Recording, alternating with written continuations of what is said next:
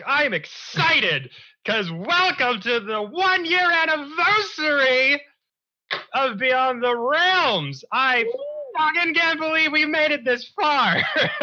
Most groups don't even make it past the 5-month mark. So, hey, we're doing something right. But seriously, guys, thank you all. Thank you all to the players. Came up in cosplay. Look at you all go. Thank you all so much. Toon, don't worry. Don't worry, Toon. It's fine. Toon was coming in his awesome furs. He had a whole elephant mask planned out. But things happen. My paper mache all melted in the rain. You are a child of nature, really. If you're cosplay, just get butt naked and just sit there for a while. TOS. I am a man of nature. I don't know if you want to encourage that. We almost got booted off our channel when he tried to rip off his shirt for display that awesome Cosplay 0 out of 10. Kevin is just too powerful. Griffin's too powerful. Just can't. Griffin does not need the power of cosplay, but my players wanted me to have the power of some sort of cosplay, so they mailed me this amazing D&D Guy Fieri inspired shirt from the bowels of the internet. I love it. It looks great. Oh God, it's actually so much fun. Thank you so much for sending this to me. Arrived in the mail just a couple days ago. I used to have an old DM's costume that I had from last Halloween, but I literally bought it just to make content with, and then I just refunded and just gave it back to the store. Wow. As you do. That's what you gotta do when you do content on a budget. It's a pro play. But yeah, everyone, thank you all again so much for anyone who's been watching this stream since we started it over a year ago, and those new friends we've met during all this time. Amazing creators we've got to collaborate with and make stories with, those who are in this story and stream, and to everyone else who's a part of our other campaigns and channels and who's been a part of one-shots. You all took a part in building whatever the hell this thing is and ultimately becomes. Without a shadow of a doubt, wouldn't have any of the opportunities that have been afforded to me over this past year, surviving the pandemic. I mean, this story and this channel and getting to see all of you week in, week out was one of the only ways I had to survive this pandemic and for not it to be on my mind all the time. So again, thank you guys so much for everything you've done. Really, really do appreciate it. But with all that out of the way, we're going to do our first dive-in session in cosplay. We'll see how that affects your choices. But yeah, everyone, thank you all so very much. And let's dive into yet another episode of Beyond the Realms.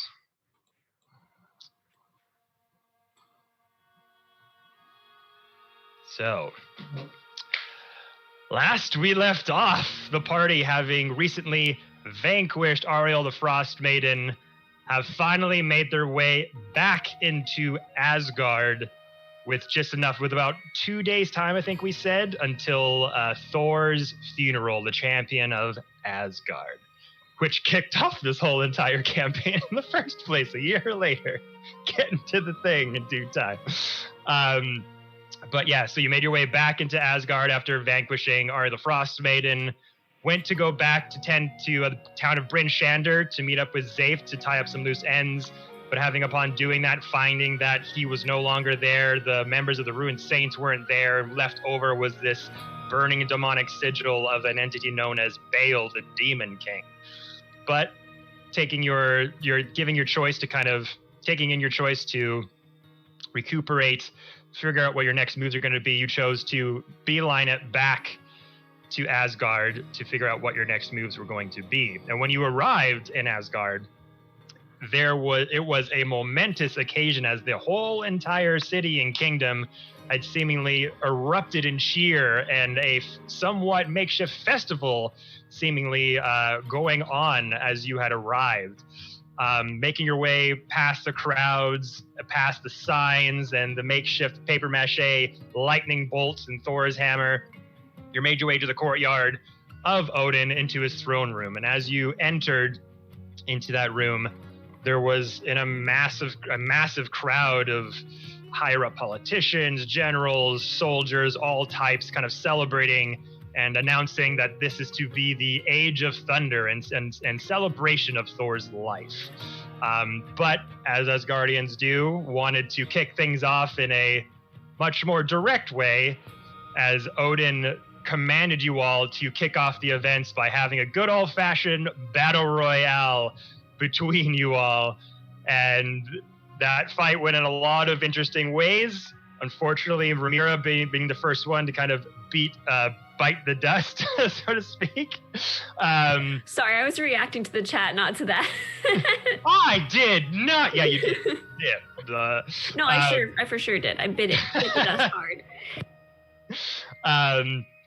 And with Fiend pulling out a very powerful prismatic spray spell with multiple effects going on, one of them being able to effectively bamf out a creature into its home plane.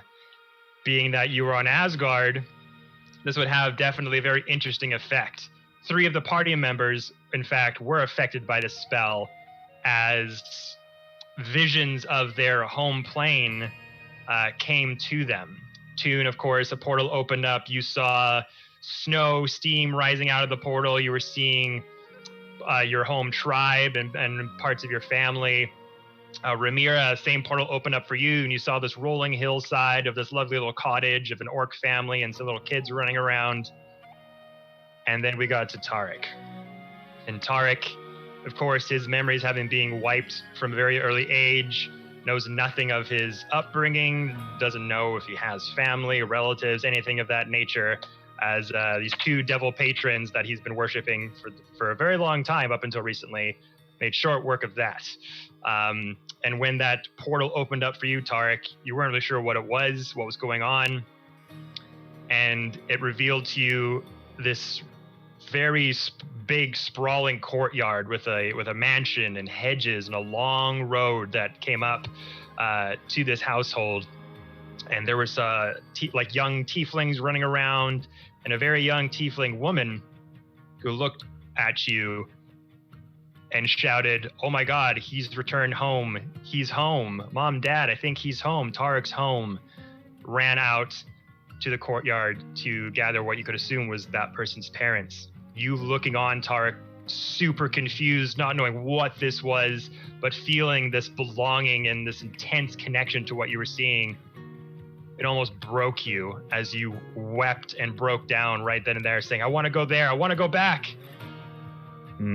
And as that portal started to shrink, you started to worry, and each of the portals suddenly collapsed as Odin stood up from his throne, signaling to all of you, and more importantly to Mr. Fiend, basically saying, "No shortcuts in this battle, my friend. You are all fighting until the bitter end." And that is where we are picking up.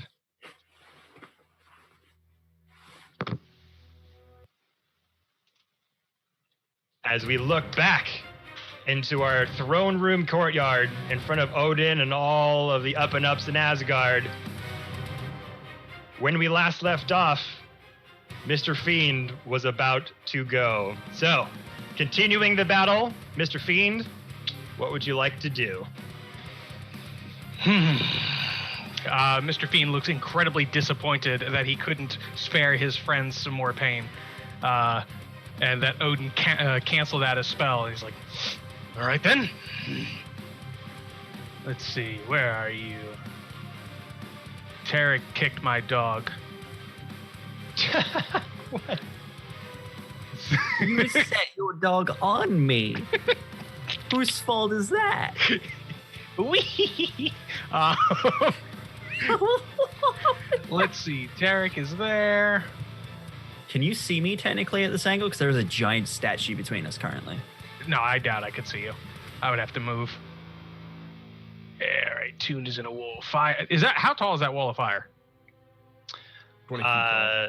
20 feet tall. Damn, I can't see. Can't see Feral either. All right, fine. It's almost like we took strategic hiding places to hide from each other.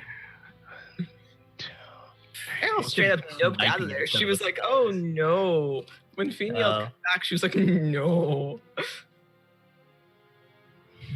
All right. Let's try this one more time. Bow to the King of Fear as he resummons his Hound of Ill Omen right next to you. Hound of Ill Omen, Poochie. Next to me again. It's the Pooch. Damn it. I'm trying to make it happen. It's gotta happen. It's gotta. All right, now then. Go ahead, Tarek, and make a dexterity saving throw. DC Nice. 19 with disadvantage. Disadvantage. Because Oh, you are next to my Poochie. love that. Cool. Let me just grab my character sheet real quick. Why is it not opening? What is happening? D&D Beyond, please. Work with me here. Right. So disadvantage. So not that one. 15, that's 12 plus 3, so 15. You fail. A very, very, very familiar effect. Fiend steps forward, and his eyes glow green as he shoots Disintegrate in your direction. Oh, He then spends a sorcery point to empower the spell.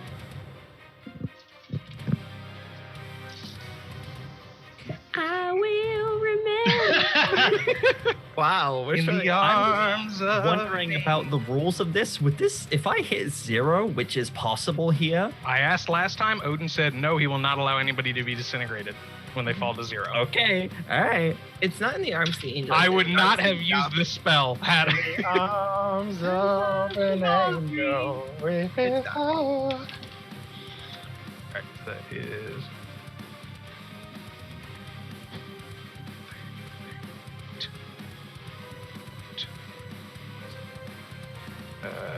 It's 41. 46 plus 40 is 86. 46. That is 86 force damage. I'm down. Damn it. my hound fades away. Fades away. So right then and there, Tarek, as your attention is just fully focused on what you had just witnessed, and you're full of He's just- confusion, yeah. completely out of the fight, and just have forgotten all that is happening around you. As you're looking on, thinking a million different thoughts, Yeah. suddenly this hound just appears beside you, Yeah. and you barely even notice it at first, as you're just No. like looking on into the distance. He and the still has dog an just- arm outstretched. Yeah, this dog just. You just look over at the dog, and it's just kind of coming to you, like this the current situation, and then you just sort of everything around your ears are all muffled, like you have like earmuffs on almost, as you're hearing like, and then as it all kind of rushes to you, the current situation, you just hear off the distance, disintegrate, as these ricocheting beams suddenly emit from Mr. Fiend's eyes, just smash you right into the chest as you're about to get like flung off of the ramp where you are down to the ground. The hound just bites onto your cuff of your leg just to keep you from ricocheting off of the rampway from the intense hit. And you're just like, it's like you just got gut punched, like winded super hard as you look down, because you've seen that familiar action take place. There's just this searing kind of sizzling around the breastplate of your armor, and this kind of greenish and purplish hue kind of. Yeah. That armor is fucked.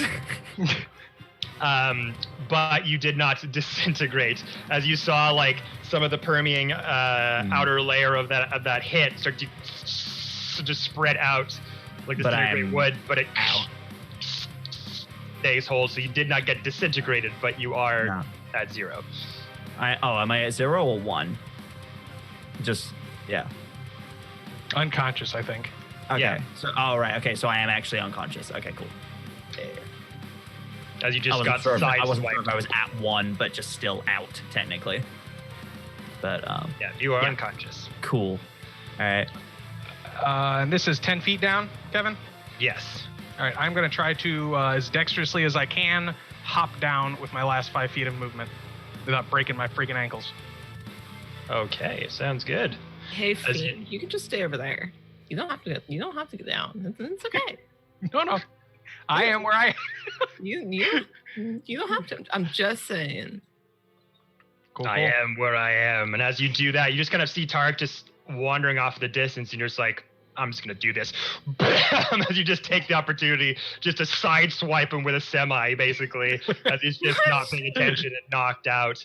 And after doing that, you go down 10 feet onto the ground there. Okay. After that, we come to Sir Strange, who's also down on that lower level. They're saying she saw a green flash. Yeah. Oh, looks at Tark. Oh, you know what? I'm going to just stay here. I can't, because I know I can't beat them, at least in terms of skill, but in terms of battle of attrition, probably. So I'm going to sit here, pull out my metaphorical Nintendo Switch. Don't mind me. All right, so Sir Strange, you're kind of just huddled down there, and you're not one to be too much of an aggressive. Oh, I want to point out, Sir Strange is getting a cracker from their pouch. And because they're also an emotional eater. As you see that massive green flash emanate from you not too far off, you just kind of like, all right, I'm just gonna sit this one out for a little while and just hunker down on a little ledge, reach into your pouch, get some crackers, find a canteen with maybe some tea or some water that you have. Yep. Just waiting for the numbers to whittle down for you to kind of take your last strike there. So you're just gonna wait. You can also you could also ray in action for something if someone like came into your view. You could ray in action to like shoot something at them or cast a spell as well, just so you're aware. Oh, okay. Nope, don't have anything. Don't have anything that I can use at this point in time. So I'll just sit. Not sit.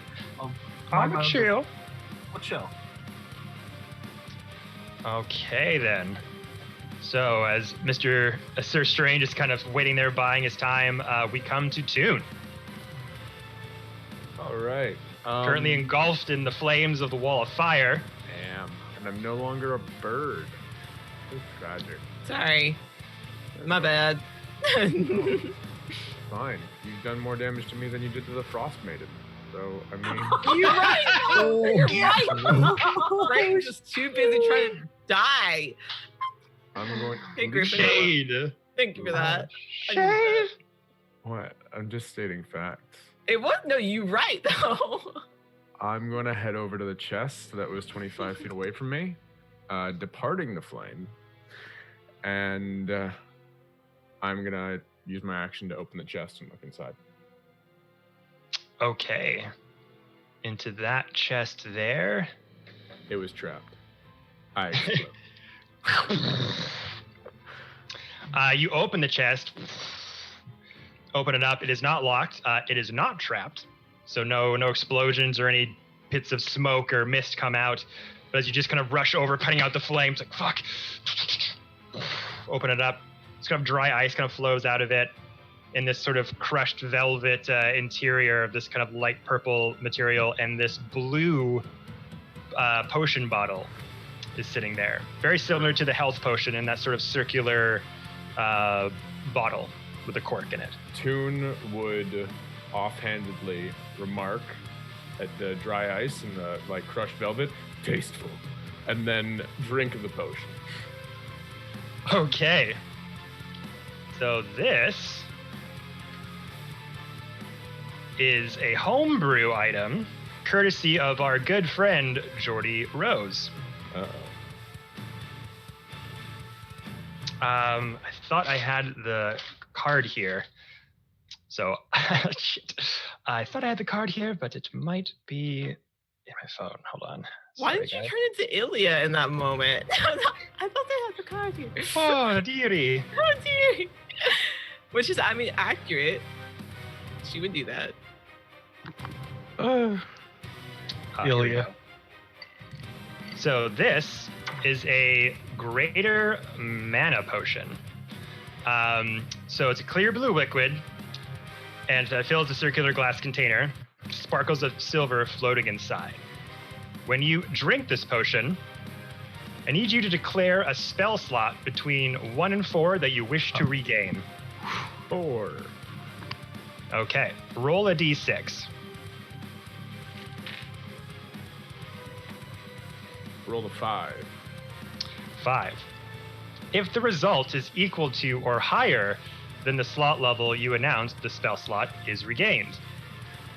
If the result is lower than the spell slot you announced, the spell slot is regained and you take X d8 psychic damage, where X is the level of the spell slot regained as the potion forces the casting ability into your mind. Oh, that's a spicy meatball. What does it taste like? Kind of tastes like LaCroix. You know, it's very, very bubbly. Yeah. It's got a Gross. good, like coconut one? Gross. light citrusy sort of flavor to it, very crisp and bubbly. Definitely not his favorite. As you're drinking it down, those sharp kind of silvery bits in there kind of scrape the back of your throat. I drank 3 bottles of gin today, so it's the burning that's occurred there is quite fine. I'm gonna use a bonus action to Healing Word at 2nd level, Okay. and then I'm gonna have my turn. All right. Heal for that's a 4 and a 1 plus 5 for 10 points of damage. Okay. So as you do that, you drink the potion, and just this kind of wave kind of hits over you, and you just feel like your skin is like vibrating as just like bits of vine and leaf are kind of growing out of your fur all of a sudden, as this sort of extra mana is just poured into you, giving you sort of renewed rejuvenation of sorts. And then you kind of start to walk away, and you whisper that word of healing, and just any cuts and all the burns from the fire start to patch up, and the coarse hair on your skin just starts to come over any of the burns or scars you had from there. Okay. Staying there? Yes. Yes. Okay. Staying put. Gently putting the decorative empty bottle back onto the crushed velvet. Respect. Don't want to break nice glassware. Okay. After that, we come to Farrell. Hello, that is me. I still have Wall of Fire. You do. Cool.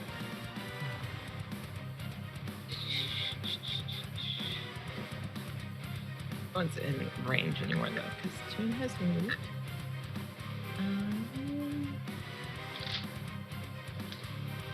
Where is everybody? Hold on, let me look. Toon is there. So all you I got- can see right now is Toon. Correct. Cool. Mr. Fiend is sort of hiding on the other side of the stairs over here, and Sir Strange is on the other side, down below over there. Well, I don't know if the Fiend's there though. All I remember is Fiend yelling at me, "Don't you run!" And I was like, "No, I'm good, thanks." All right, cool. I wish not to be perceived. I wish not to be perceived, especially by fiends. Let's see. Fiend's scary. Fiend is scary. I don't want to deal with Fiend. He took half my HP in one time. Oof. Oh, yep. Yes, he did. Can't relate. Actually, yeah, no, he was the no, wait, no. Oh no, I was gonna say he single-handedly took me out, but Romero did a bit of damage as well with the Okay, you both took my 2 highest spells. Man, yeah, thanks. sucks. Yeah, How someone- dare they? someone in chat was literally like, I don't understand why Fiend's attacking Tarek. I'm like, dude, I've been mind controlled twice and almost killed him. It makes sense. It makes sense. Tarek and Fiend are rivals. Just You're working strong. out a little bit of stress. Unfinished business. And he's also the only person in our team that has counterspell. I True. have spell magic, but not counterspell. Strange has it. I Yeah. don't say Strange has it. Oh, that's what I should have done. Oh, John, and I have them all saved up just for you.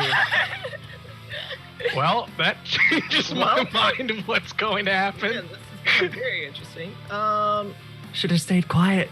Should have stayed quiet. Let's see. Just looks up from their Nintendo Switch. Pew, pew, pew. Let's see. Where can I move to? Crap. I don't like that. All I can see is Toon. Because Toon's got range stuff too. I hate it here. Everyone, Druid, do your Circle of the Moon Druid thing. Which Circle of the Moon? do your moon stuff. Do your Moon moon stuff. stuff. That's the name of the You're a movie. shape change. That's the name of the Changing movie. to a shape. I might Yeah. change it to a shape because Hexagon. Ha! hexagon. Triangles are very. Farrell is now a I hate it hexagon. here. I hate it here. I cast Hex. Gone.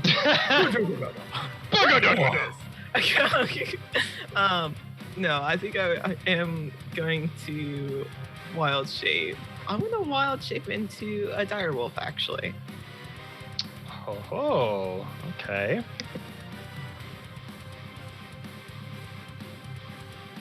I'll pull up their stats here. Cool. You know, it's really sad that they have a better armor class than I do.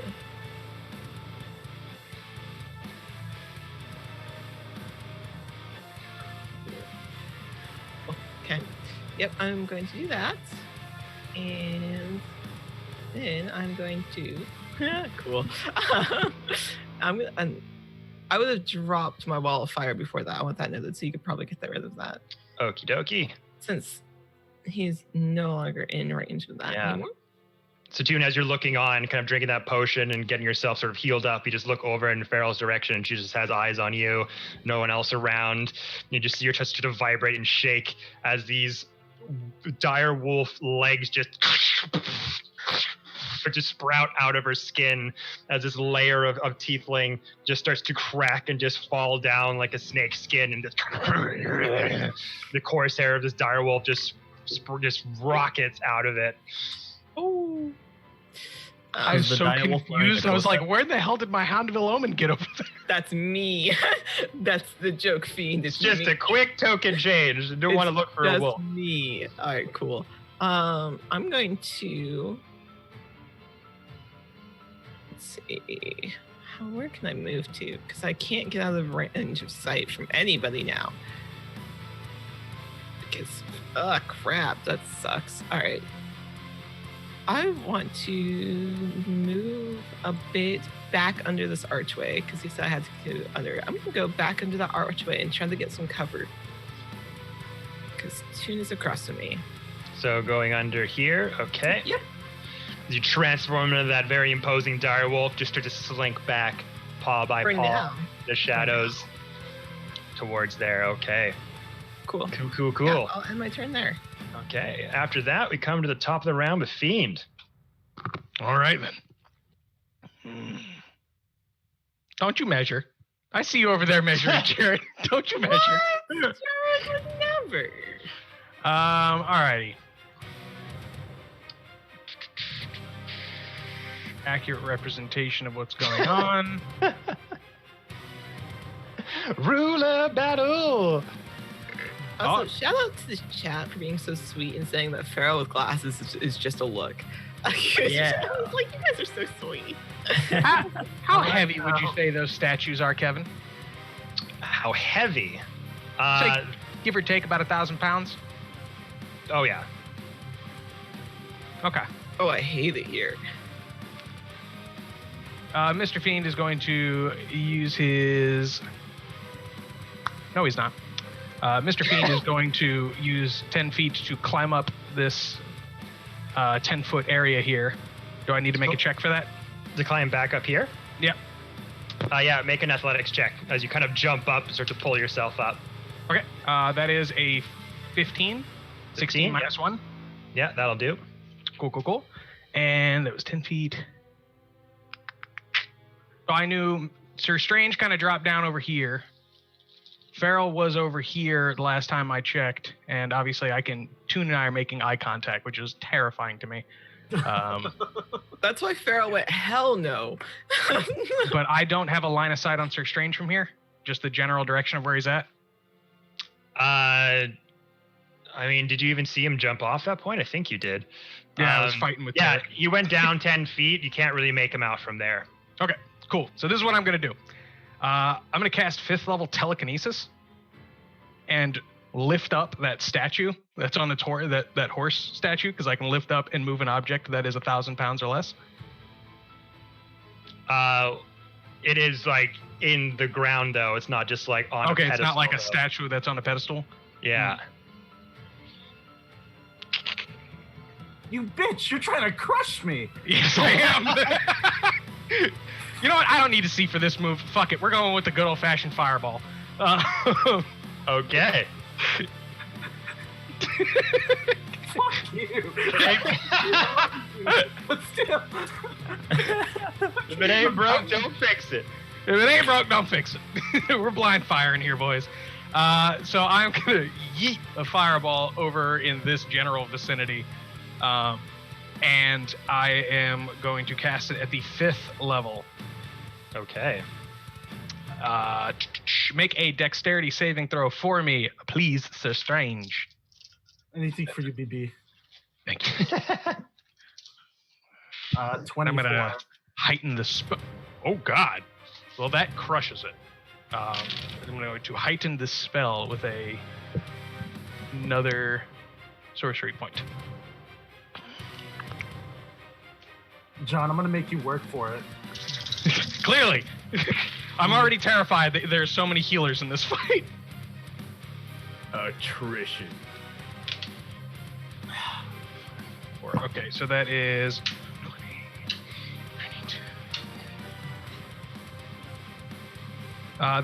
49 fire damage. So if you succeed that save, it's half that. 49? Yep. Hold on, math. Yeah, I'll Half look. of 49. I'll do Hold that on. right now. I didn't go burr. Wait. 24. 24? 24. 24. Okay, cool. You know what's funnier than 24? What? 25. And then Mr. Fiend is going to do something that he doesn't often do because it only costs sorcery points, not a spell slot. He's going to spend 2 sorcery points, snap his finger, and cast Darkness centered on his staff. Oh. Okay, what's the radius? That is I believe Darkness is a radius of 20.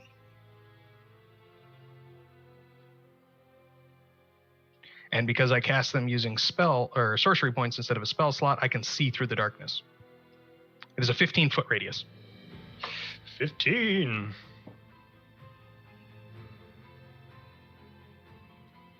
So let's get rid of those counter spells now. Okay, so Mr. Fiend kind of grabbing up onto that ledge, just looking around, sees Farrell just sort of down and out, Tarek down and out, looking over, seeing Toon and Farrell kind of locking eyes, remember, oh, so Strange is around here. You kind of remember where he went down, you don't really see him, but just a big like softball sized fireball in your hand. You know, like, can't be too far down there. Just rocking inside of Odin's throne room, and you see some of the Asgardians just like, oh, just kind of like get out of the way as the warmth of the flame just starts to reach them suddenly, and some put shields up, some put their hands up from the massive display. But Sir Strange, kind of with his heavy paladin armor on, kind of just hears that faint whistling sound that usually accompanies by your fireball, and just goes, oh shit, puts up the shield, gets into a corner, and just The war! this massive fireball hit, but is able to block a good portion of that damage, but as strange as you kind of put your shield down, you see just kind of steam and smoke kind of rising and a bit of soot and ash on your armor and on your shield as well, but not taking the massive brunt of it. And then anyone else who's able to see up where Fiend is lunges that over and just looks around, smashes that cane down, and just this huge infinite blackness just surrounds him from 15 feet all around the sides. Okay. So as the smoke is kind of starting to dissipate up from the ground, we come to Sir Strange. I'm gonna Misty Step. Right over here behind more cover. Don't you run from me! So still on that ground floor? Yeah. I'm gonna do that. Okay, I'm gonna Misty Step. There we go. And hold on, let me do something. Nothing conspicuous at all. Don't worry about it. Perfect. Okay. Don't mind me. And that's one bonus action. Do I still have an action, or did the action then? Yeah, that was your bonus action to Misty Step. You still have an action. Oh, perfect. Okay.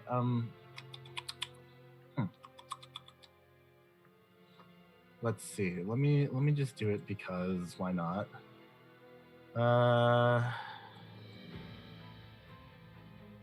Let's see.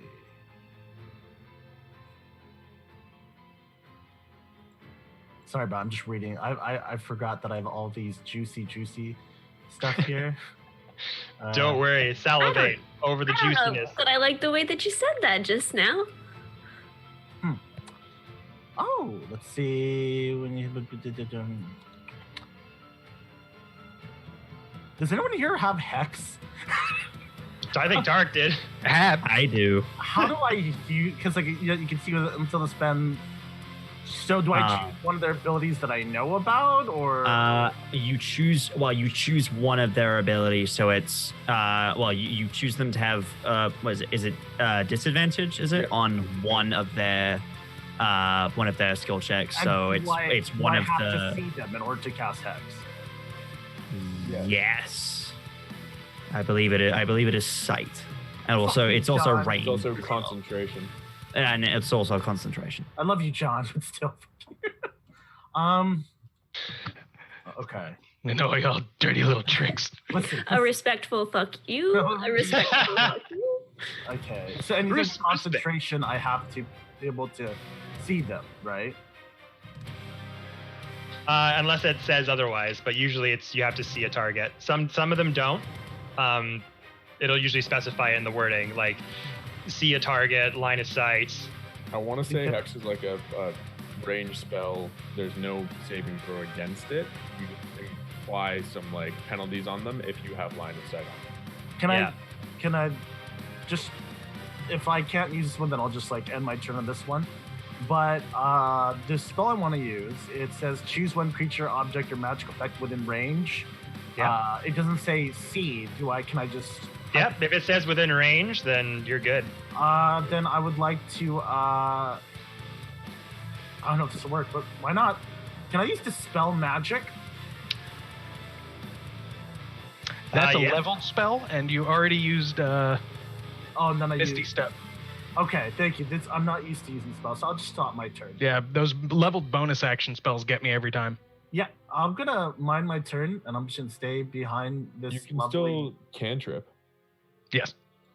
Let's see what I have in cantrip wise. I think you have a damaging cantrip. You have like produce flame or bonfire. I have I'm gonna firebolt in his general direction. Yeah, I mean, like from where you are now, like if you were to kind of step out here. Wait. Did you say step out? Yeah, just from where you are, because right now you're sort of behind this statue. Step out into his line of sight. I'll save my turn. Well, you could step out, shoot him, and then step back. Okay, then I would like to do that. Yeah. Exactly where you are. So you could kind of step out so you can get kind of a better line of sight on him from this angle. Okay. And try to shoot him with a firebolt. Let me roll if it hits. Yep. Do I have a plus to AC for being in darkness, or does he have disadvantage? You don't have an AC buff. He just has disadvantage on the attack. Okay. So I'm gonna roll it again. Does 23 hit? Because I rolled a 19 and I rolled a 14. Oh man, That's rough, buddy. Yeah, 23 hits. Let me see what I. Okay.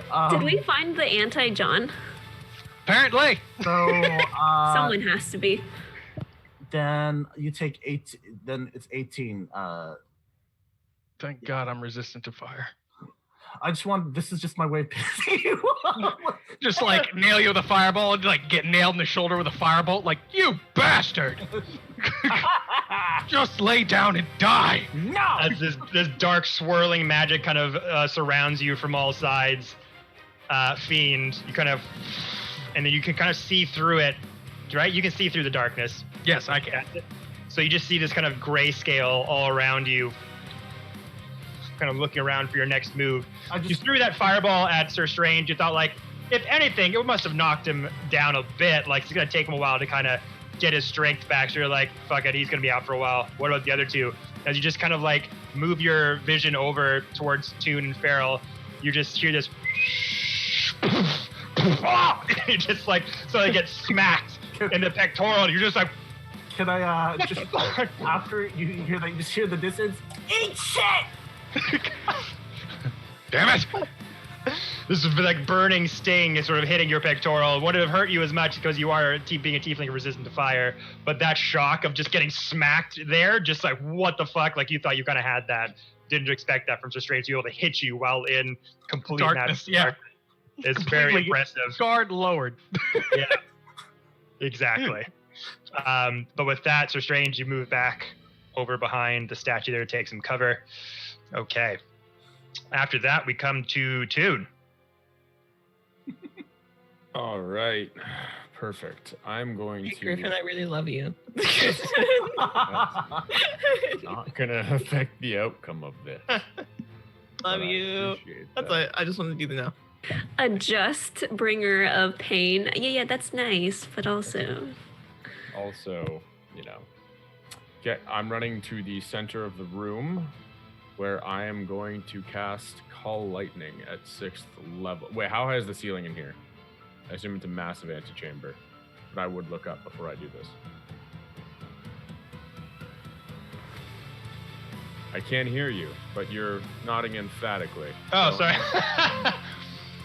This is gonna It's work. a very massive, spacious courtyard throne room. So yeah, there's enough space. Boom. You're like, I don't want to do the dirt thing again. I don't Yeah. want to end up prone on my back. Perfect. Then I'm going to cast Call Lightning at 5th level, and it has a 120-foot range. Okay. Pretty much everybody in danger.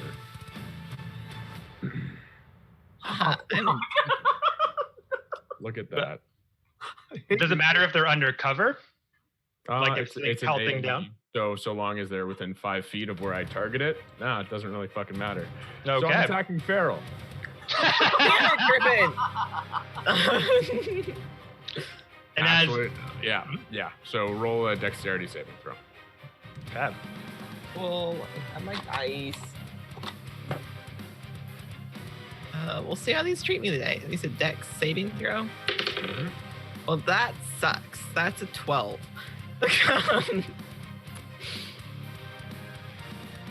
Okay. Then you're going to take 5d10 lightning damage. Yep. Yep.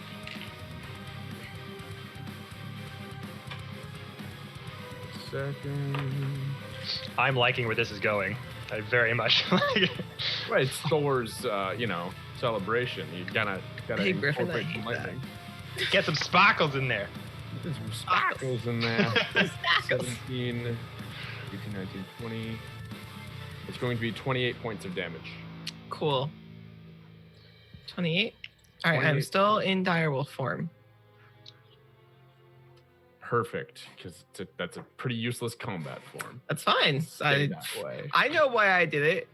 It was because I was in your eye line. I'm just so intimidating. Yes. I know what I did. With that, I will end my turn. End the turn. Okay. So as soon as you kind of get into the center of this courtyard, seeing Fiend kind of fuck around with Sir Strange, lobbing fireballs and firebolts going between this big sort of globule circle of darkness, you just hear, fuck, ow! And like, hey, shit, you piece of shit, off in the distance. It's like, children.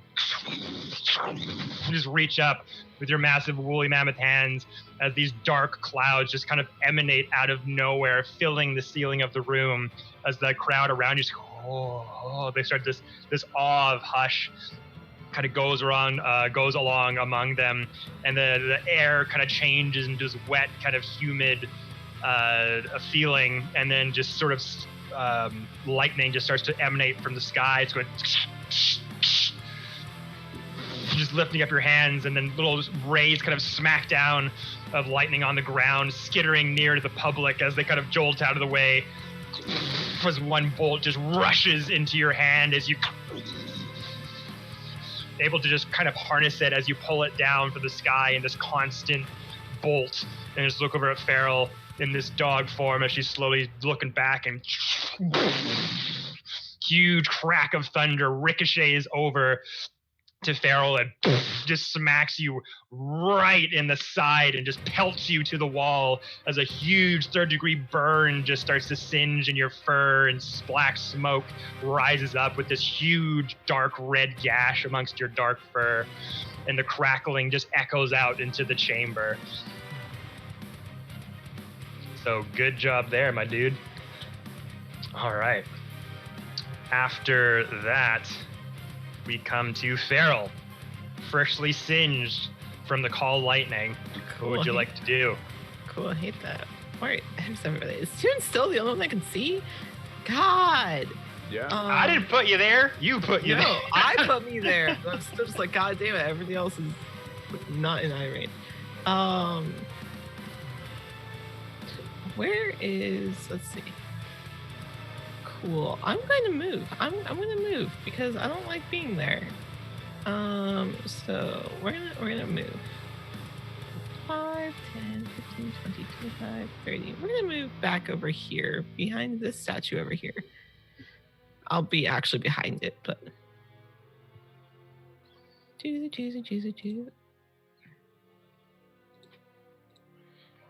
where's Strange? Oh, that's interesting. Can I see Strange from where I'm now currently standing? There's statue there. That's why I'm like, there's statue so there, kind of behind it. Yeah, so the statues are coming from the ground up.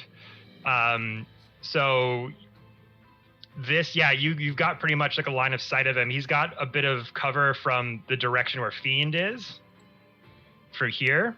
Mm-hmm. But there's nothing really blocking the line of sight over to him from here. Okay, cool.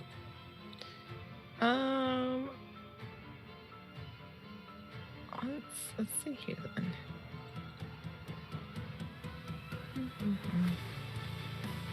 Yeah, that line just barely comes before that circle kind of starts. Cool. Okay. Yeah, I'm just gonna take my movement, move kind of back there because I don't like where Toon can see me. Best I can, hide from Strange, but I don't think I'm Strange's main objective, whether I know that or not. So I will end my turn there. Awesome. As you get pelted from that thunderbolt against the wall, and chunks of the stonework just kind of crumble down to the ground, the crowd's now just chanting thunder, thunder, thunder, thunder, just elated from that thunderbolt spell, or the call lightning spell. As you take that hit, you start to pedal backwards. You start to move backwards from that massive hit, kind of retreat, and you just look over and you see Sir Strange there just looking over past that statue towards Mr. Fiend. But at the top of the round, we are coming back to Mr. Fiend. Cool. Sorry, I'm just reading something real quick.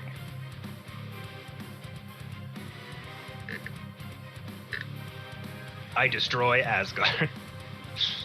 Okay.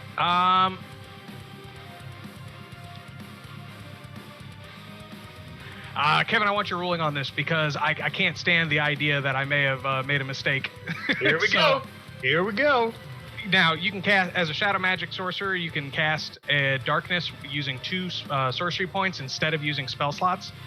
Do you rule that as using it as a leveled spell, or is it a sorcerer's ability? Because it is one of their... it's not like you gain this for being a shadow sorcerer. This is one of their leveled up abilities, like summoning the Hound of Ill-Omen. Well, in my understanding, when using sorcery points that way, you're still casting a leveled spell. You're just not using your spell slots your spell slots to do it. You're using your sorcery points to do it. Okay. Saving you the spell slot for another spell. So you're still casting something. You're just using spell slots or sorcery points instead of spell slots. Okay, no problem. So if you could go ahead and remove that, because I casted a leveled spell the same turn that I used that darkness.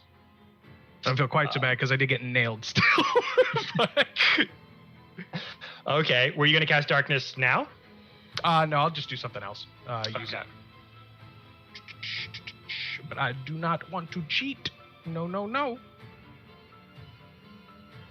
Alrighty, I am going to try to be in this to win it. So I'm casting at the 2nd level, and it looks like Sir Strange is neatly tucked behind that column, breaking my line of sight on him. So I will cast Mirror Image. Okay. So I get 3 illusionary duplicates of myself that appear in my space until the spell ends. The duplicates move and mimic my actions. So essentially, it does fun stuff when people try to attack me. Unless lightning strikes you. Unless it is a save. I believe that is specific. I think it's literally an attack or a spell attack. Okay. So yeah, as Fiend, you're kind of standing up there, getting hit by a firebolt, looking around, you start to in it to win it. In it to win it to win it. You haven't even used this spell very often as far as I remember. Not even once. I've had this for so long. I've never used it. So long. And this is the one situation where you're getting kind of like forced into coming up with some new tactics as your body starts to quake and move and vibrate about. You've got your hand in your cane. All of a sudden, your head just kind of... Oh my gosh, John, did you use Shadow Clone Jutsu?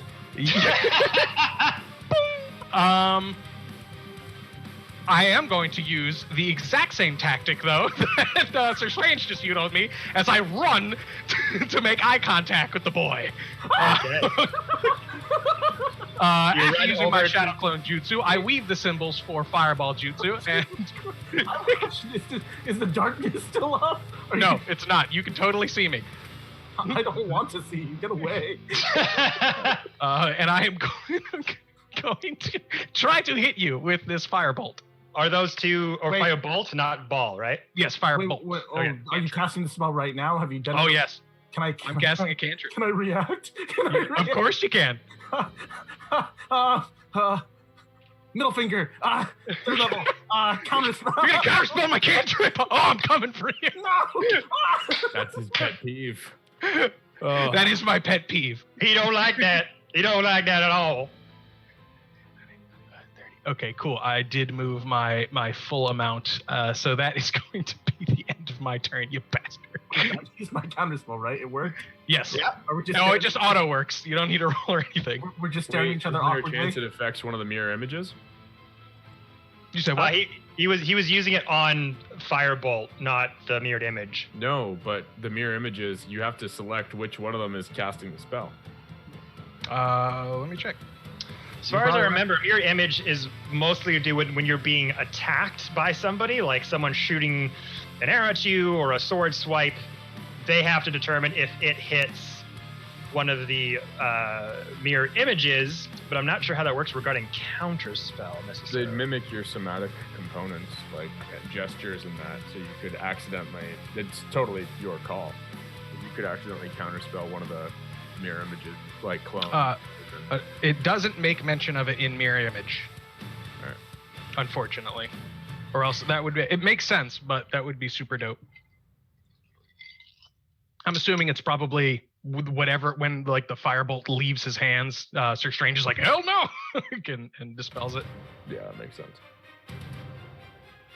Let me see. I'm so scared. This is so awkward. There's 4. Yeah, it only affects attacks, is what the consensus is. Each time a creature targets you with an attack, is what it says in the copy of the thing. Can I clarify something? Yeah. Sure. So, hypothetically, if I were to choose to attack, if I make an attack, I'd have to pick which one, right? But if I use a skill that requires a saving throw of some sort, do I still have to pick one? No. Cool. You don't have to pick. So if you were to attack me, I roll a d20 to determine if you just hit one of my mirror images. Okay. If you make me save, I still have to. The mirror images have no effect on that. Just spell attacks and melee attacks. Okay. Yeah, so I'm just gonna say that the counter spell is gonna go through. Yeah, definitely. As just kind of like Sir Strange, as you go over and just like multiples of John sort of come out from the corner, Sir Strange, you go, kind of put your hand to like 4 images of him, put up a hand like this, and firebolt starts to emanate, but only one shoots out. Whoa! Goon Just squad.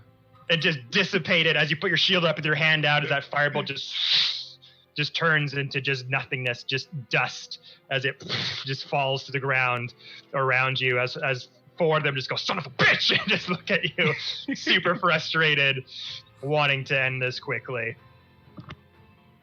Okay. As that hand kind of goes out and just kind of boomerang, like invisible ethereal visage just kind of cancels out the ranged attack spell. Okay. Anything else? Fiend. Nope, that's it for me. All right. Sir Strange, it is your go. Okay.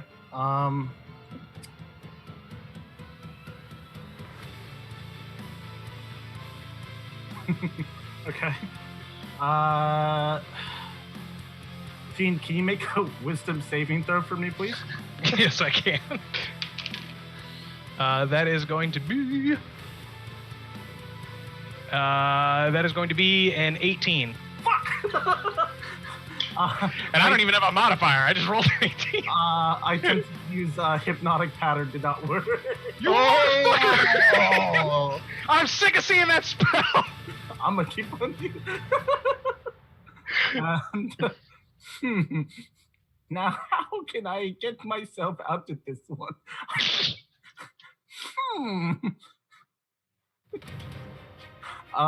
You better run. I'm scared. Hold on, I didn't think this through.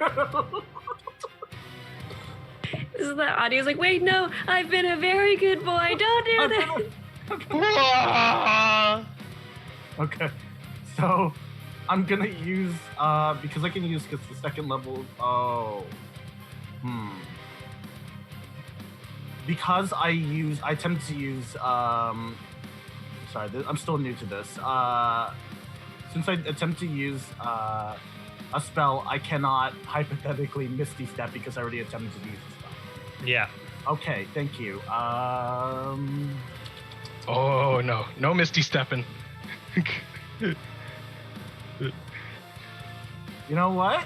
You stay right here and reap what you sow.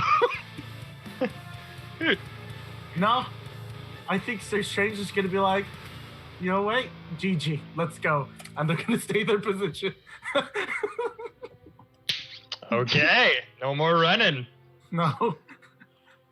All right. So as you go there and knock out that firebolt, you're just looking at all the visages of Fiend, gonna put up your shield with that rose insignia. Yeah? Just before I end my turn, if I go down, and I'll probably go down, give me a bromance fight. Give it to me. This is my sacrifice.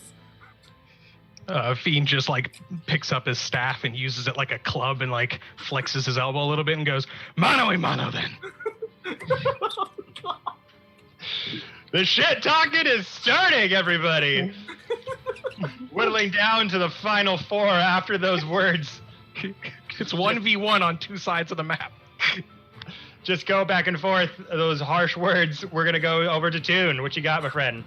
I throw my arms up into the air again and call lightning down upon the charred wolf in the corner.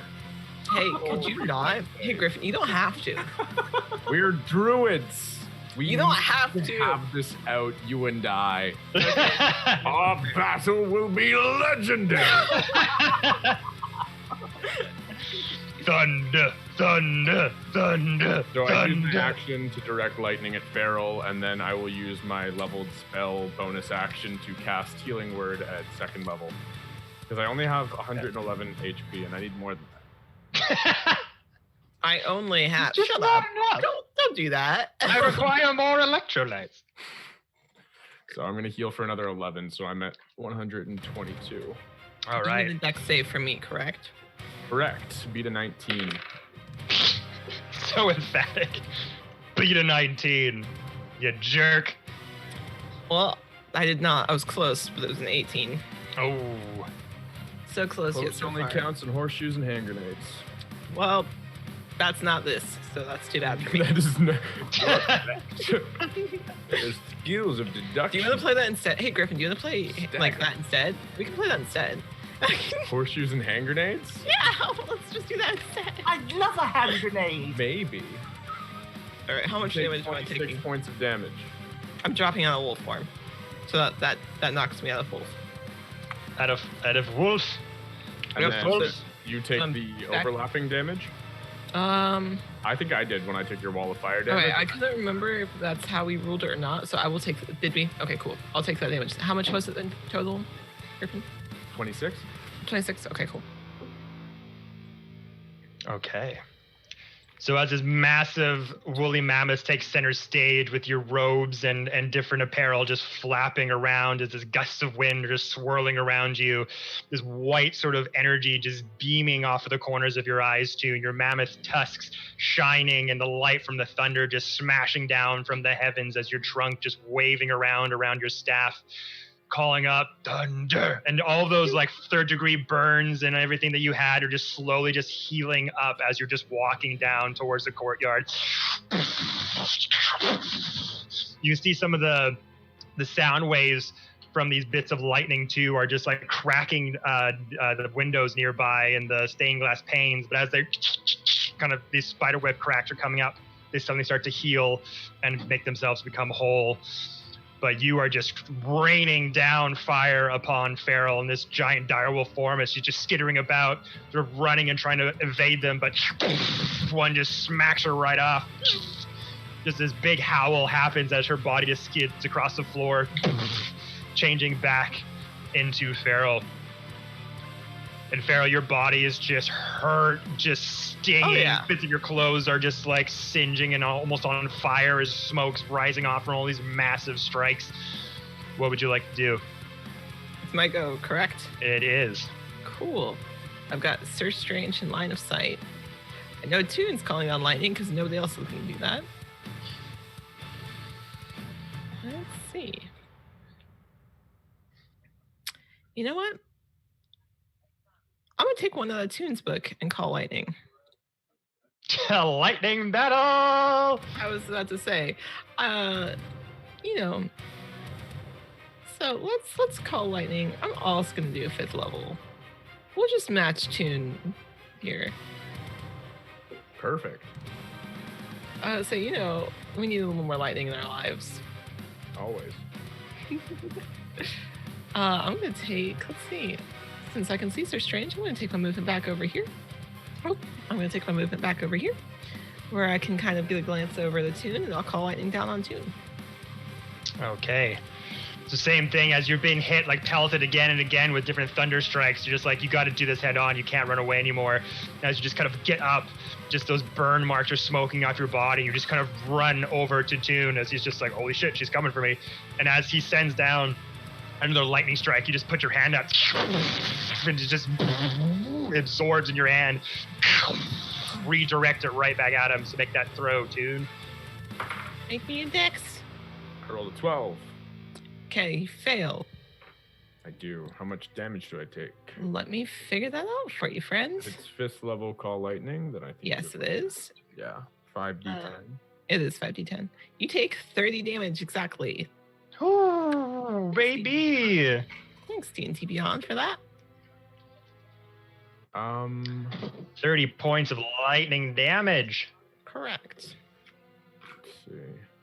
I'm gonna use a 1st level spell slot and a reaction to absorb elements and take half that. Okay, 15 instead then.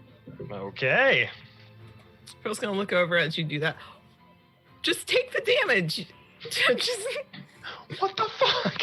That's exactly fair. Oh, you absorb lightning now? Oh, fucking great.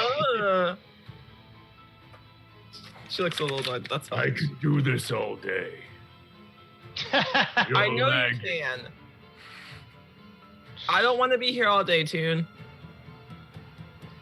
Okay, so as you go and redirect that lightning towards him, wasn't really expecting to kind of have his own magic put against him, but able to obviously be able to also counteract that as it comes towards him, puts his hands up, this kind of like invisible shield of wind just kind of forms around him, and some of the legs of the electric, the lightning strike just sort of pitter off and get his shoulders and a bit of his legs, but not the mid part of his body, but still taking a bit of brunt of that damage as the two of you are just chucking lightning bolts at each other. And Farrell tells, I don't want to do this all day, Toon. And I got that is a 21 on my concentration check to maintain my spell. Okay. Duly noted. As we do that, we whip the camera over to Fiend. Alrighty. Having thusly been called out. Ooh, my bros aren't moving with me anymore. Hold on, do I have to... Haha! Oh my wamo shinderu.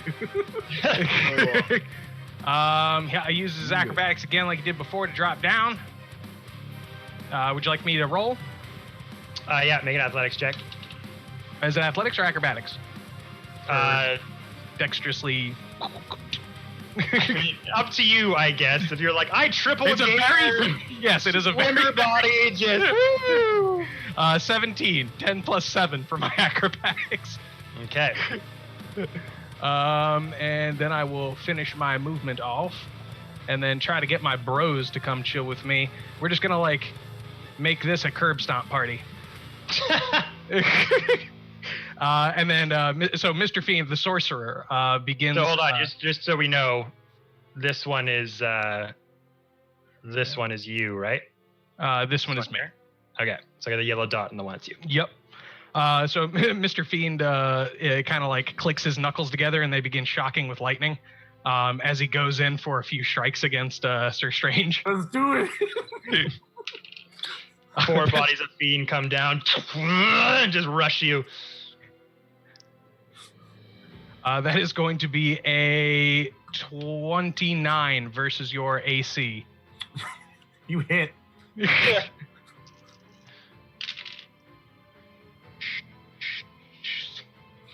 That is going to be 22 lightning damage as he gives you the hands, and you can no longer take reactions until I believe it's the start of your next turn.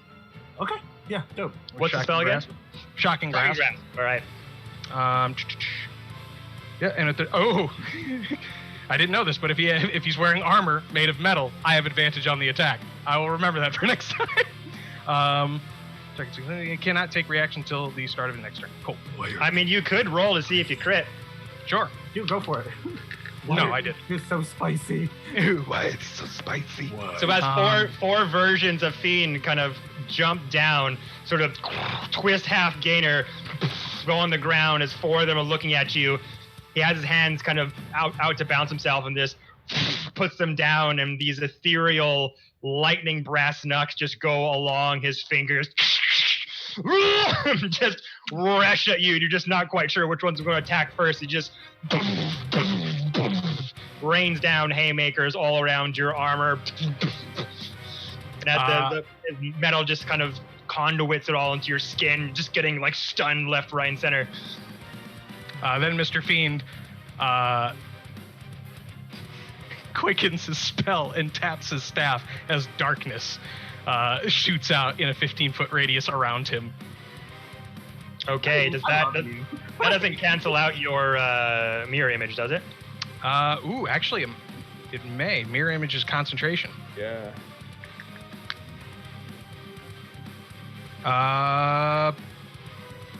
Mirror image is not concentration. Oh, nice. It is the That's duration sweet. 1 minute. There you go. I was like, wait, why did I think I could do that? So now there's the 15 feet of darkness. After he pelts you with his lightning breath, Nux, and again, people are shouting, "Thunder! Thunder!" They're so into this right now with all the thunder strikes in tune with the festival at hand. And all of a sudden, you pelt him, boom, boom, haymaker, another one to the head, just taking these hits all in his armor. As he kind of regains consciousness, he kind of about to go for a strike, and you just, and this huge black circle once again emanates all around you. This sphere swallows any light around you, and you're all just in complete darkness. Anything else? No, Sir Strange just hears 4 different fiends around him in this pitch black. Just, what are you gonna do, dude? Run. That's the end of my turn. Mr. Strange, enveloped in darkness, you cannot see anything around you. For all intents and purposes, you just see blackness, infinite blackness all around you. Okay. I'm going to... Let me see if I can... So if I try and... So it's dark, and there's 4 of them. Right. So The real one is the yellow dot here. So, okay, if I were to roll, I'd roll at disadvantage, right? Yeah, you are like in complete obstructive darkness, and you can't see anything. You're basically blinded to an extent. So I'll roll for something. Let's see. You still try to hit him with your firebolt. You try to hit him with a melee attack, and with all of the thunder, I want to add to the audience's sort of like vibe. You know, track and grasp me. I'm gonna. So I roll at disadvantage, right? to attack him. Yeah. Okay, does a 22? Paladins. No, it hits one of my mirror images. Okay, I'm gonna use shit. Witch Bolt Okay. just to add to the general vibe. So 3. So what did you use to hit him first? What do you mean? Like, what was my? What was the first attack? Oh, Like, what were you hitting him with? No, that was rolling to see if I actually can hit something. Right, but you gotta declare what it is you're hitting him with, like a sword, a firebolt. I'm hitting with a Witch Bolt, lightning bolt, with a Witch Bolt. Right, was that the first attack though? Was the Witch Bolt? Yes. Okay, so you try to hit him with Witch Bolt, it failed, so that's a spell. You want to try to hit him again with something? Can I use my sword? Yeah, it's a melee attack. Or no, you do action to do your spell, so unless you have extra attack. No, Which I then don't think works for I'll spell. just go with my spell. I tried. Yeah, You did so knock out one of my mirror images. You did, so Witch now Bolt there's- is now active if you're concentrating on it, because that lasts for a full minute. You can direct lightning every turn. That's correct. But he can't What? direct lightning me because he didn't hit me. Yeah. Oh, that is true. Wow. Okay. Come on, Sir Strange, let's do this thing. Let's saw- party like it's 9. but it's 6:25. Party like it's 9. So, I mean, I really used my turn by using the Witch Bolt, right? Yeah. Yeah, so that was your action to do the Witch Bolt. Yeah, and that's all I can really do. So I'll just ready for another fight, and I'll just say like, running isn't something I do. Right on. So yeah, unfortunately, with the duplicates up, technically you did not hit the real Mr. Fiend, so it will not take the effect of the constant damage from the Witch Bolt. You're in this constant darkness. You just have your sword out. You hear all those whispers around you. Kind of go for a lunge with the sword, and this sort of bright blue and radiant yellow stream just comes out of the sword, and you see it kind of.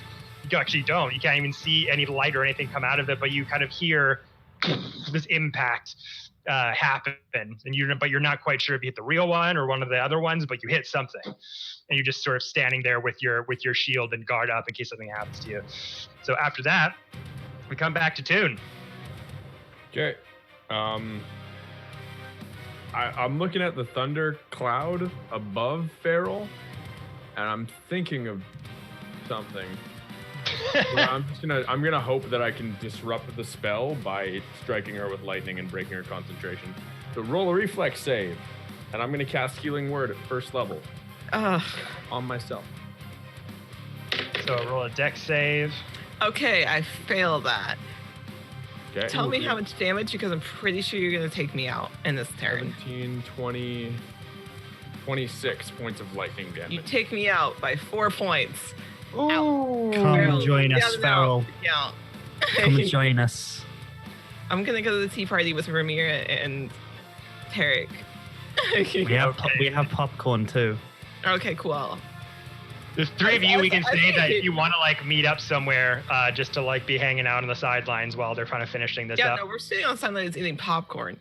I mean, you don't want to be like the little toy boat on the ocean being like beat by the waves. I mean, aren't we all unconscious right now?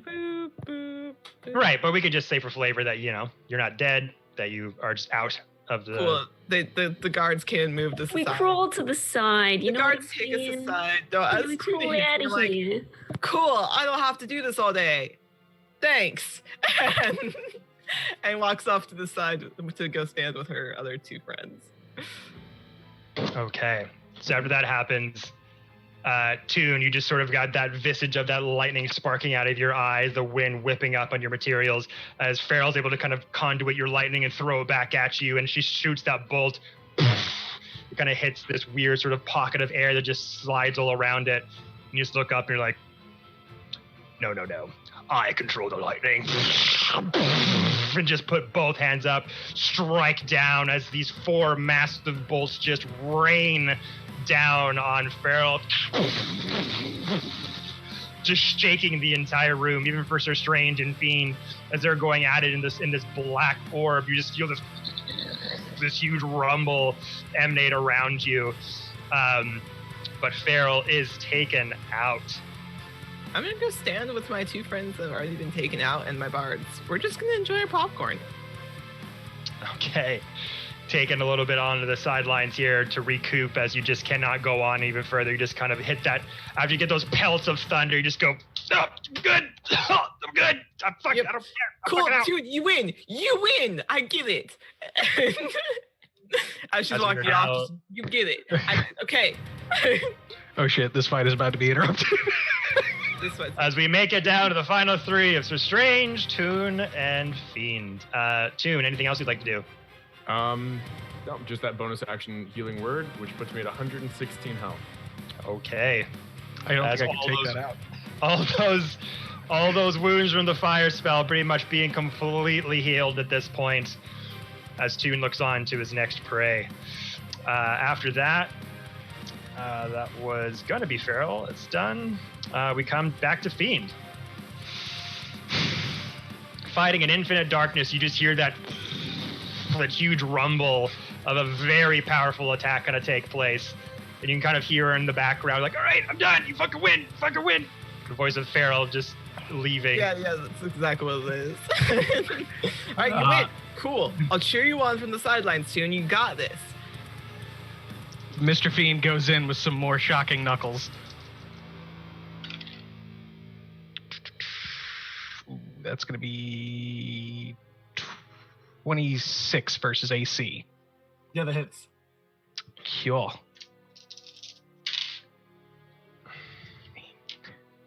Uh, 14 lightning damage. Okay.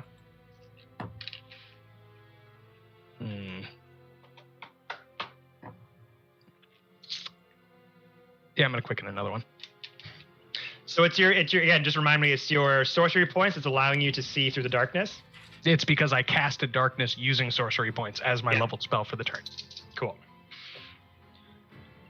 25 versus AC. Hits. That was a good roll. There's 19 lightning damage. Okay.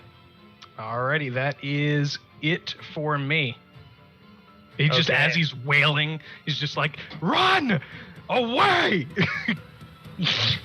As all these lightning fists are just coming out of the darkness, Sir Strange, you've got your shield up, your long sword is out, your plate on your face is covered.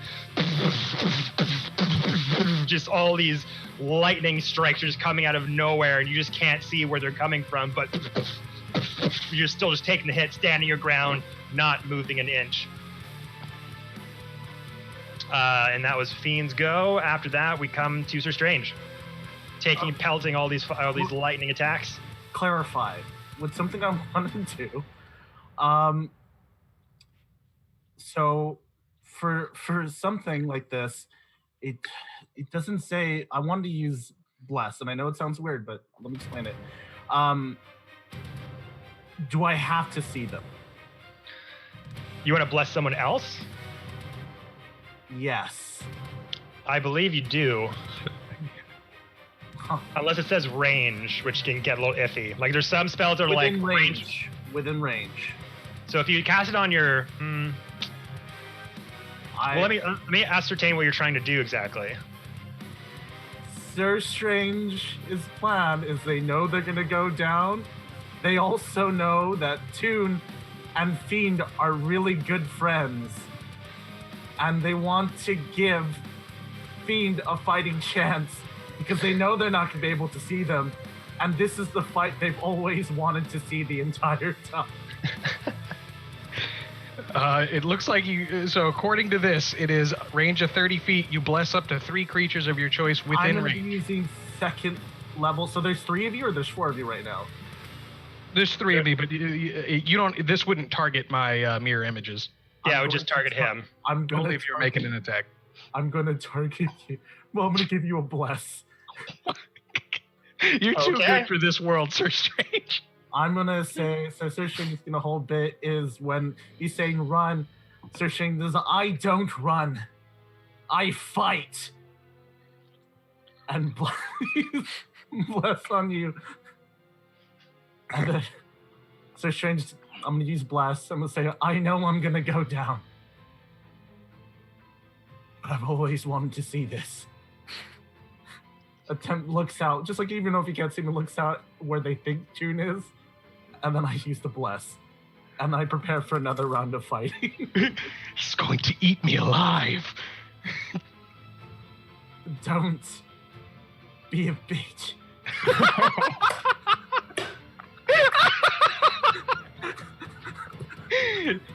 Damn.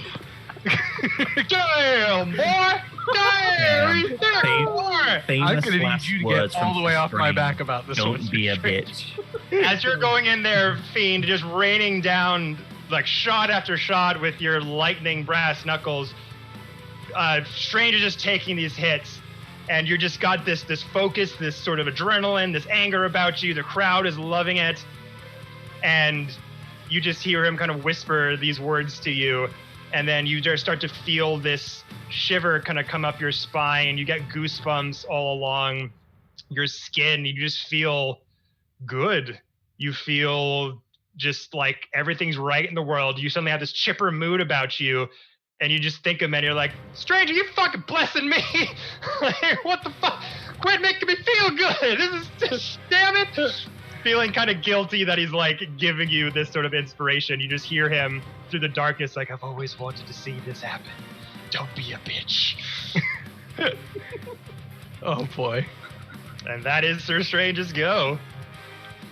After that, we come to Toon. Yep. So Toon, overhearing the like, don't be a bitch, knows that Sir Strange is counseling Fiend on not to polymorph into a dire wolf for this scenario. I have a headache. Good I don't advice. want to hear it from you. A bow wow. Hey, roast me when I can defend myself. I already Wow, know- wow. Wow, wow, wow. Wow, wow. Wow. Bow, wow, wow, wow, wow. Wow. I downed him too, so. Toon is going to like call out to them and the amphitheater that's like chanting. He's like, "We're supposed to be putting on a show," and he's gonna cast Dispel Magic on the darkness. Ooh. Okay. You dirty rat. So that's out of the way. I can't cast another leveled spell or really do anything. So that's basically his turn. But now he can see all 4 fiends and Strange, who's been getting punched. All Just 3. like, wait a second. All 3. Why are there more than one fiend? And all of a sudden, Sir Strange, as you're like whispering those words, and Fiend is just like, "What the fuck, man? I'm trying my best. You're making me feel bad about this." And then you hear Toon off in the distance. "We're supposed to be putting on a show." Suddenly, the darkness just evaporates around you. You see the crowd around you. You see your friends kind of resting on the sidelines, just toe to toe with Strange. Strange is looking at you dead in the eyes with 2 of your duplicates over there. And you realize the third person is within range coming towards you. Is that all, Toon? Yep. Okay. After that, we're coming back to the top with Fiend.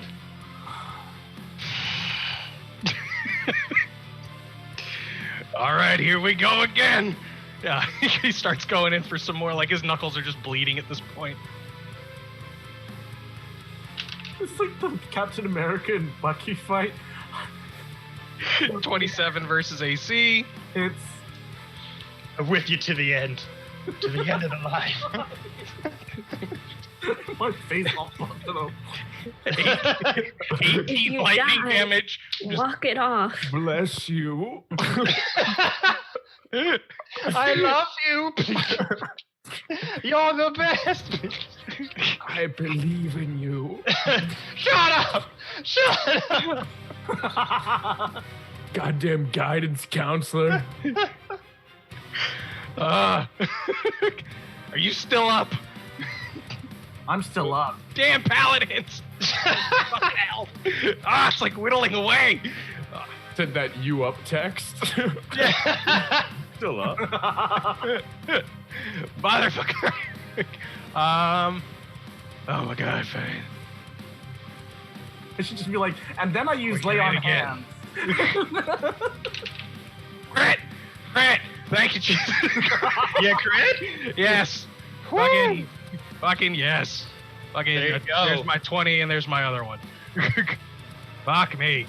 Hopefully this puts you down. It is only a cantrip, so I can't be mad at that. 29 lightning damage. I'm down. Oh, there What you a go. journey. However, that does mean that my bless is gone. Can I do something as I'm going down? Yep. Sir Strange just like having been shocked, raise their thumb out, and then drops. Fiend just hits him 3 times, takes a breath, and then hits him really fast 3 more times. Then You got this. I don't think it's ever taken me so long to take down an. Sir Strange just gives you this smile from like ear to ear. Just you can't break down this spirit. It's just like, hope you win, buddy. Mr. Feed just bends down and pats him on the shoulder. All right. Sir Strange goes and joins the rest on the sidelines here. We have come down to the final 2.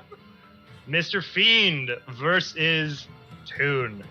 Once again, Fiend is hit I'm gonna- against a Luxodon mammoth of some sort in a battle.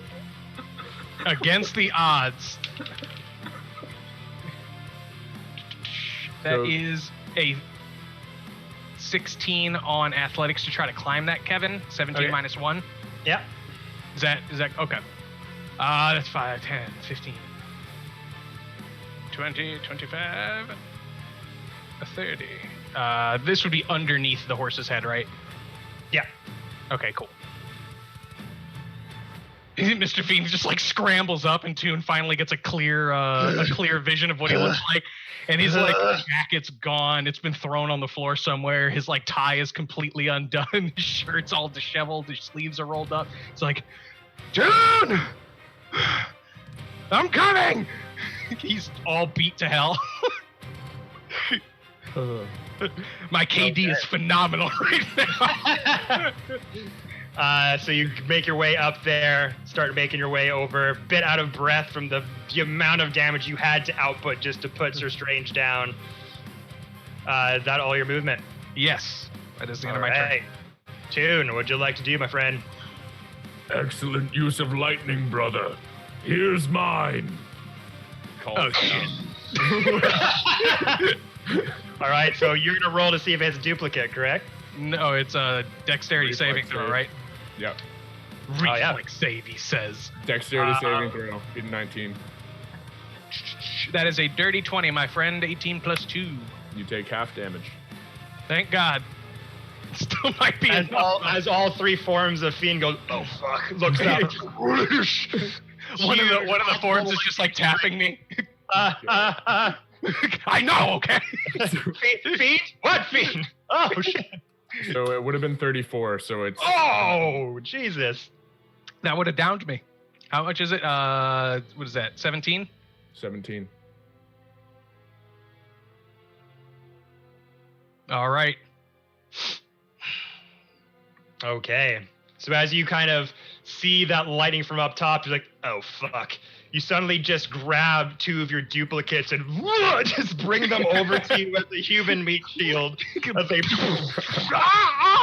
just screaming out in pain, but you just use them to block whatever parts of the lightning that you could, but some of them kind of jettison through their bodies and start hitting you on the shoulder and the clavicle and across the chest.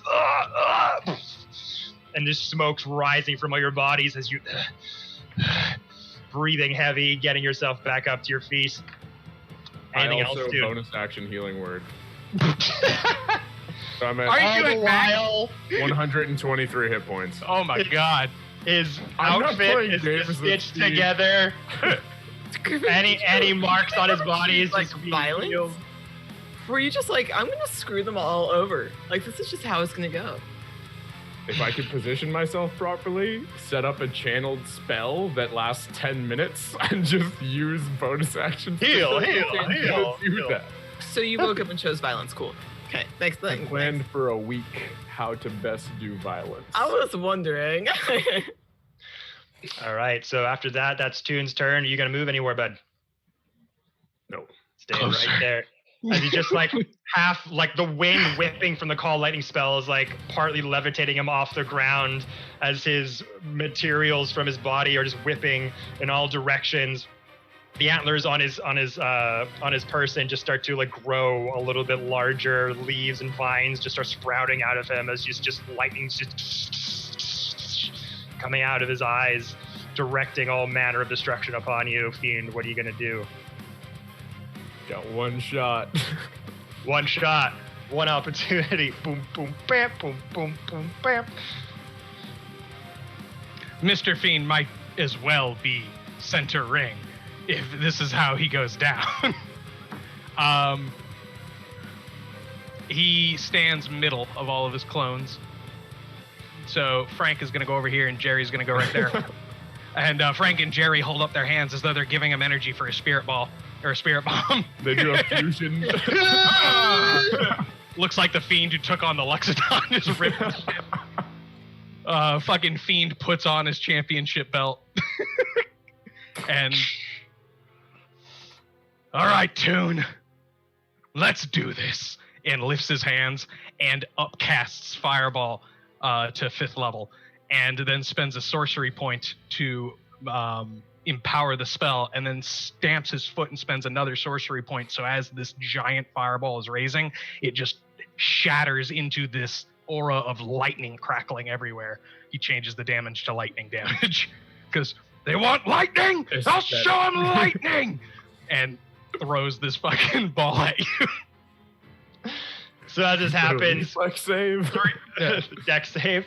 And he, before he does this, as a bonus action, you see one of the one of the clones in the background spend the last 3 sorcery points and raise his hand as a Hound of Ill Omen comes up behind you, and you gain disadvantage for the save. Beautiful. That was all my fucking 7 sorcery then. points. So that's a 9. So I'm assuming I fail. I'm gonna cast Absorb Elements and take. Yeah, half. you are.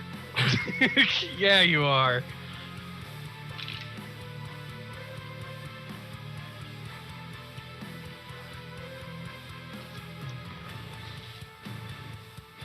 Seven, 8, 10.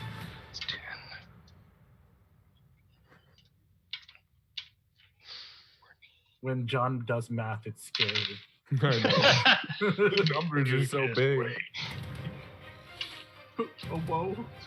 What's this?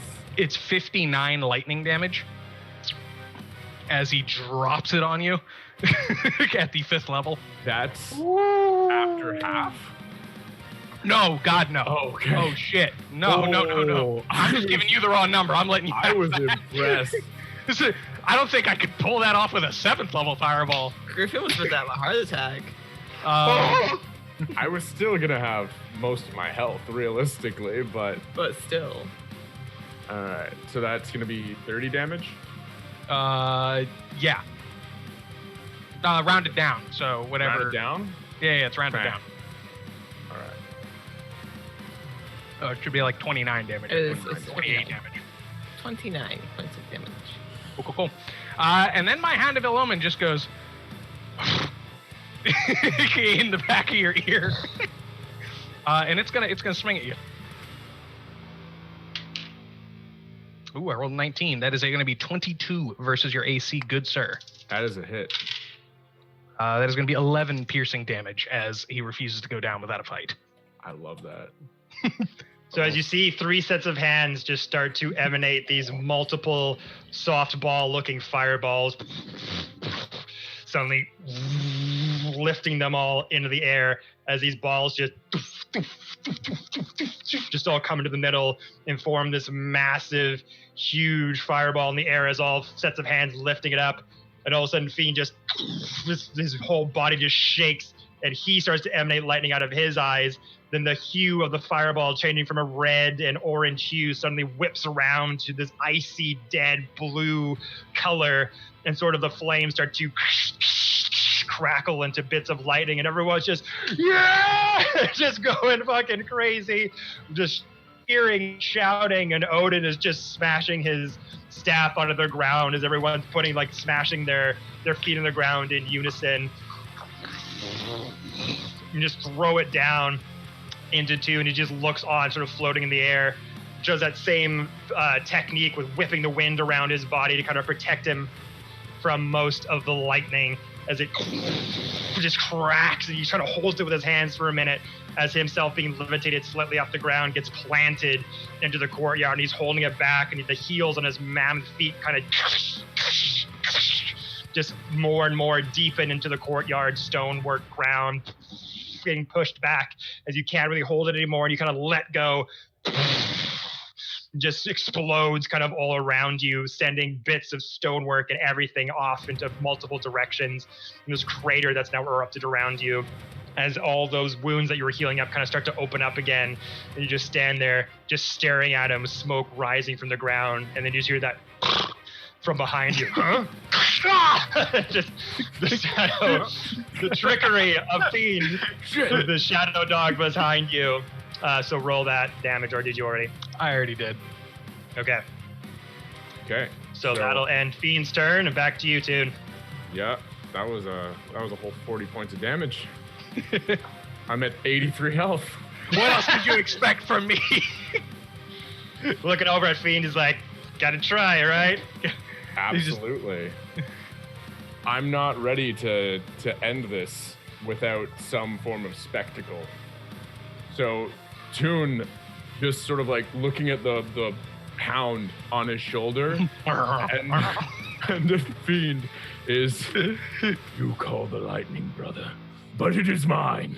and he's going to wild shape into a giant eagle and fly up into his storm cloud. Okay, so becoming the giant bird again?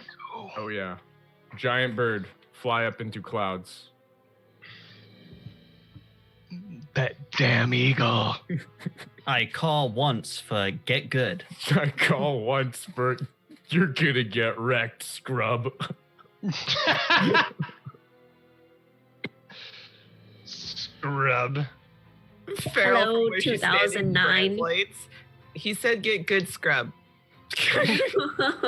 He said, what? Get good, scrub. Okay, so as you see Toon just leap into the air, just transform instantly into a giant eagle, spits of feathers kind of fall to the ground around him, soars into the muted clouds above. Anything else? That's my whole turn. I can't take an Are action to command the lightning because I took an action to wild shape, but my concentration is still active. Are you moving the eagle anywhere, or are you just going straight up? I've tried to move it. I couldn't move it. Can I? Hold on.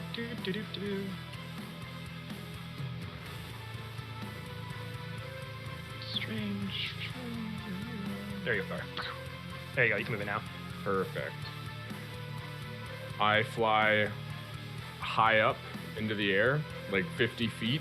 So I'm still within the like conal storm cloud of lightning and hopefully getting some form of coverage from that.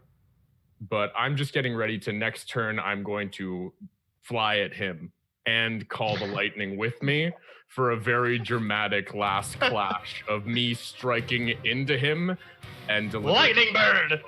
as like, Okay. yeah, a lightning rock kind of deal. All right, Fiend, you got one shot before this lightning rock is about to descend upon you. What are you going to do?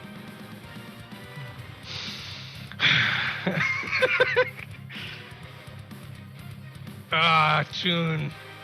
The strategic play would be to hypnotic pattern you, but that's not going to end this. That's not the way this is going to end. Fuck. You had to go away from my pooch, too. My pooch probably follows you, like just underneath you, just staring at you. Bird. Bird. Upcast fireball to 4th level. All right. Let's see what we can do. Good chance you knock me out of being a bird. I'm just gonna embarrassingly fall to the ground. That's why my hound's underneath you. Yeah, he draws energy again from the other two, and this time it is fire. He cannot, he has no more sorcery points to change it to lightning. And just shifts it down to like the size of a baseball. He goes, let's see how you like this. And yeets it at you. Okay. Make another reflex. Now you got me. Dexterity Welcome saving to throw. 3.5. And 4th edition. They both did it. I rolled an 18, get a +2. Oh, for a giant eagle, I think it's even better. I get a +3 for a 21. You succeed the save, but you're still going to take the half damage. All right.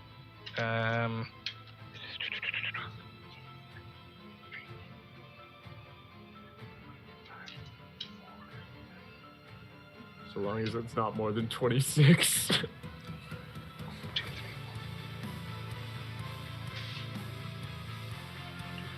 42 lightning damage.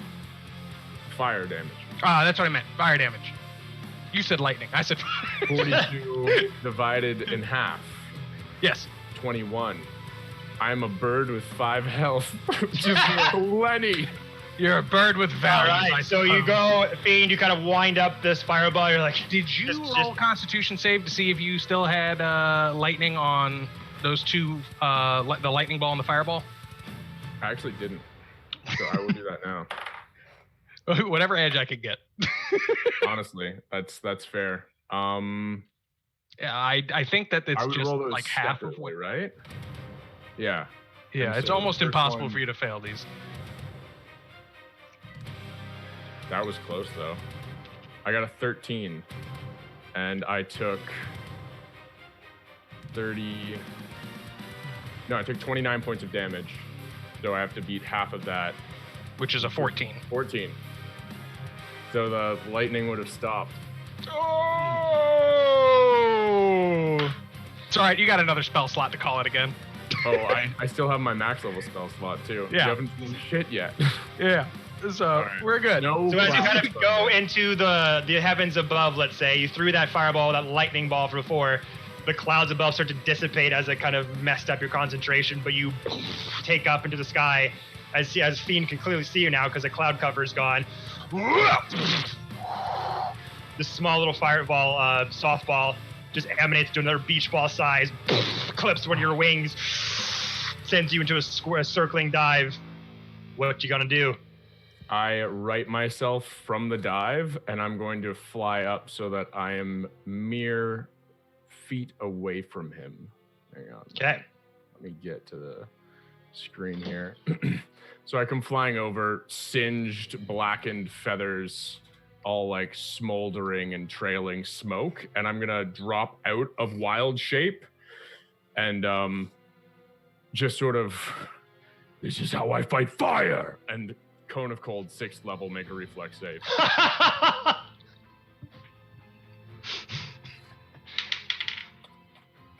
That is going to be an 8.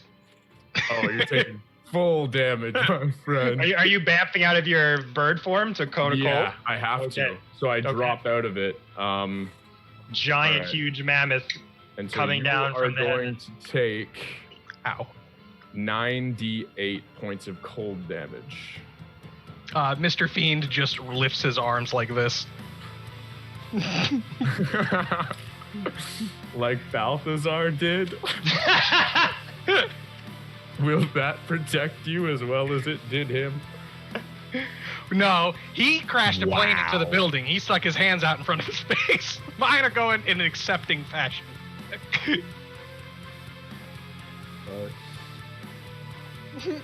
Muttering to himself, if Odin had just 25. let you go home.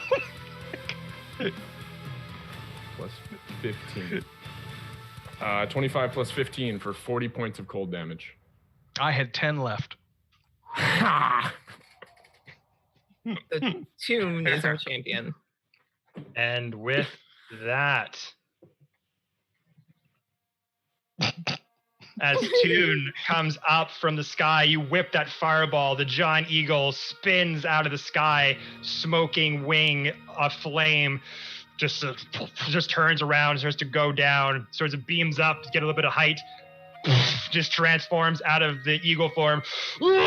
Just comes down like winter itself as the clouds above just start snowing down, snow and hail all around you.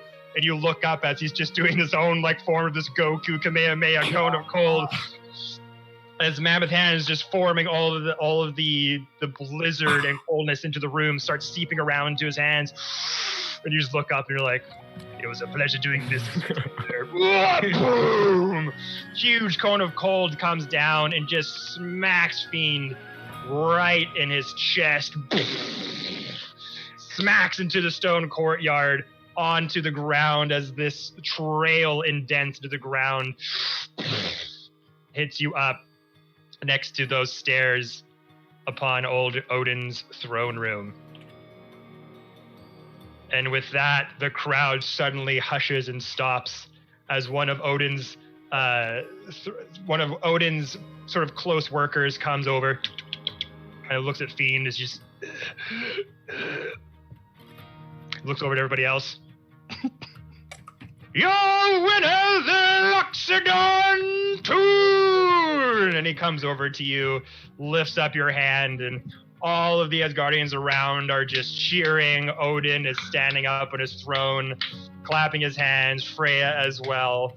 Everyone's just elated as Odin just kind of starts to come down from his throne room and goes, well done, everybody.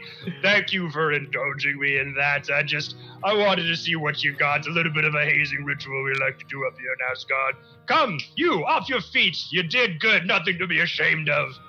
He smashes his staff down once again as his workers kind of come off from the crowd and each have a particularly very interesting potion to hand off to all of you.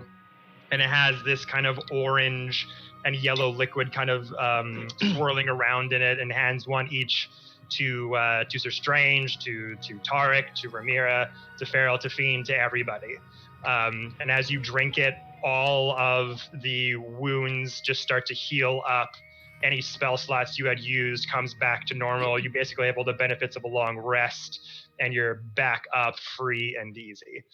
As Fiend gets back up into like his healthy phase, he panics because he knows even when he goes down, the hound doesn't stop.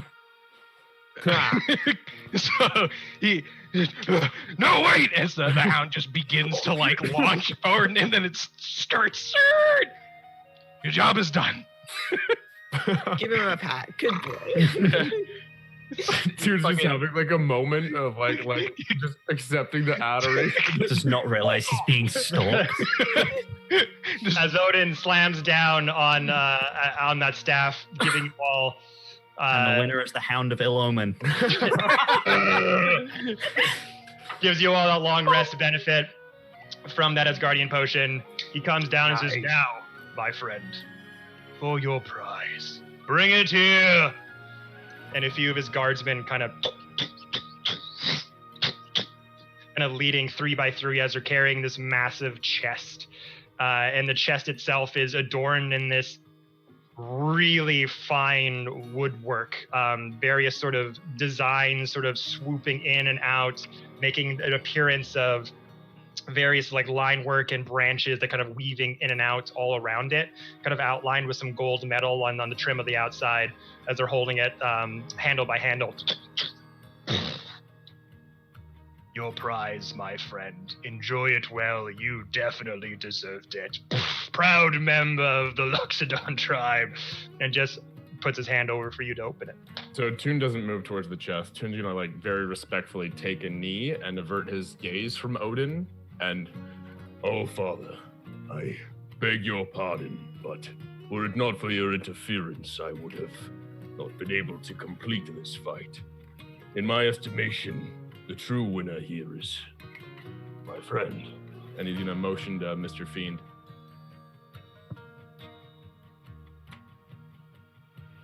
Mr. Fiend, what's your reaction to that? Mr. Fiend approaches Toon and like goes for a hug. Toon stands up and embraces him immediately. As Toon the world shatters. No, I'm kidding. As Toon goes to hug Fiend, Fiend clicks the championship belt around Toon's waist. So, "No, my friend, you won fair and square. You are the champion now."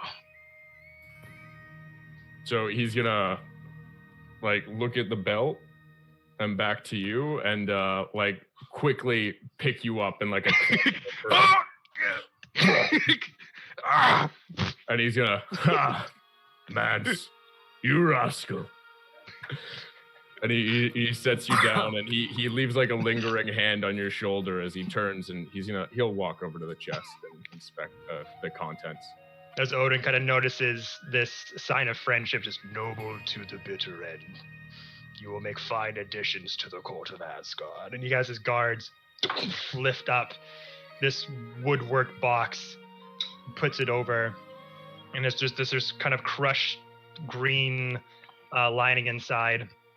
And as you open it, it is a piece of chest armor that has this sort of very fine leather work done to it. It has kind of like a high collar up here, no sleeves to it, kind of curls around the shoulders, goes down around the waist, and has this very nice line work. And there's this kind of image of a tree kind of coming down from the waistline up the sternum with branches kind of weaving and twisting around, and different leather works kind of creating these lines that kind of diagonally come out from the collar and kind of sprout out that way, with a couple of bracers that kind of adorn the biceps here that have kind of leather, like a leather leaf kind of sewn in on either side. And he explains what this is, as this is a leather armor of spell resistance. As he opens it up, his guards present it to you. One of the fine treasures we acquired from our time with the Summer Court in the Feywild. It is a very rare gift, and I honorably hand it over to you, Toon. And this armor set, layered with an flowing leather armor, holds several touches of nature noted upon its form. While distinctly recognizable, the fine craftsmanship holds compelling, strong enchantment against the effects of hostile magic. This particular set is considered to be light armor, leather. The armor possesses a +2 bonus to its standard AC of 11, bringing the total armor class to 13. There is no maximum dexterity bonus to this armor. The wearer is granted advantage on all saving throws versus spells or spell-based abilities. Damn. Okay. Okay. All magical-based saves are now also made with a +2 bonus. Advantage and a +2. Damn. You really said magic. Not today. No, actually. Magic, we don't know her. Yeah. Who? So I will send that in our Discord chat here for you to look at real quick.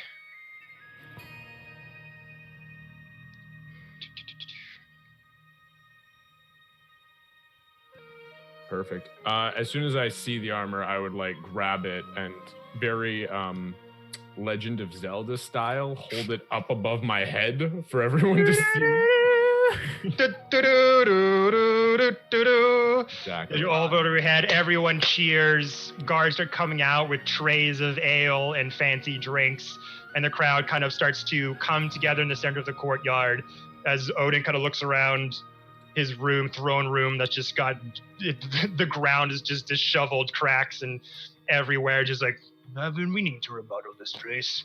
You did a good job. And just kind of takes his walk over to meet some more of the higher ups in the room. As the celebration comes together, you all just kind of meet in the center. Wouldn't it just gotten fixed 6 months ago? No.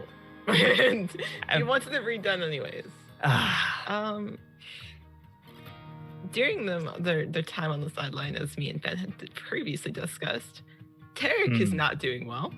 No, Tarek has not even had his potion yet. And he's just Farrell still had on the sideline put a hand on his forearm just to be like, hey, like, in case anything, and we'll kind of shake his arm. Tarek, hey, what? Hey, you need to drink your potion.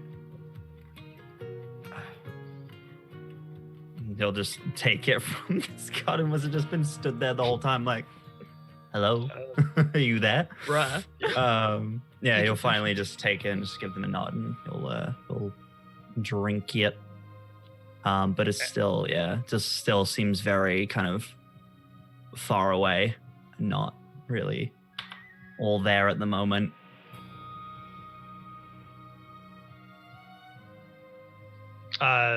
Seth? Ramira has drank her potion, but she's laying down. You know how you drink out of the side of something as you're like laying flat on your back? And then when she's finished with it, she's still laying there and just holds the empty bottle on her chest, and she just nods as she's listening to everybody like, good job. And she like mini claps for Toon when she sees him put his arm up. She's like, you did great. And then just sits there a little bit longer. So strange? So strange, the same thing. Just like doesn't want to move, like, and just like says something like, Fiend, you punch hard.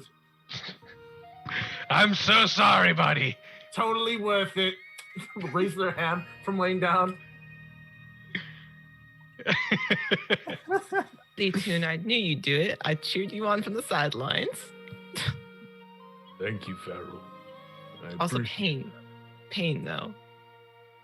Well, a little bit of pain amongst friends can quickly be forgiven, I hope. For the record, you burned me before I... No, you're right. So hopefully you'll extend me the same courtesy as forgiving me. Already done. Congratulations. Huh. I believe Odin may have forgotten that he gave me armor on my last visit as well. Probably. And he chuckles. Mr. Fiend kind of wanders over to Tarek and sees him kind of like sitting on the ground, and he lightly kicks his boot and goes, "It was nothing personal, but after the jawing you've given me twice, I think, in our adventures, I felt I owed it to you." Fiend, you have to send me back. Wait, send Right you back now. where? He stands up and just grabs your shoulders like, wherever you sent me, you have to send me back. Right now. Oh, well, hold now. I don't really have control over that spell. It's such a high level. It Fiend, does what it where wants. did you send me? Where was that place? Well, I've heard that this spell can send you home? Whatever that is. So, Have you asked Farrell and, or who got caught in it? Sir Strange and Toon? Okay. It was No. Tune and Ramir. Toon and Toon. Ramiro. Yeah. Have you asked the three of them, or the other two of them, what they may have seen? no, I didn't know. I was the only one who was there. I didn't know that they had also been caught in the blast. I was blinded, and then I You saw. You should talk to Heimdall. See if maybe there's a way for him to connect to thoughts of yours. See what you saw. Maybe with his all-seeing eyes, he knows where that place is. You have no idea where that was. No, it's designated on each of you, not on myself. I don't willingly send you anywhere. I didn't even willingly pick that as an effect of the spell.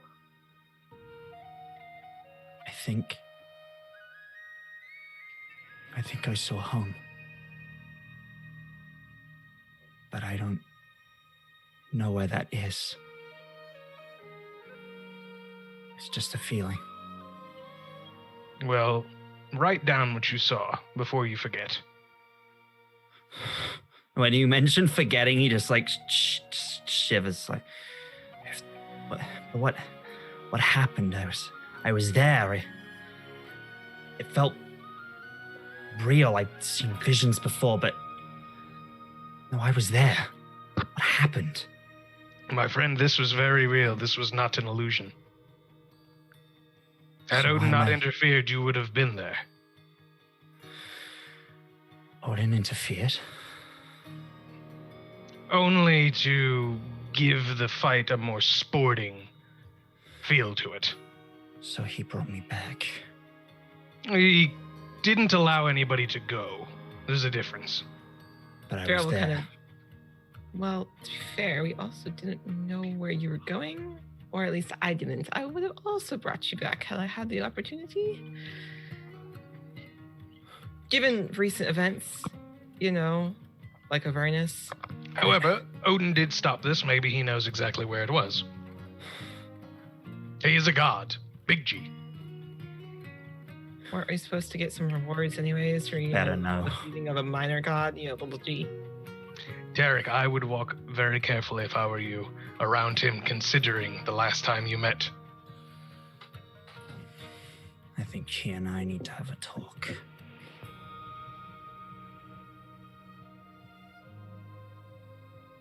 Okay. So,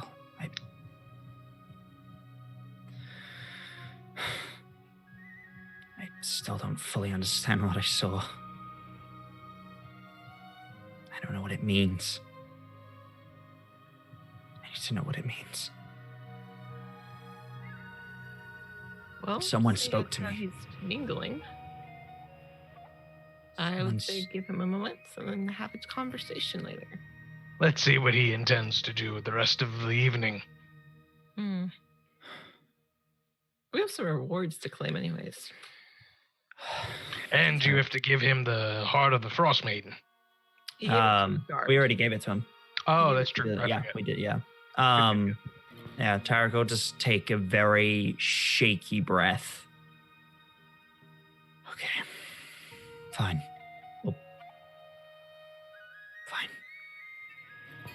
Just Ramira? leave stand there. I am still laying on the floor as I am wont to do, and if they are not super close to me, I'm going to wiggle my way a little bit over to where Sir Strange is, and then just put out a fist for a fist bump. You just hear this. Clank, clank. Just a little boop. Like, I didn't really see that going my way initially, but here we are. Yeah, no, it was, I saw you go down. Pretty terrible, but I knew you could handle it. I got beat up by Fiend, if that makes you feel any better.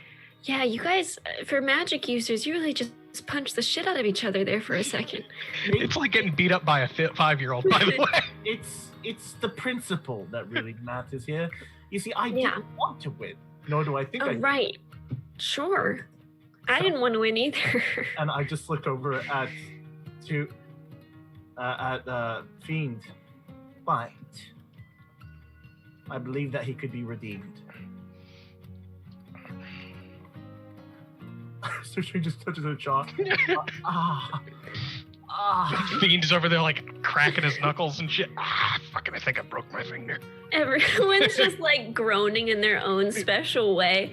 And then while they're having this little chit chat, she's gonna kind of stop looking at them and then roll their head back up to the ceiling and in their head send a message to Hope Nook. Okay. And it's gonna go like this. Hi, Papa. I miss you. Give Raza and the kids my love. I'm safe. I think you'd be proud. I'm sorry it's been so long. And then that's what she ends it at. Okay. And they can reply, right? Or do they not know? They get that? 25 words back. Yeah. Okay. She's not expecting them to answer. She's kind of just like, forgot to call. It's like when you forget to call your parents for like the last couple weeks. You have like 18 calls from your mom and you're like, oh, fuck, I gotta call them back. You kind of wait a little bit after sending that as multiple people are in the courtyard just having revelry about the kickoff to the Age of Thunder Festival, awaiting in anticipation for this funeral to take place and just for all the events that are going to be happening throughout the time in Asgard here. You kind of wait, you see your friends kind of talking to each other, and then a voice sort of emanates in your mind. Oh my God! Why do you do that when I'm washing the dishes? There are porcelain everywhere. Are you okay? Is everything all right? We miss you. We love you. Please come home soon.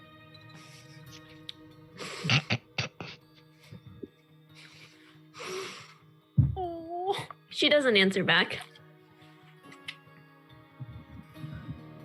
She's gonna just leave it there for now. As you kind of have that lingering in the air from that reply message, you see various nobles and like Asgardian politicians and soldiers. They're all starting, like some of them are starting to kind of pedal out of the throne room courtyard here as the numbers kind of dwindle and dwindle and dwindle. And Odin starts to kind of make his way, this big hulking presence. Frostbreakers, my very thanks for indulging me in that test of strength there. I hope you will enjoy yourselves for the Age of Thunder Festival that will be to come over this next week. We have something very special in plan for you. And he kind of puts his hand over as another one of the workers in the room puts up this sort of cloth over an item on a tray of sorts. Hands over to Odin, removes the cloth, and it's this very large key. And he kind of picks it up and says, "You've earned your place to live here amongst your own," and puts the key down to whoever is in front of him at this point, whether it's Tarek or anyone. Who would he have stopped in front of? That's the question. Fiend probably would have stepped to the side to give him a straight shot to Tarek. Farrell wouldn't have moved. Puts down as a key down next to Tarek. Goes to reach it we have arranged for you for a private residence down on Lake Vanaheim. This will be yours. Do with what you wish. It will be your stead, your place to hold your crown down. You have earned it, friends. A skiff will be awaiting you outside to take you there when you are ready. Tarek will just kind of take a moment and just stare at the key and just look up at 1,000 things he wants to say. Just composes himself for a moment. Just thank you. We very much appreciate the gesture. And we'll just take the key. You are most welcome. A cage of carrier ravens are also outside of the residence should you need to contact me or anyone important in our region. It will be done. As for your shard of the Frost Maiden, as a couple of his guards are kind of holding the shard with gloves on and kind of trying to encase it in some sort of in a chest of some kind, kind of putting it in there very carefully. He's like, this, however, I cannot put in my throne room, for you see, the Frost Maiden is alive. It's not an inanimate object like many of the things I've wielded in the past. We are going to have to imprison this entity. Keep eyes on her in case she ever makes a comeback or comes back to full form. We want to be ready and willing if that day ever comes. Keep our eyes on her. If you would like to accompany me to see your good work done, I will allow you to do so up in the Oaken Fort. And if you all remember, coming in to Asgard for the first time, as I had shown you that map of the continent of Asgard, there was this very huge floating oak tree off to the right-hand side of the continent, kind of floating in space. That is where we hide our most devious of prisoners and keep watch on at all times. Should you wish to accompany the gods as they see your will done, you may do so. Toon That will looked uncomfortable. He doesn't like jail. Toon's gonna look to the key and with respect, I will decline. You say there is a lake at this residence. No doubt then there is a beach. I will go with whoever wishes to accompany me, and I will teach you to play trunk ball. A variation of it, I suppose. Beryl actually looks a little confused. She's like, I could have a trunk now. Sir Strange. Sir Strange will lift themselves up from the floor and look up at Odin. They smile. They look at everyone. So what happens to me now? To you? I did as you asked. Restored the balance. Did I not? Ah, yes. The balance. So Strange, if you could stay behind a moment. We need to talk. Rest of you, should you need any other meetings of sorts? I'm gonna scramble up to my feet and not stand in Strange's way, but I look at them. You're not allowed to leave until you say goodbye properly. Okay? Of course. Mr. Fiend kind of realizing that he's not going to get a private moment with Odin. Well, he's asking you, is does anybody, basically saying, does anyone else need, he's inviting you to be does anyone else need a private audience, because now is the time kind of thing. Yeah. Lord Odin, Would you be so kind as to speak with me out of earshot? You have all definitely deserved some personal time with the All-Father. After I am done talking with Sir Strange, should any of you want a private audience, you may wait outside the doors, and you shall have it. It's of a matter similar. You being the second one around here, you sure have earned it, my boy. And his massive hand just smacks on your shoulder. It's like, Thank you. Farrell's gonna look up. I don't necessarily need a private audience, I guess, works. I'd like to wait with Fiend. Two would also like to wait with Fiend, if that is Hey. all right. Sure. You have earned I'll it. make You my may do point. what you like in my household. Maybe don't tell me that. Is Toon going to the beach right now? Toon is about to leave for the beach, but before he does, my request is brief, Odin, and if you dissent to this matter, then I will drop it and leave it be. But my tribe, I no longer feel they are safe in the lands they have residence in.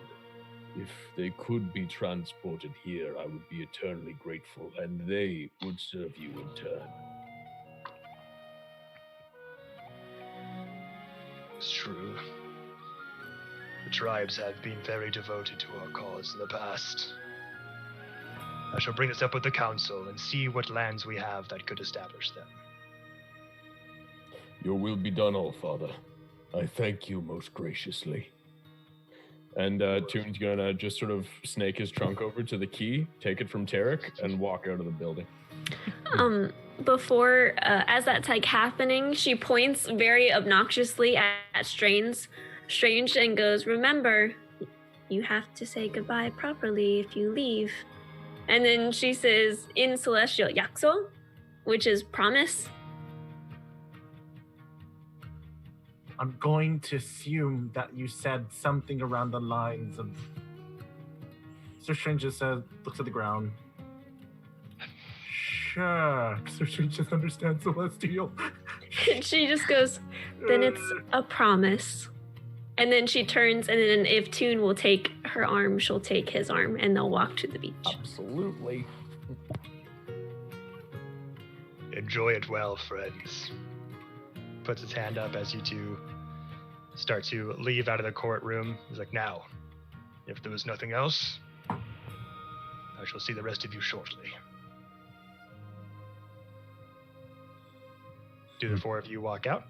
Yeah, we go wait wherever we got to. Yeah, I was gonna say wherever we need to wait. Fiend attempts to find the person with all the ale and stuff walking around in those big ass cups, and just Farrell goes and finds her bards. This must be very much for them. Yeah, so after you kind of meet up with Salil and I also don't trust Thayer in Asgard yet at all. There's just been eyeing up everyone this whole entire time. Anytime you kind of saw her, she was like kind of in a different spot, like talking to somebody and schmoozing and like trying to make friends. Salil the whole time was just like standing there, just staring intently at you and at Tarek, just making sure that you guys were all right and that nothing too crazy was like happening, that you were going to be safe. Looked a bit worried and disturbed at times, but just kind of held off and kept his composure. And as you come to Salil, it's just like, that's how they fucking start a party around here. I've never seen anything like that before. That's fucking crazy. Maybe take one for, when you're back with the troop. Remind me not to do any good deeds for the Asgardians anytime soon, okay? Yeah, Kinda wanna maybe not- take some notes. Yeah, But it looks like you got a lake house? Apparently. Tarek did. I don't know. We all did. Okay, you know it. We earned it together. Yeah, it's a lake house. Finally, fucking get some relaxation around here. Jesus, I could use a bit of sun. God, when's the Feel like last time you you need that. relaxed? What's that? When's the last time you relaxed, to Salil? Well, while on tour, we relaxed quite a bit, but I don't think you want Okay, to hear alright, any that doesn't stories. Okay, that doesn't count. Sorry, just kind of pops up like, I can tell you some doozy. Okay, Let me tell you. there. Shh. Not the plan, nor the place. I remember you being a lot more fun, okay? I'm Hey, just like, I am plenty of fun. We can have this conversation later.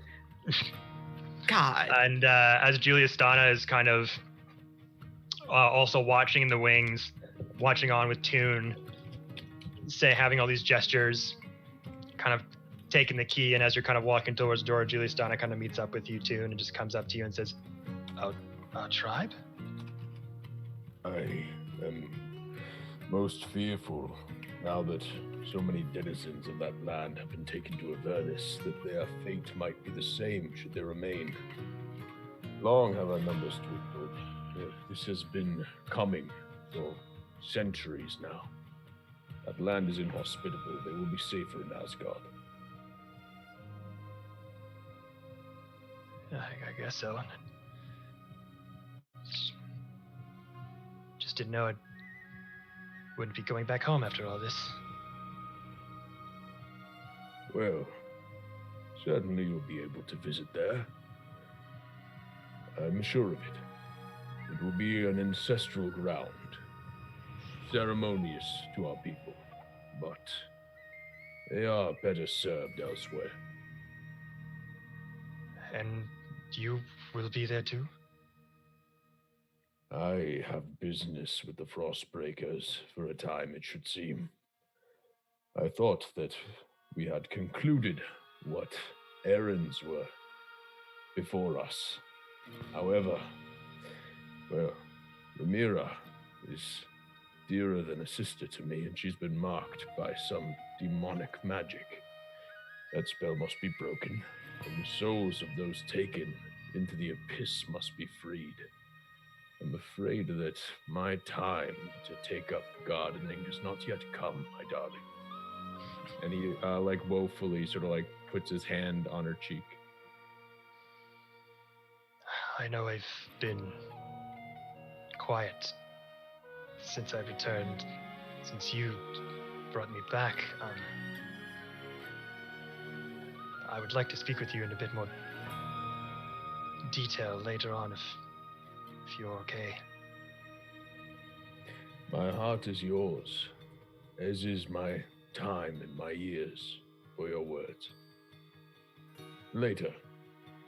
And he, assures her, and he's going to put his arm around her and continue walking out. Okay. So as you two walk out of the room,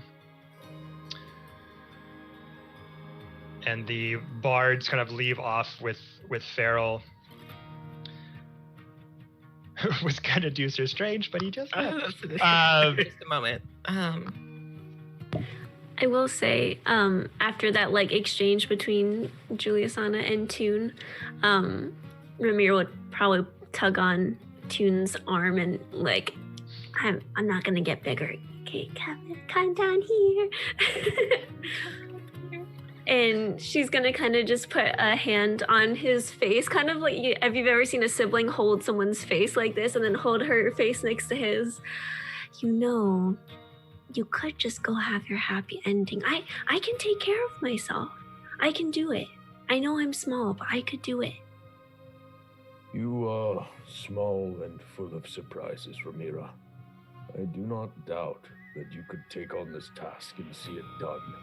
But if at any step in your journey I can bring you comfort or peace, I will accompany you to do so. And he tousles your hair just a little bit, not enough to mess it up with his trunk. She just kind of, still holding your face, gently bonks her head against your head and then lets you go. Okay. So with that, with everyone leaving the throne room. Oh, it's Farrell? Oh no, I was just fixing my glasses. Which Farrell does not have glasses. As you all leave one by one outside into that sort of waiting area on the other double-sided doors of the throne room, where there's a few chairs and a few ottomans and couch and things for you to kind of sit by and wait your turn for the audience of Odin. No one else is in the room except for Odin and Sir Strange. as Odin kind of makes his way back up those giant steps. Puts his robes to the side, sits down on his massive throne. Come, so strange. We would have words. Is the group still there? They've all left. They're all outside on the other double doors. It's just you and Odin here. Sir Strange looks at the general direction where they left. They smile. And then they follow Odin. How are you, my friend? It has been some time since it was just you and I. Has it? Memory's been a little bit fuzzy, not going to lie. Maybe it's the blunt force trauma, perhaps. But it has been some time. I've been... Sir Strange smiles. And for once, the masking stops. Tired. So tired.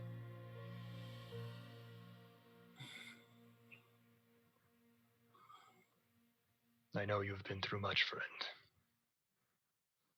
And your work with us will never, ever be forgotten. And I thank the gods themselves that you came when you did to help them when they needed you most. I helped them. I wish I could have done so for my last party. You know, I went thinking that if I helped them, I'd feel better. I don't. Not at all. But I'm glad I could have been of some use, even in my time of doubting.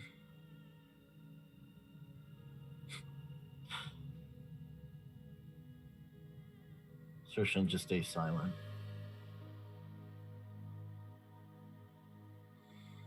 You blame yourself too much, friend. The eternal sadness welling inside of you. Do not let it consume you whole. Keep fighting. Fight it back. Reclaim what is yours. It's all I know how to do. It's all I was ever taught.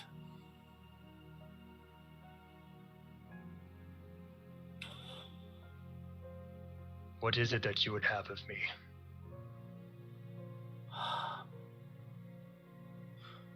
Why can't I remember anything? I feel that there are memories there. I want to remember, I desperately do, but every time it just goes away. I see things that are not there. I believe things to be true. But when I think, I can't remember.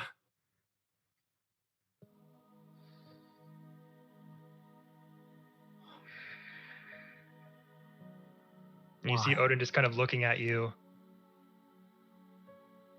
And for the first time ever, his eye contact with you breaks a little bit to the left.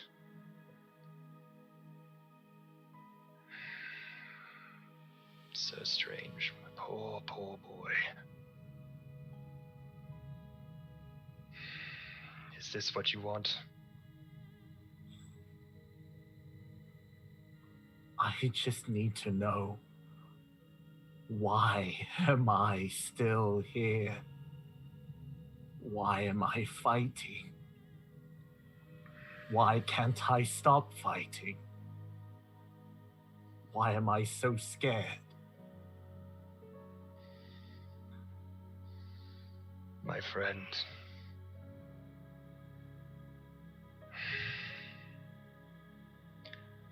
I know that I promised you peace. I know that I promised you an everlasting rest.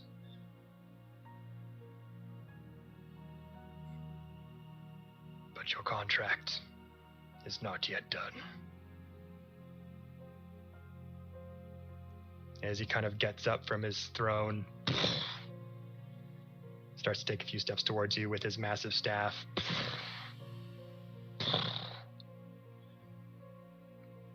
We talked of the balance of things. We talked about setting things right. And instinctively, I know you thought that meant the Frost Maiden. But my dear, so strange. That is not the imbalance I speak of. Your time with us is not at an end. Work is not yet done. The task you upheld all those years ago is not finished. All those years ago? You must have been sensing it. The days grow dark, chaos seeping out of every corner of life. Lesser gods shouting to the rooftops. The bell has been rung, champions are gathered. There is a tectonic shift happening amongst all the planes. So strange. I did sense something like that. Sir Strange's eyes just widen, still confused, still trying to process, but understands that Odin's words are true.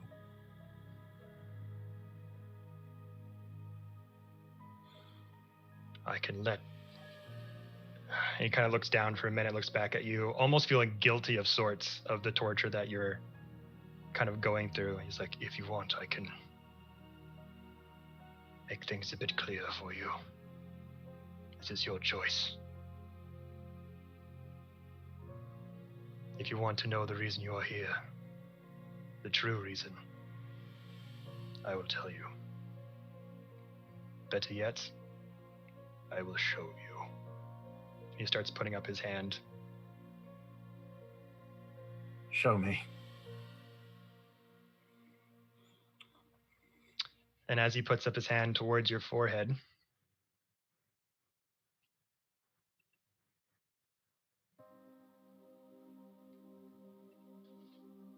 his thumb reaches you're right about here, above your eyebrows.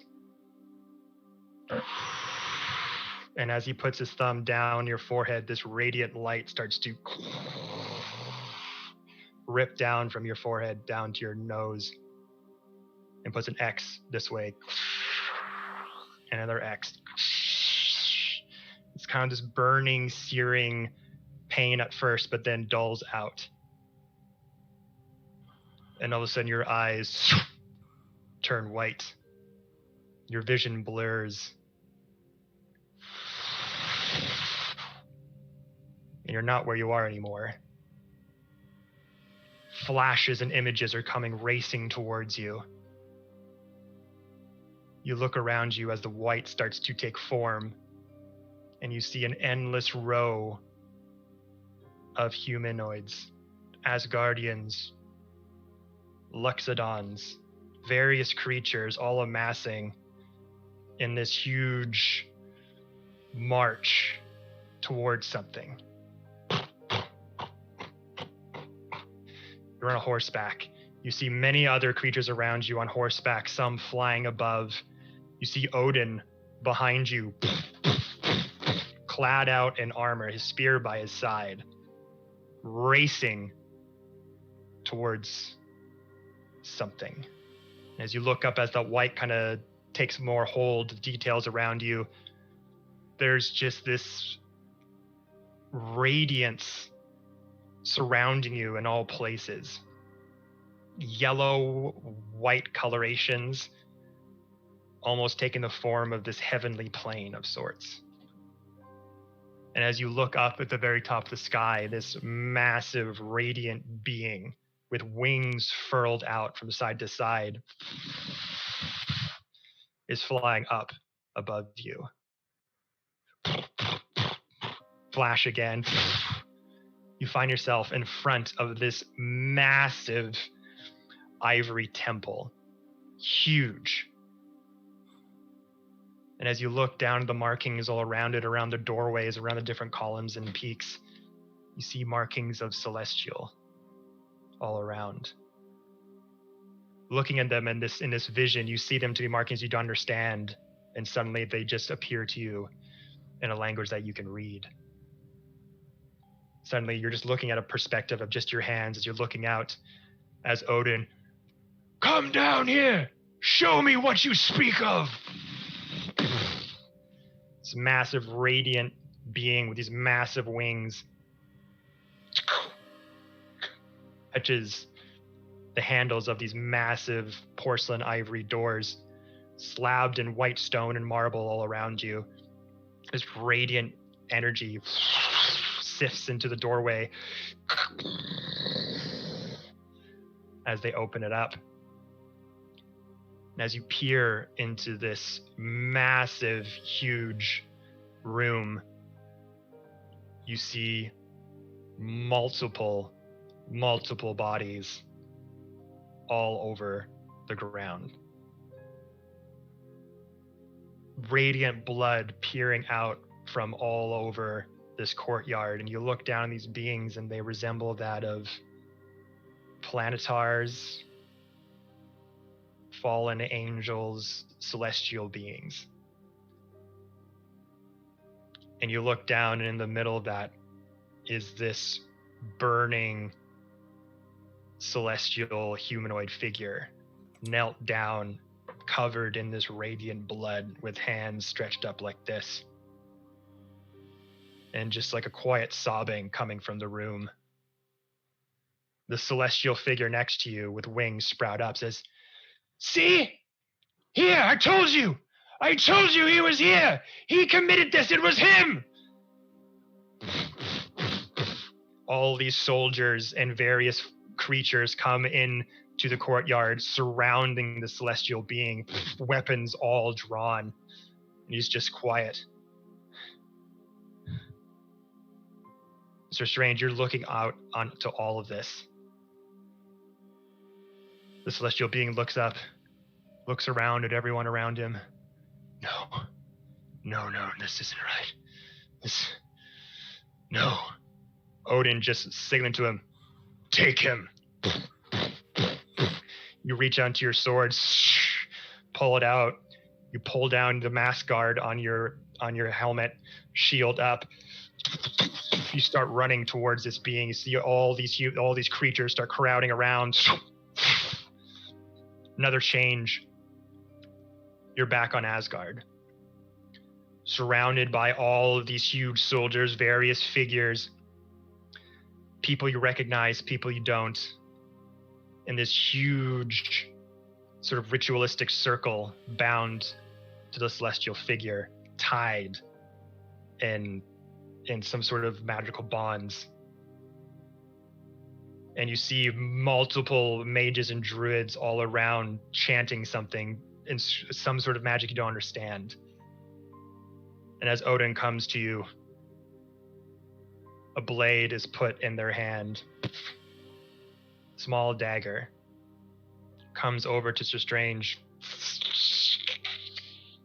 cuts open a big slice in his forearm as blood is dripping into this vial. The vial goes over to a mage. Flash again. This powerful magic starts to erupt all along the celestial, sending a beam of energy into the sky.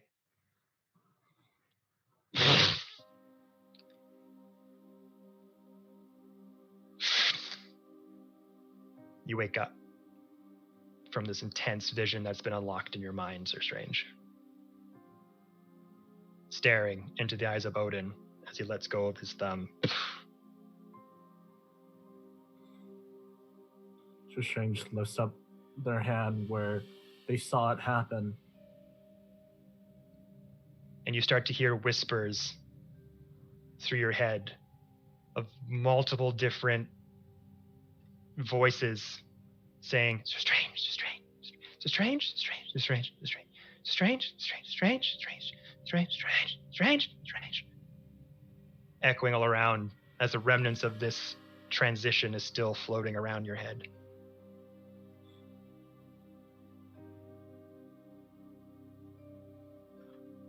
Sir Strange again, looking at their hand.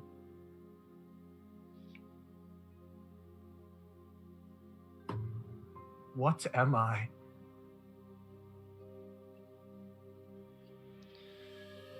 That, my friend, you need to discover for yourself. Word has reached my ears that your friends are embarking on quite a few missions while they're here. Going to various places, yes? Yes. Stick with your companions. I have a feeling they are going to need you as much as you're going to need them into the end. Perhaps the Feywild will hold the answers that you seek. Sir Strange gets incredibly uncomfortable, but for some reason it's like... And they look back at Odin. And then I can finally rest. This is a path you must walk if you want.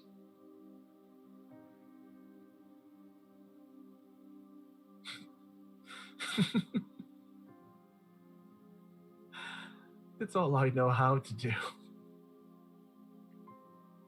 It's all that I know. I'm just so tired. I know, my friend. I know.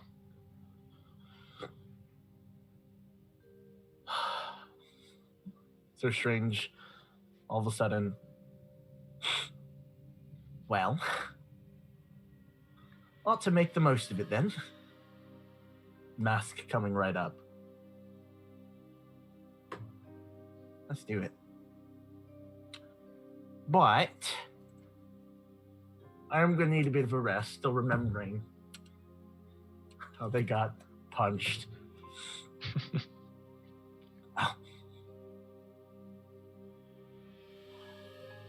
I'll serve to the end, as I always have. I trust in your words and in your guidance. There are many questions I have, but I feel there's a reason why this is... There's a reason why there are things I shouldn't know. And I trust in your wisdom. And I trust that you know what's best. I am only but a mortal, after all. And he just gives you a nod.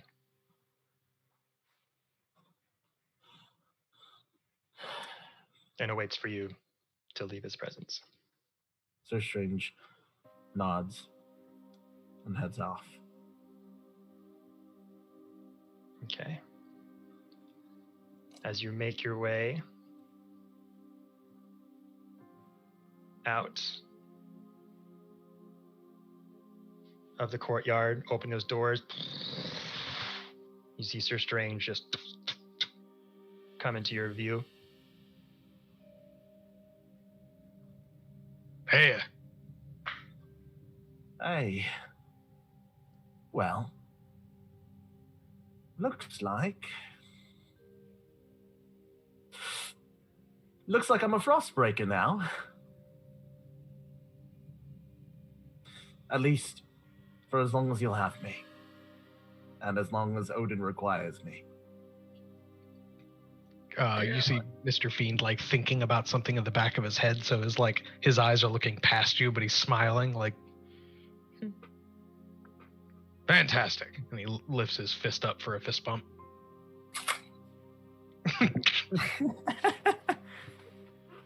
Haven't you punched each other enough?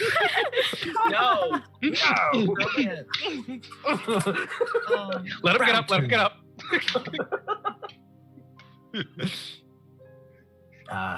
Well, I believe he'll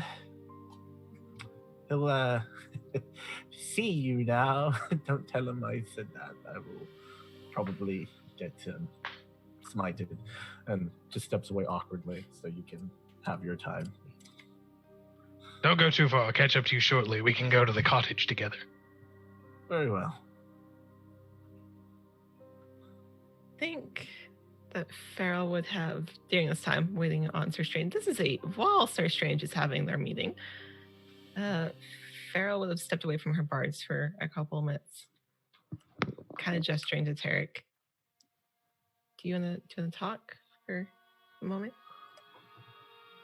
I want to step out of earshot. Of the Still, bards. Anything else? yeah. He still kind of has this look in his eye where he doesn't fully seem like he's there. That's what she Just does. lost in thought. But he'll kind of just... yeah, yes. We'll step kind of off to one side. We'll be back, Fiend. Could you please watch there? I don't want them running off to go. You know. Absolutely. Please don't encourage them. And I'll step Sure. off, Eric. He pulls his bowl of meat onto his lap. Tarek will just kind of just give Fiend a nod and just say, just turn to Strange and be like, as long as you want to stay with us, Strange, we're glad to have you. You are as much a Frostbreaker as the rest of us now. There are worse things to be. Also, Strange. Oh, go ahead. well, perhaps before our time ends, I will get to save your life, as you saved mine. I will never forget that, Strange. And, well, I still owe you that diamond. Sir Strange smiles, raises out their finger towards their chest, where their heart is, Yeah. and then to the necklace, the same one that I have. Well, someone's got to make sure that you take care of the hopes that I give you. And besides, it wasn't my diamond anyway. Still. Sir Strange Thank then points over. Do you have Mjolnir on you right now? Sure. Points think to you have. Mjolnir. You have a far greater weight to carry than I. Sir Strange smiles. Pats Tarek on the shoulder. You've got this. I believe in you. And I believe in you too, Strange. Thank you. Farrell's going to step off to the side. Hmm. Out of the earshot of everybody else with Tarek, waiting kind of on him to follow. Yeah, he'll give a final nod to Strange and then he'll follow. You've got a look on your face. You want to talk?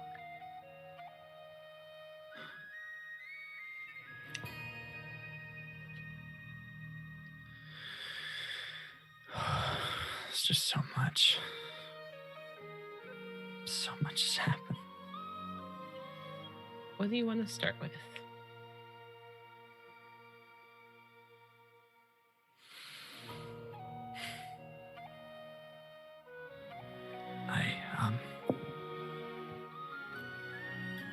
Well, I guess I wanted to ask you something. It's been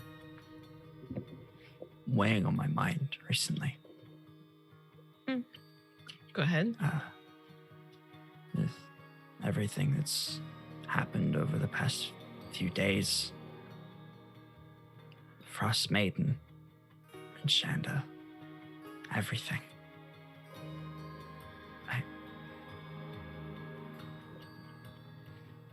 Pearl, Tarek? do you still love me?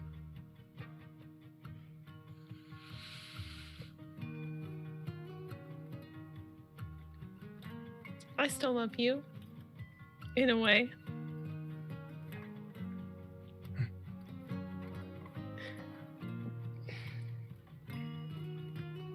Can I be honest with you? Please. That's all I want. I don't love you like you're meant to be loved.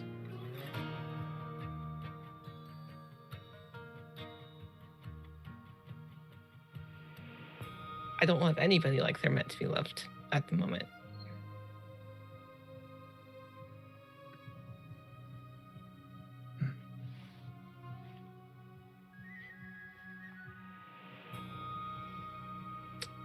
Tarek, I don't think I'm right for anyone at the moment. Does that make sense?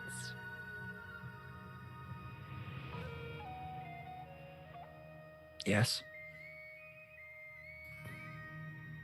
A lot has happened. We've been through a lot these past 2 weeks.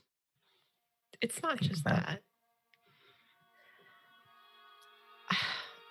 I threw you into a relationship with me when I wasn't ready. Because I wasn't ever healed from the last one.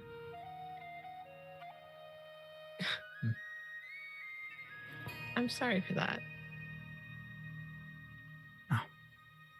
No, you don't have to apologize. I think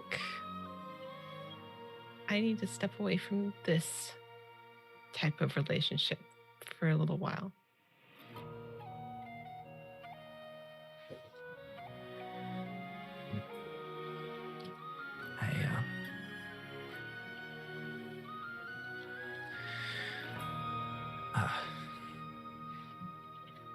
I understand.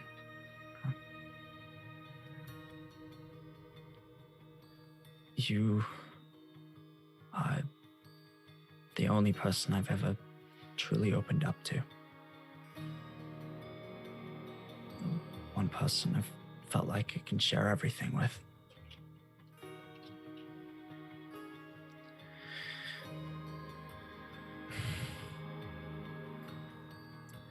We won't lose that, will we? No. No.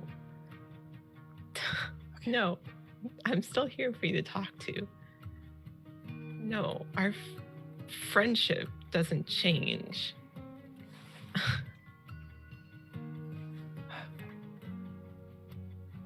Okay. We're just removing a label.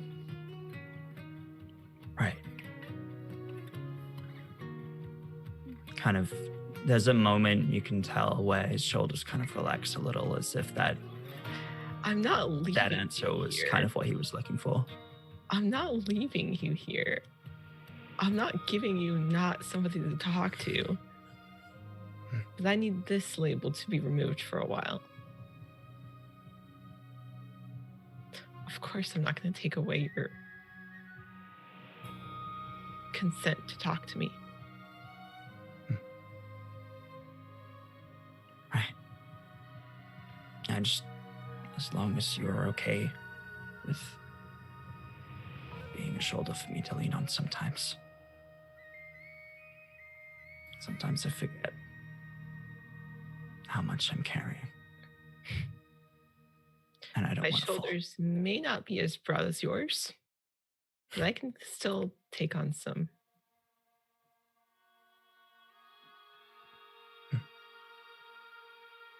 I'll just know that I will always do the same for you. Of that, I have no doubts.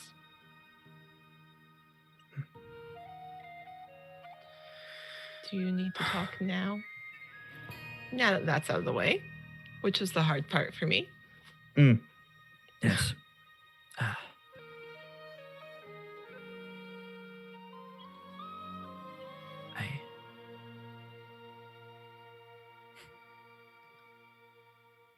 During the fight, that fiend spell, that spell that fiend cast. I was blind, and then I wasn't. I saw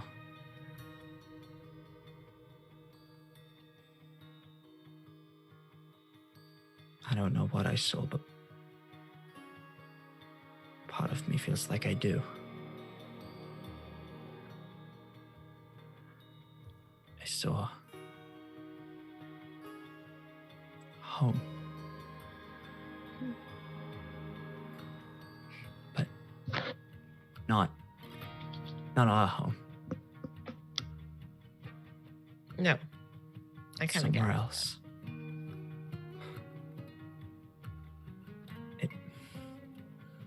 I don't Just remember. a house or Feels people? there was people too. And this felt first I thought it was some trick, some mind control spell or something, but I was really there. It was, I could feel it. The smell of the grass, the clean air. She's going to put a hand very gently on your shoulder. Kind of look you in the eye. How does it feel knowing you have a family out there who misses you? Because we'll get there.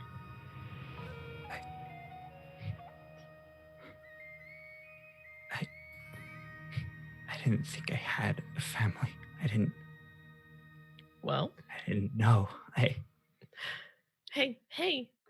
She'll very, in a friend, very gently put a hand on his cheek. It's going to be okay.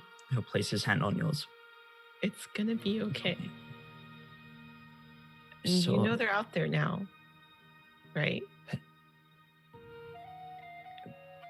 I saw them, but they also saw me. And It was someone. A tiefling. I felt like I knew her. But the memory's gone. But she knew me. She said my name.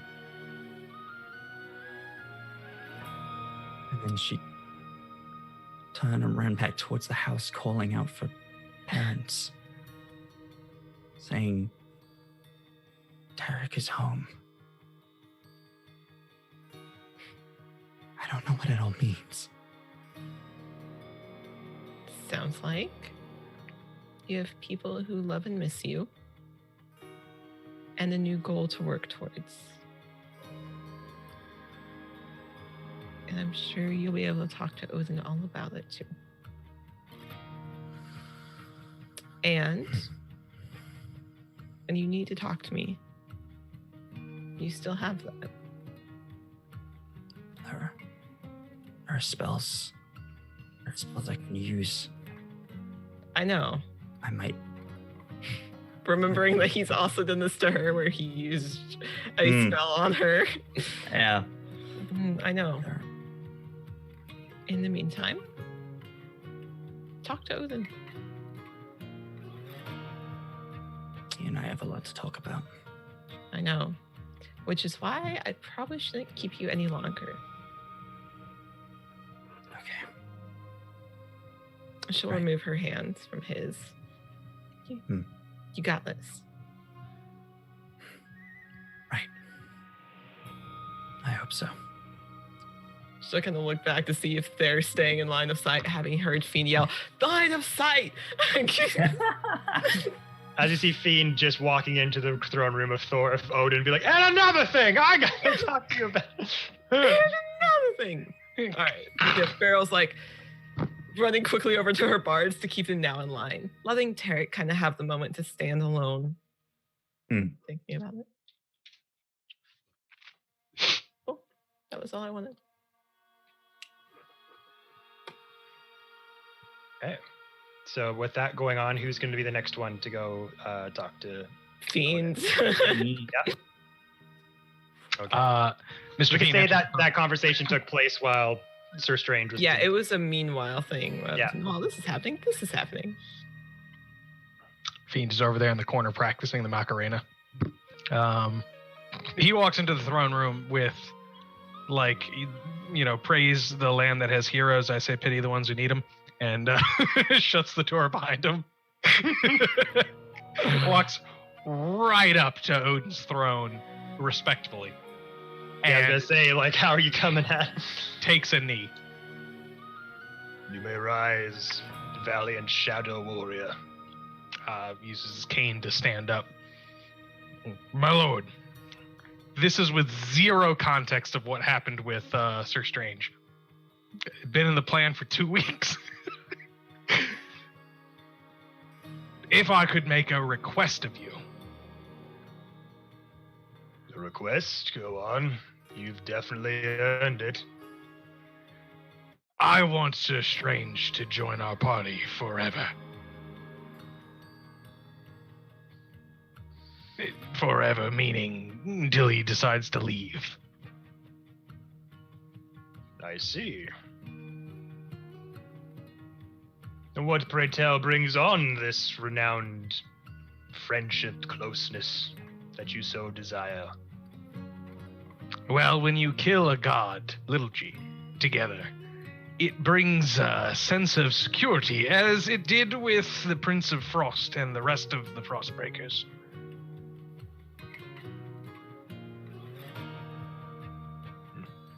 I see. Those decisions are up to Sir Strange.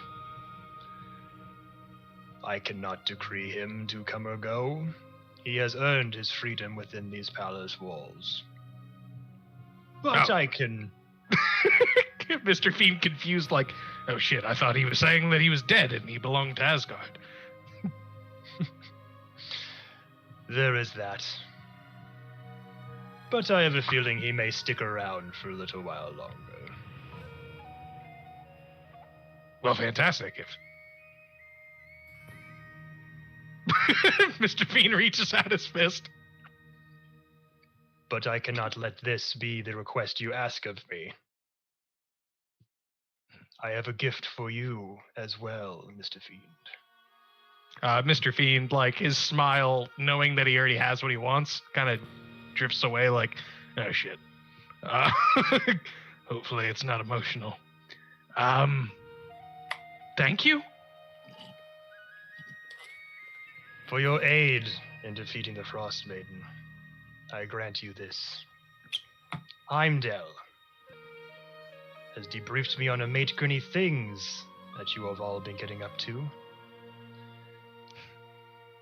Whispers of a skeleton key have reached my ears.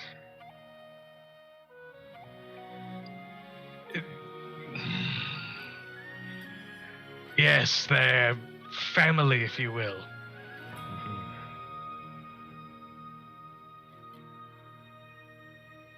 Should you wish to learn more of your heritage, your birthright,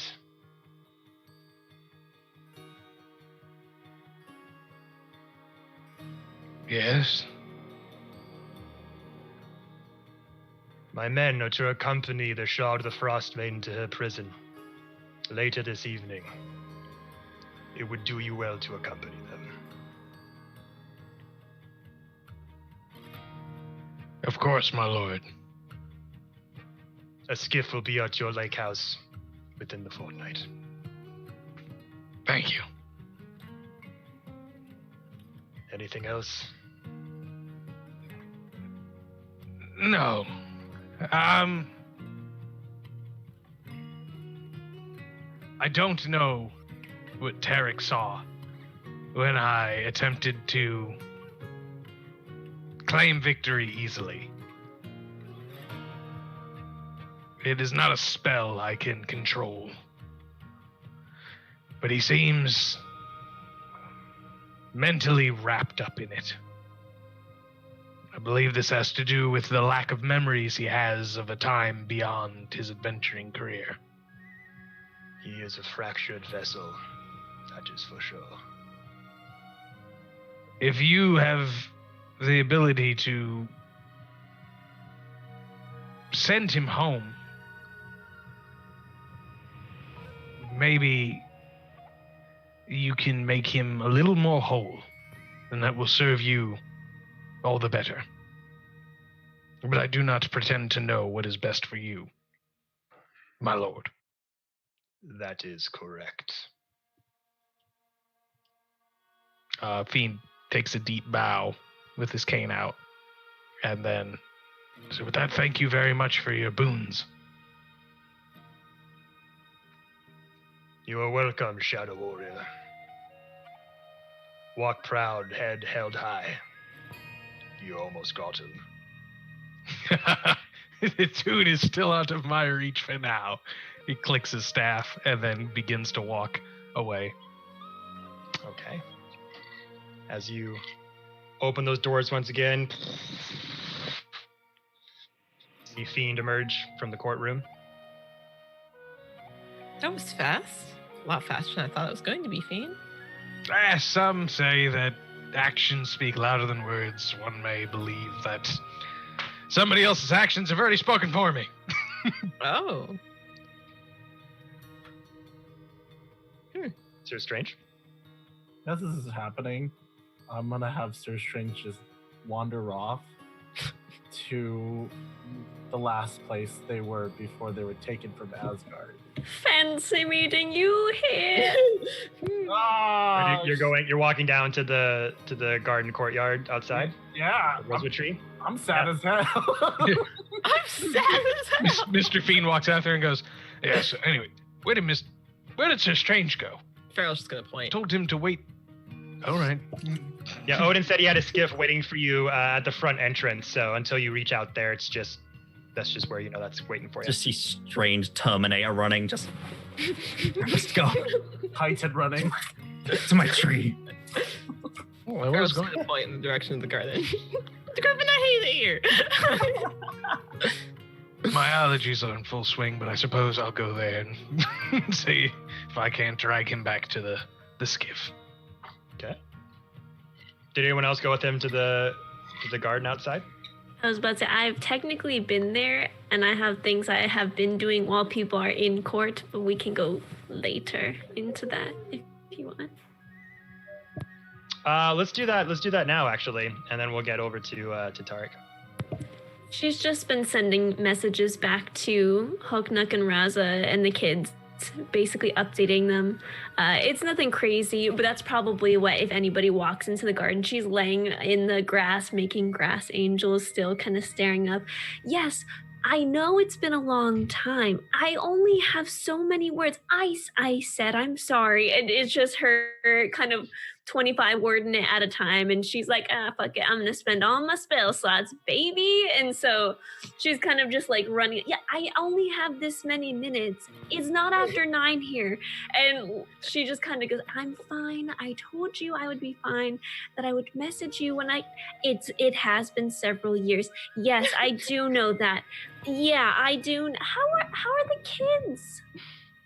Are they good? And so that's the one-sided telephone call that is happening at this moment, and she's just laying in the grass, doing one of these. Yeah, you know what? I gotta go. I'm out of the. Oh no. Okay, bye. Yeah. I love you. I love you very much. Okay. And then she Awesome. So yeah, you're just having general back and forth, just catch each other up. It's been quite a long time since you spoke with them last. Ramira cast phone. It's just a phone.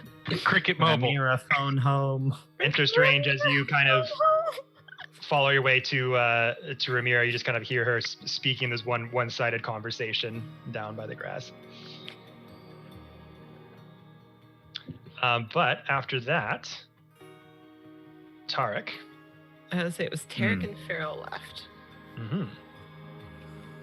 With you two sort of waiting out there as you see Fiend kind of stroll in. Some of your parties kind of already made their way towards the front into the garden.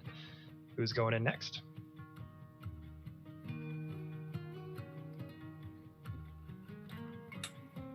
You first. Sure. I will go first then, because I'm sure Tarek will end up taking more time than I will. Okay. And I'll walk in. Good luck in there. Very interesting. She walks in. She's not being ceremonious at all. But she'll nod kind of respectfully when she walks in. Odin's just still standing there in his throne room with his spear in hand. How fares you today?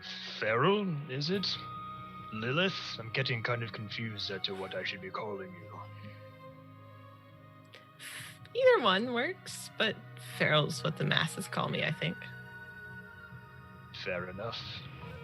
What can I do for you? I would like to make good on what I asked for before we left.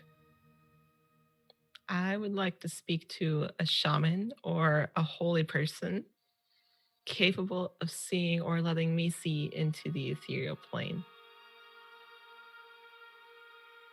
I see.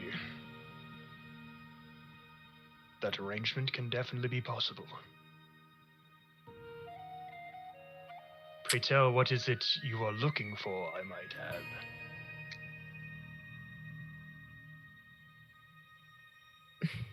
I guess a little bit of peace.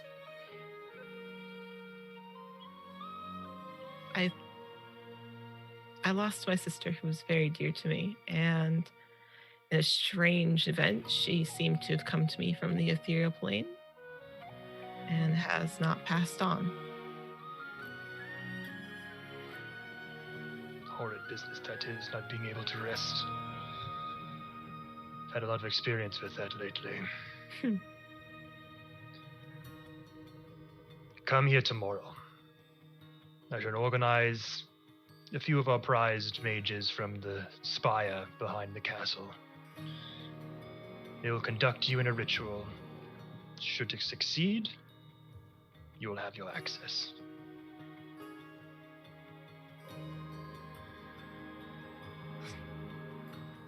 Additionally, I would like to make sure that my bards, the two that were standing out in the hall with me, are safe here. I know that they weren't exactly planned for in their entirety. Seems like the things that I want or plan for never really seem to come the way I hope for anyway. I'm starting to get a little used to that. Oh, that's... But they are to be under your care, under your protection. But they are allowed to be within the halls of Asgard. I would gladly take up the mantle and responsibility. Should they get up to no good? I'm aware. Haven't you seen enough of me to know that I'm also normally up to no good? I just behave myself while I'm here. Well, the devil you know, as they say. No, they are my responsibility. And though I'm lacking 2 of them, these 2 I will take responsibility for.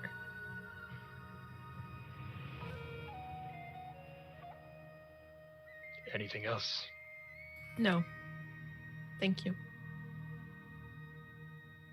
Thank you for your service. She'll be a little more respectful as she leaves. She'll actually bow a little bit. And then she'll take her leave. Okay. She'll walk out, look to Tarek. All you. Then looks to Salil and Fair. And you two better behave yourself, because if you get kicked out of here, I swear to gods. You kind of say that to them walking down the hallway, taking them down towards the front. That's exactly where we're going. As all there is left is Tarek. Hmm. As you see Farrell kind of leave the vicinity. Fiends, are you still in the hallway there, or have you kind of left to go forward too? I have just trotted along to find where Sir Strange is gone. Okay. Farrell will Alright. give Tarek a little, you got this. It'll be okay. And then she'll keep walking. I hope so.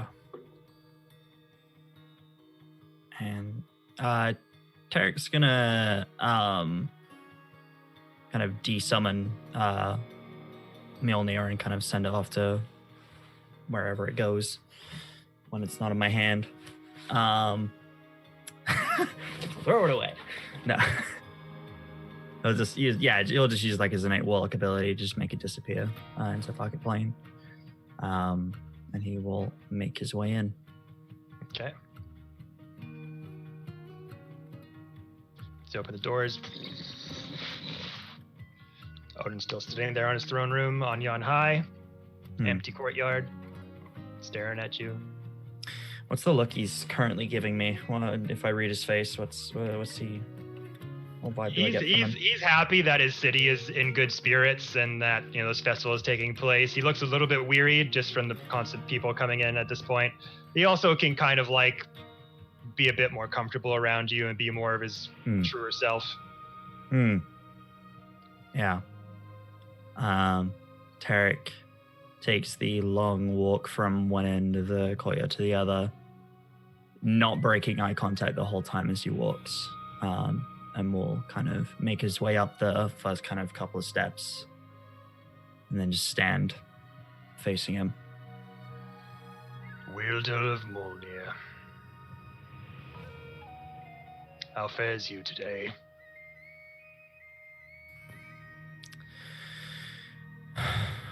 Confused, weary, angry. Yes, I could smell that off of you during that battle. I had good reason. Heimdall tells me you enacted quite a bit of bravery in that Frost Maiden battle. Did he tell you that I died? He did. Seemingly you refused to carry out the request.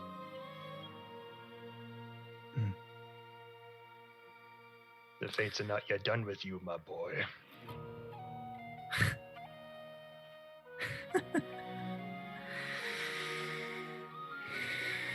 In the moment I needed you the most, you weren't there. But he was. Why was that? Whatever those devil patrons of yours are up to is no concern of mine. Seemingly they Offering tried to save my life? Did you take it? No. Then And for that, you I passed remain worthy. Does that even mean anymore? Should you not want to know, you may hand it over whenever you like.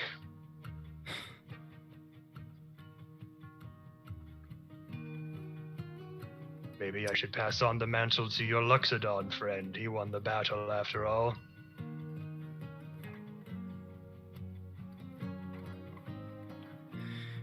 During this fight that you set up for us immediately when we returned from battle, you welcome us back here and immediately forced us to fight again. Can you not see that we are all tired? Need rest? It has been days. I left here 2 weeks ago, and since then I have done so much in such little time. Traveled to the far reaches of Icewind Dale, to Wagon's community to find Fiend. Defeated an Elder Brain. Transported an entire city's worth of people south. We defeated an army of vampire gnolls. We defeated their leader, and when we made it to what I thought would be safety, we immediately met with more conflict. And then when I finally returned here with my people, with civilians that needed shelter, you told me that I had to go back and kill a god so that they could stay here. And that cost me so much. It cost all of us so much. Do you think that is fair? Are you done with your squabbling? You are like a puny child, crying and whining about his responsibilities. You know what you promised when you took up the mantle of the hammer. You know what your responsibilities are, and I will not! And he stands up, and the torches in the room dim for a moment. Have a pugilant child tell me what my responsibilities are, and what I do is word. Follow them. You did this all on your own. Yes, you passed on. A devil reached out to you, gave you another way. You resisted, and you came back from death to fight another day. I'm not sure what you're complaining about, Tarek. You chose bravery in that fight and came out on top. You are proving yourself more worthy of that hammer every day, but when you say things like this, you make me regret giving it to you.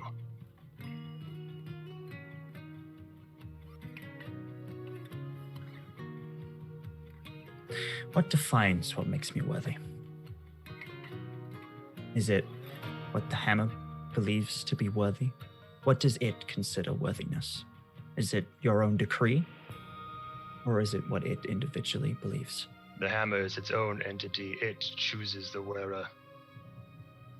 So when I come to you and say these things, yet I can still lift it, what does that make you think? That I have set you on the right path. Be sure you keep walking it, Tarek. You think that me questioning all of this, yet I can still lift the hammer, doesn't make you think about Questioning what that could mean? authority doesn't make you any less worthy.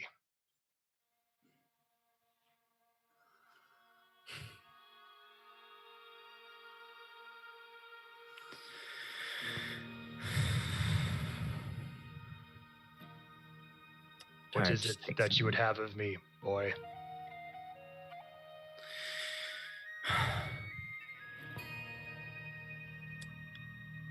I will admit that all of this has been so much for us mere mortals.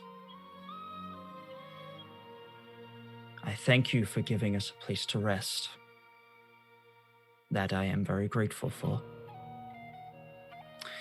However, during this fight, you robbed me of something. When Fiend cast that spell and sent myself, Toon, and Ramira back to the mortal plane, I got what I have been searching for 10 years.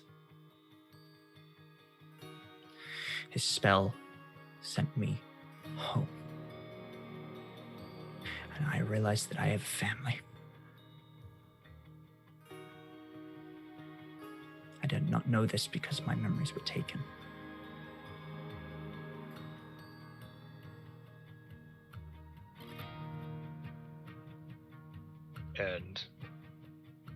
And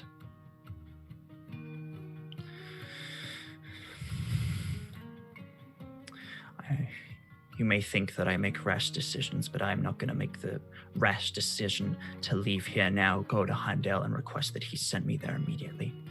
Because that is what I want to do. But I know that there is more at stake. And that there are more important things I must do here. But I don't know how far forward I can go whilst my mind is still clouded. Not knowing where I came from and being so close to finding out.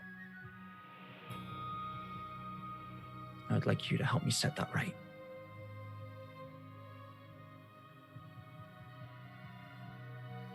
There are spells that I can cast, but I do not believe they will work across planes. If there is, and at this point, he came in very angry. At this point, that anger is fading away, and it's definitely a lot more not he's asking. The anger has kind of faded away. He's not sounding like desperate, but he is kind of grasping for something and is genuinely asking this of Odin with the purest intentions of, I saw someone who knew me. In the brief time that I was there, someone, perhaps a sibling, saw me. They knew my face.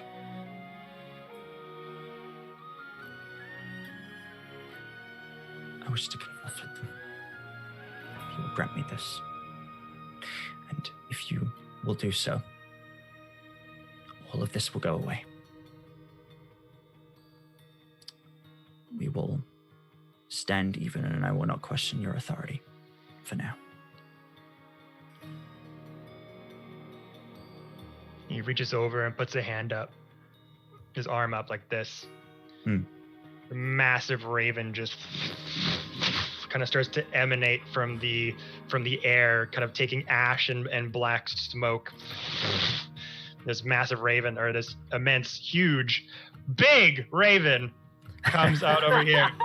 I've said massive so much tonight, and it's like a weird Freudian slip. I can't fucking do it. I almost lost it. Because at one point, Huge. Jordy put a message in chat saying synonyms for massive. It's one of those stupid fucking like improv things. Where, like, my brain just has one I do fucking it too. descriptive word. You just do it like Toon sized or Ramirez sized. It's so good. I love it. Anyway, As soon as big Jordy fuck off finished- raven sits on his fucking arm, There we go. and he plucks one of the feathers from it. If you wish to amplify your abilities, hold this when you cast. It will amplify the spell and allow you to communicate between the planes. As he holds out this raven feather that's just kind of smoking and ash kind of filtering up into the sky. Tarek will take a step forward and take it from him and just look at the feather and then look back to Odin and just say, thank you, my lord.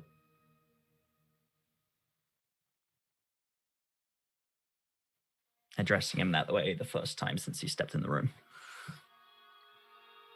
And as you kind of say that and turn around, sort of lowly bow and slip out of the courtyard,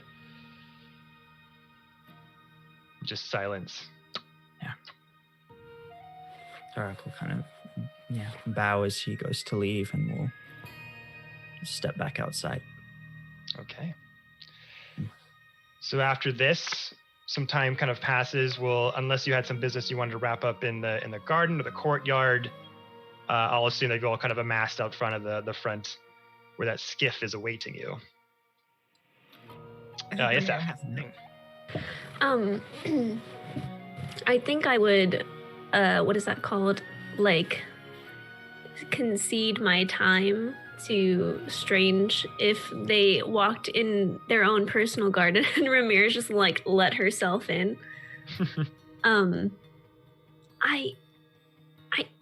This is your garden.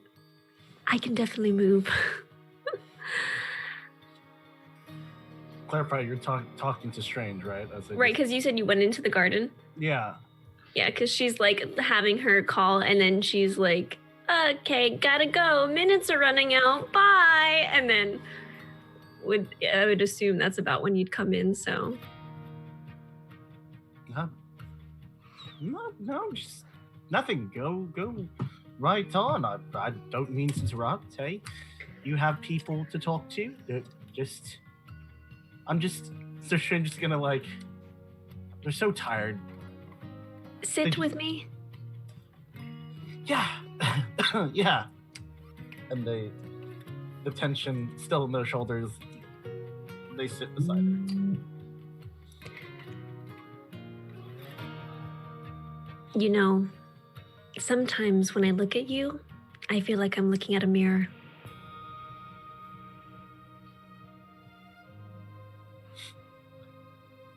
Guess that makes me a really pretty mirror, huh? Now, Sir Strange, you flatter me. And we both know I'm talking about how beat to hell we are instead. Yeah. With that being said, how are you feeling? The old how are you feeling question.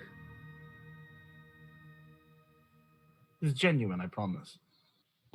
Oh, I have no doubts about that. But like I said, I'm looking in a mirror, aren't I?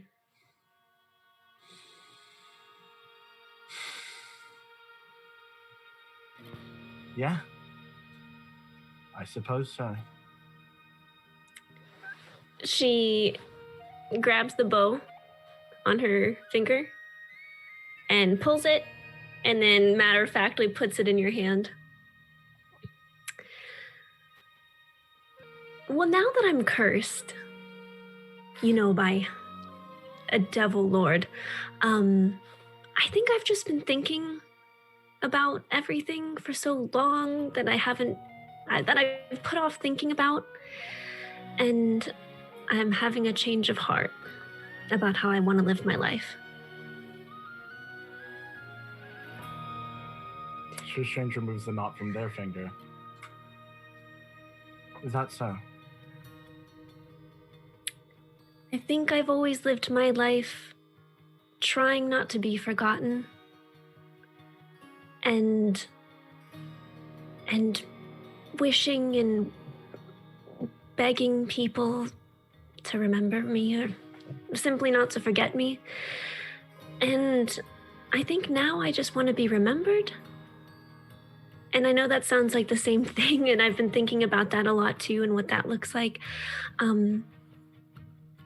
But I think being remembered is a little bit different because people just want you there, even after you're gone. And so they choose to remember you instead of me wishing and begging people wouldn't forget me.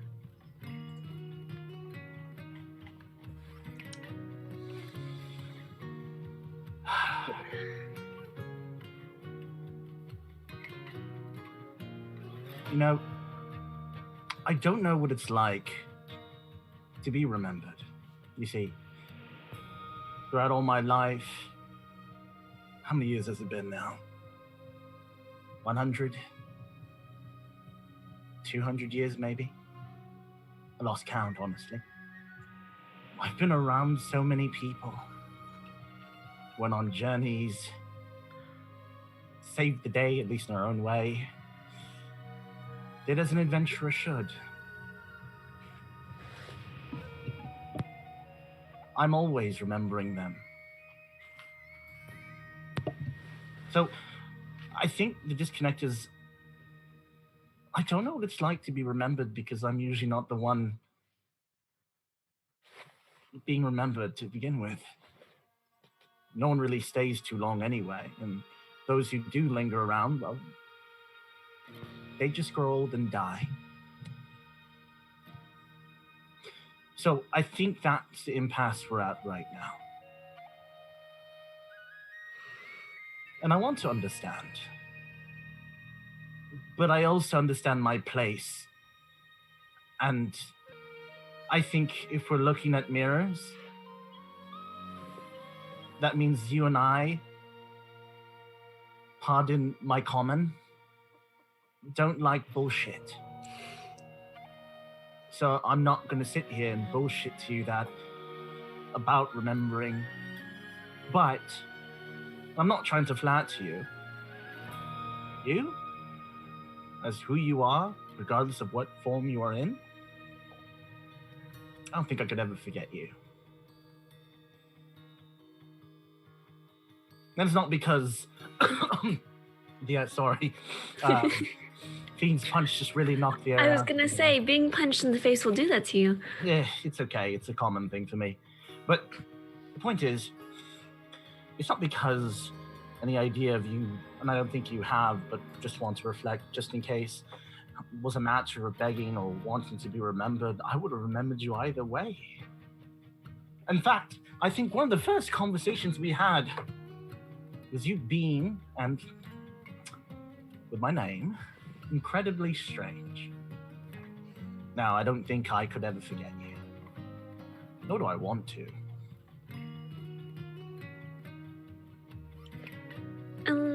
Speaking of which, do you know your first name? Strange has always been my name. Well, as far as I can remember. You know, I forgot their face, but I remember when I came to, that the first phrase ever told to me was, "You're a strange one, aren't you?" And ever since then, Strange has been my name. I know, I think it's quite nice. I don't disagree.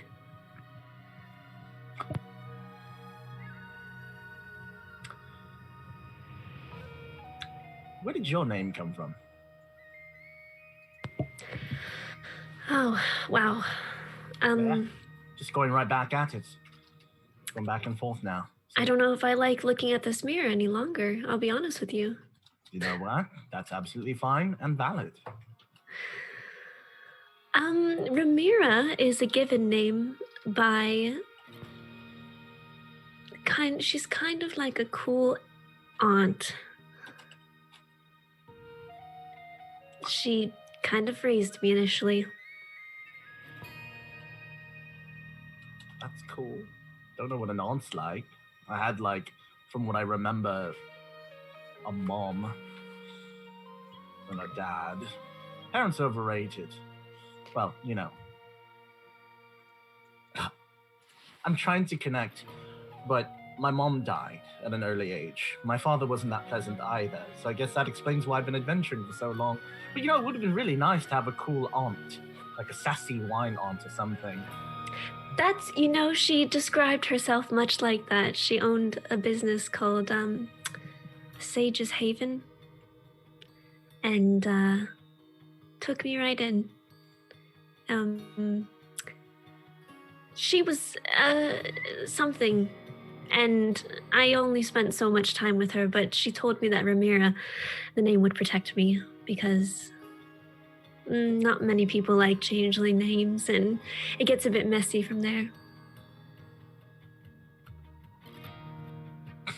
Well, when I'm able to understand that, I think you're fantastic, regardless of what your name was. Then again, there's disconnect. Can I ask you something? Fire away. You've already asked so many questions. It's kind of my thing now, isn't it? You're infringing on my territory, I'll be honest. Well, I figure we're gonna go back and forth from now on. Are you afraid of being forgotten?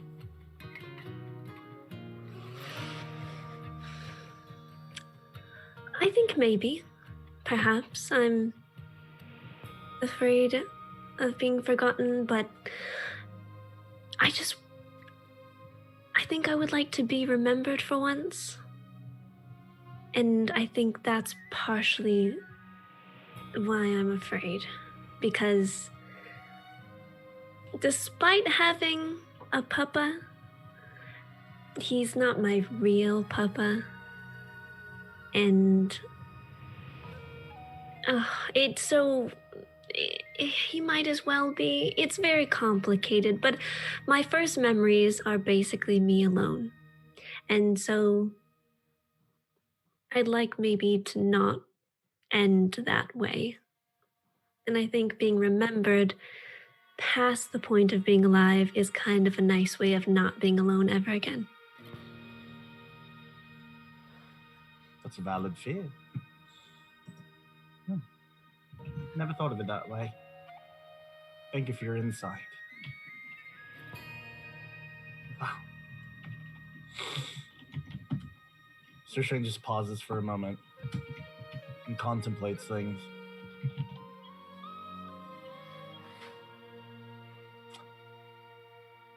I'm not afraid of being forgotten. I think, at least for now, everything's subject to change. We're all just growing at our own pace, you know? But I don't think I'm afraid of being forgotten. And I think that's where we're different. I think that's incredible how we're different, you know? I think it's just I've been doing this for so long that if no one remembers me at this point, well, again, pardon my comment, fuck it. Well, at this rate, I feel like it will also be very difficult to ever forget you. Especially the kindness you pour out to people. Things like that don't just go away. And you say people don't remember you, but I have a hard time believing that as well. I'm looking at a mirror. Now, don't go using my own words against me. It's true, though. Well,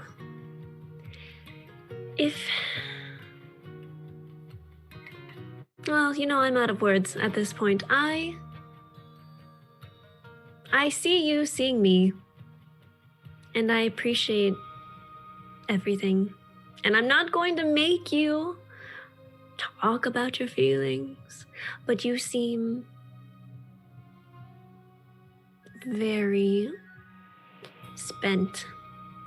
And if I can say anything, my papa always told me that you should find people who make life worth more living. And despite all of the shenanigans I've been put through, I think I found some really good people who make life a little bit more worth living. And that includes you. So, spent or otherwise, you can always talk to me. Not or not. Honestly,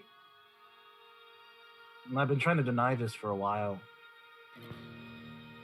I'm not leaving the Frostbreakers anytime soon.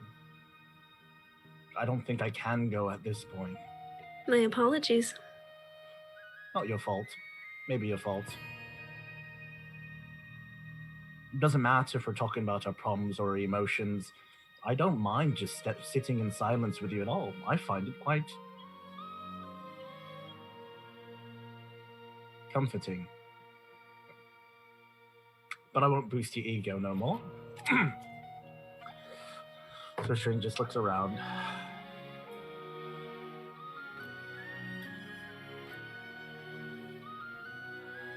Lemire?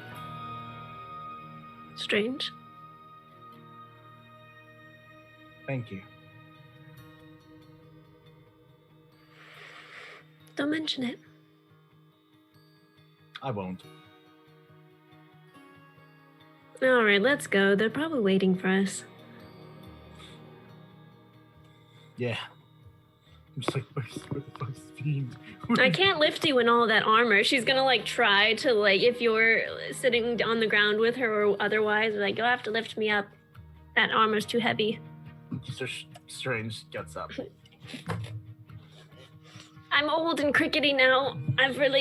It's been a long day. I got fucking punched up earlier. Okay. Yeah. So as you all start to make your way to the front of the courtyard, everyone kind of making their way there in their own time. Again, the fervent crowd outside is kind of dispersed a bit, but there's still lots of cheering and lots of sort of high energy going around.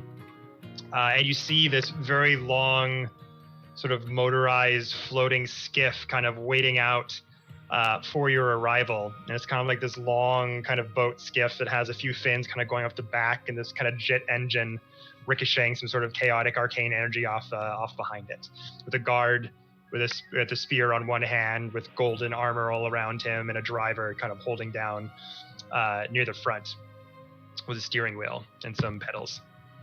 Is this near where we left originally, when they by the armory and stuff that we left the Chewingas and the Dryad with that one dude? I imagine if the guy heard we were back, I left the kids. Based on how Chewingas are, he probably would have been a beeline for the throne room to give us back our babies. Our babies. I miss our babies. If you There's let's say hair, balding spots everywhere where the Chewingas pulled his hair out. Yeah, by that point, he, when you go over sort of towards the armory and be like, where are my friends? Where are they? And yeah, there is like this disheveled person with just like his armor's all over. Is where like more of like a noble clerk kind of thing.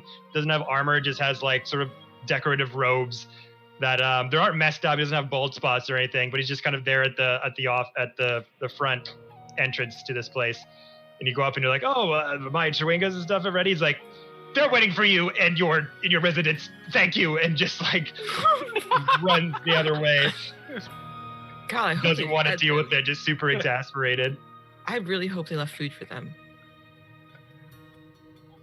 Or furniture.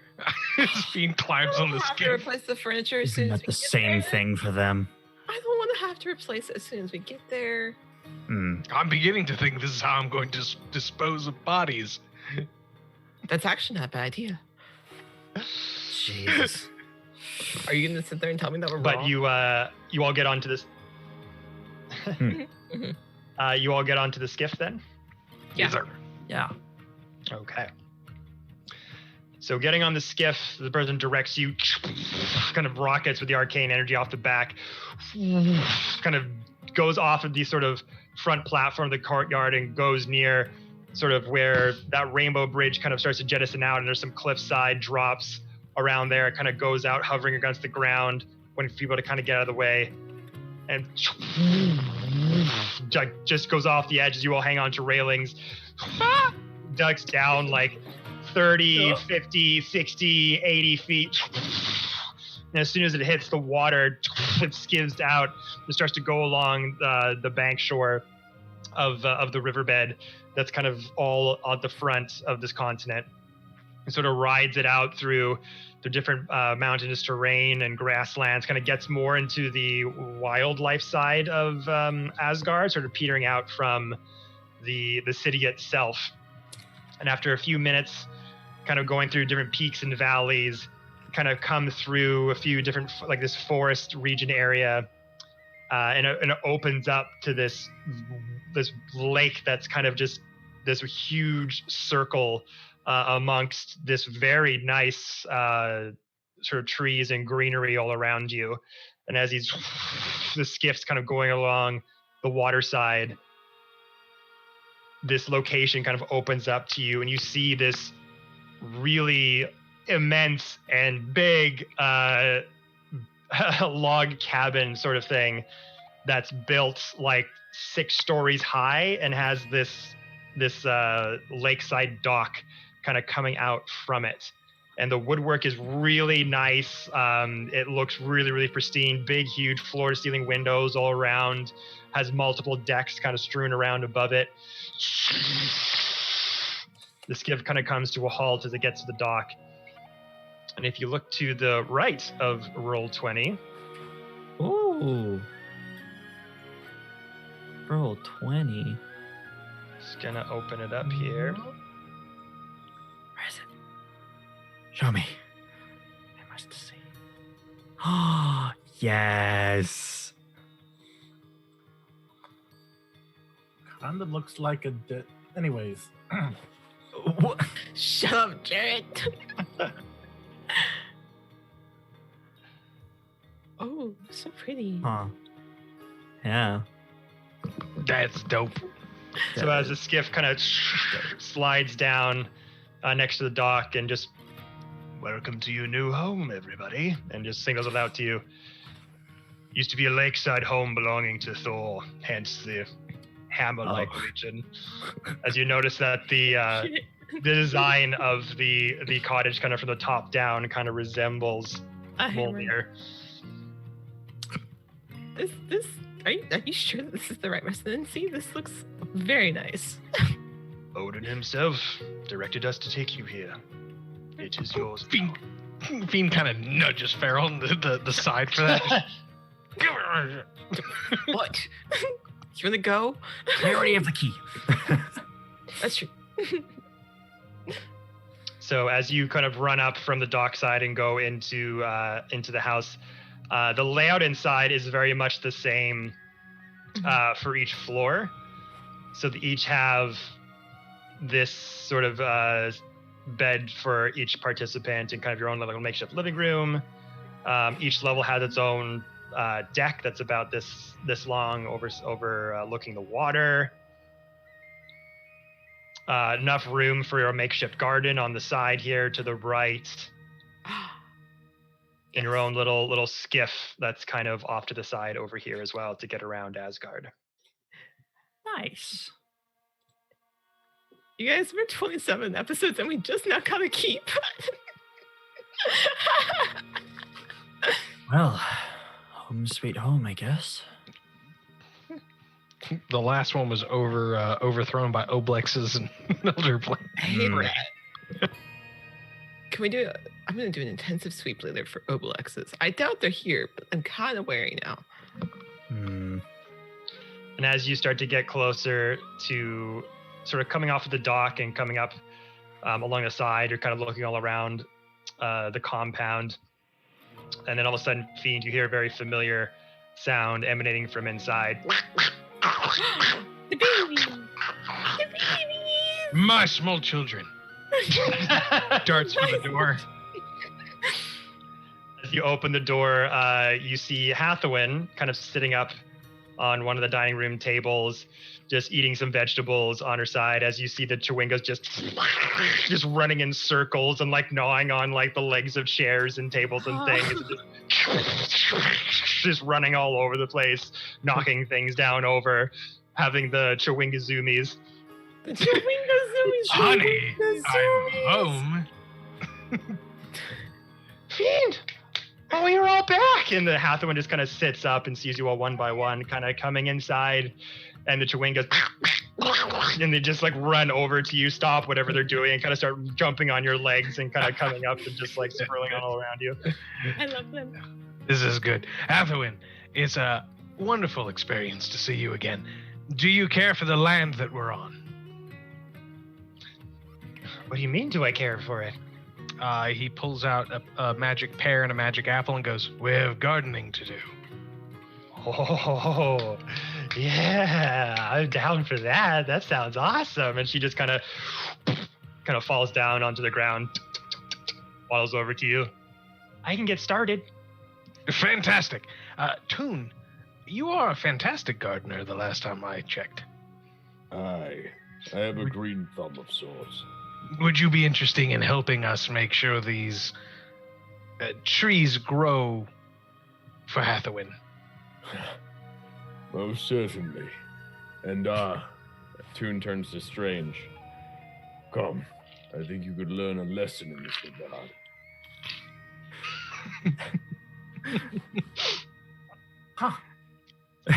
Sorry, Tark, do you want to say something? Tark's just gonna lean over to no one in particular, probably generally in Farrell's direction, and be like, "A Luxanon thumb's supposed to be green?"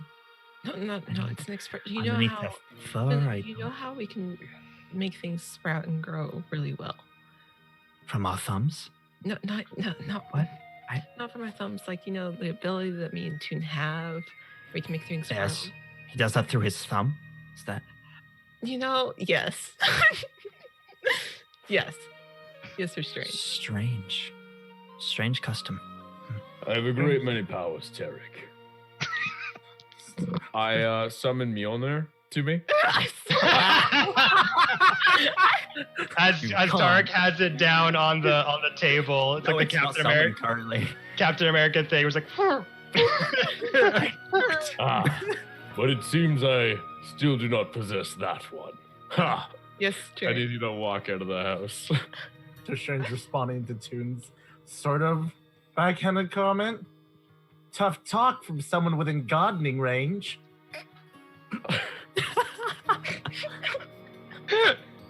I understand you've been schooled on the battlefield, but gardening is a group exercise, not a combat sport.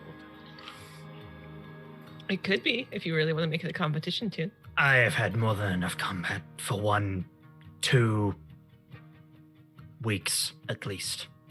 And I've had my fill of victories, Farrell. Just see like the you anime think sweat he's drop win? on the back of Fiend's head. Not all of us grew up, you know, in the middle of nowhere with snow. The Frostbreakers destroyed The house gets destroyed as they fight immediately. Round 2, fight! Ballroom Blitz plays in the background. Just Tarek just summons Mjolnir and just runs at Fiend. I'm not gonna let you do it again. Oh, no. Cheryl just kind of, as Tune's leaving, not all of us grew up in the snow. No, and I grew up by hot springs and fertile soil. So, not all of us have the right understanding of our pasts. Indeed, there are some here who I think do not have understanding of their own pasts. All of that can be remedied. We have downtime at last. And Toon's gonna let some of the Chewingas like run up his arms and onto his shoulders and they tickle him as he sort of like chuckles and walks outside. They start to spread. They jump off of Fiend's body, run around your shoulders, playing with like your hair and your tusks and like swinging off them. I just Fiend leans over to Julia Stana and goes, "Those are Chewingas, the nature spirits. I feel there's some sort of connection to your people." And she just kind of looks at you with this blank stare. Yes. He's jealous of our Like a- love. like a mother who just needs a break. Yeah, I know. I was hoping they were all dead. Where'd you find these 3? So with that, Sir Strange? Sir Strange will go over to Farrell. They stare at their hand where they saw it being cut open. Feywild. Farrell, Yes, Sir Strange. I have a theory to test. Sure. What does that have to do with me? Can you summon a Fey? Yes. Yes, I can. Are you sure? I want to test something. I need to know if Odin speaks with big words that I can't understand, so this is just testing a theory. Sure. Yeah. I'm going to use Summon Fae, which I have prepared. Use that spell slot. So, just for everyone's knowledge, you call forth a Fae spirit and manifests in an unoccupied space that you can see within range. This corporal form uses the Fae spirit stat block, which I have. When you cast a spell, choose a mood, fuming, mirthful, or tricksy. I guess I'll use tricksy. The creature resembles a Fae creature of your choice, marked by a chosen mood, which determines one of its traits in its stat block. The creature disappears when it drops to 0 hit points or when the spell ends. The creature is an ally to you and your companions. In combat, the creature shares your initiative count, but it takes its turn immediately after yours, which are not in combat. But I do have little Fae pulled up. I thought for sure that you just summoned Reynard. I was like, what are you doing? I'm not mentally prepared for this. If I was going to do that, I was going to do it. Like, if I could do that, I would, but I can't. No, this is just a small Fae. So you sort of start to wave your hands around, trying to emanate a being from the Feywild to appear. And as you kind of start to wave it around, this faint sort of energy starts to come from your hands, these dark purples and blacks and greens and blues, as this form of a Fey creature starts to take hold. What kind of Fey creature are you summoning? They are small, so let me see what counts as a small Fae. Pixie. Yeah, I was going to say probably just a pixie Or a of some grig. sort. So as you go to summon it, this image of a pixie starts to take shape on the outlines of it. That starts fluttering kind of from nowhere into view, but it's translucent, and the form is starts to take shape. Disappears. Well, that's not happened before.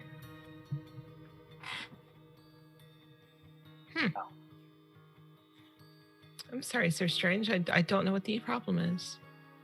It's okay. I'll just have some things to think about. I'll try later if that helps. Yes.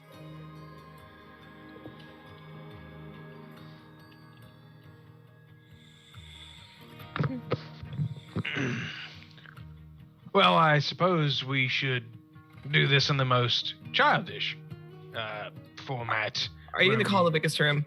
Yes.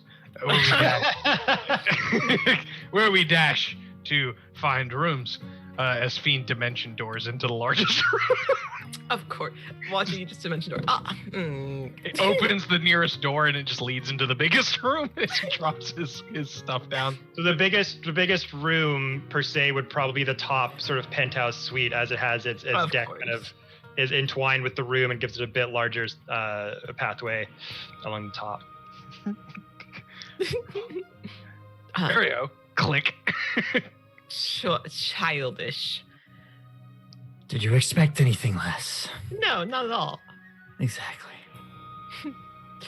I'm gonna go also. I'll be like, okay, bye. And also I'll be like, kind of drag the bards behind. Be like, Take bye. part in the game. Yes. Have fun.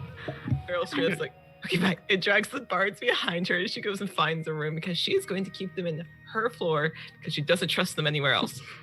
Be in by midnight. I think Ramir's just gonna hang out on the porch, sit in one of the day chairs, and watch the water go by. Fiend's like throwing little seeds and stuff, like just down around you, not at you, from the top balcony. Like, and as everybody starts to go and find their rooms, finally having a place to call their own for the first time in a long time, night starts to descend as you've been here for quite some time, making yourself feel homey, putting down any sort of personal effects where you need them to be. Around this time, it's around 10, 11 p.m. and a skiff that you can hear, Fiend, from your balcony, you can see coming down, stands there with another guard in tow, waiting for you to arrive. Fiend kind of gives his salutations to everybody, says he would be back shortly, but he needs to go do something, and hops on the skiff. You safe? Of course. That's not suspicious at all. Have a good time. Very suspicious. I'm going to the prison. There seems to be something waiting there for me. Remember, you have rights. I'm not going. You know what? That's fair. Wait, are you getting locked up? Oh, god damn it. Okay. All right. If you're not back by tomorrow morning, I'll know. I feel like Ramir would still just keep it. What are you getting? Is it cool? Are you bringing it back? Why do we always seem to be breaking into a prison? Or at least... I'm not breaking into. I'm being invited. You know what? You all do what you have to do. Play Uno, whatever you want. It's a woke thing, Derek. Yes. What is Uno? Oh god, I hate As he climbs onto the skiff. What the about last time I played those? it. They're cheated. Okay, so as that happens, you see Fiend kind of leave the household, say, I've got some business I gotta take care of. You all start to nestle into your rooms for the night. Tarek, I assume you're gonna wanna cast that dream spell. Yeah. Tarek will kind of, as the night is drawing to a close and he doesn't quite understand this Uno game, keeps saying it at the wrong time. Farrell's tried to explain it a couple times. You just don't get it. I don't understand. The draw card says, four. am I not? You draw Why am four. I drawing 4 cards? Because that's what the card. You don't, okay, never mind. We'll play Monopoly. Uno. We'll play Monopoly. Hey, I've heard of this Monopoly. Okay, never not Monopoly. We'll play. Not Monopoly. We'll play Battleships. That sounds a lot more fun. I don't like it. That's very strange. I don't like it. Fine. Anyway, kind of just looks out and sees that the sun is starting to set. And he will retire for the night. He will let everyone know. He'll be like, I am going to head to sleep. And Hey. kind of, If you need anything, Let me know. Okay. I will let you know in the morning. Better. Thank you. I will. And he will head upstairs to his room. Okay. And he will, he'll just kind of prepare himself, and he will lay down, hold the feather kind of across his chest, right where you can still somewhat feel the numb space on his chest where the diamond was placed to resurrect him. He will close his eyes and cast the dream spell. All right. So as you sit down, start to put any effects you have around the spell circle around you, kneel down, focus hard on who it is you want to be talking to, remembering the visage of that young tiefling woman. Yeah.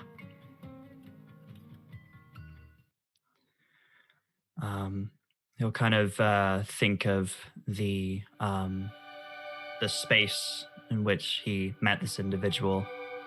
Kind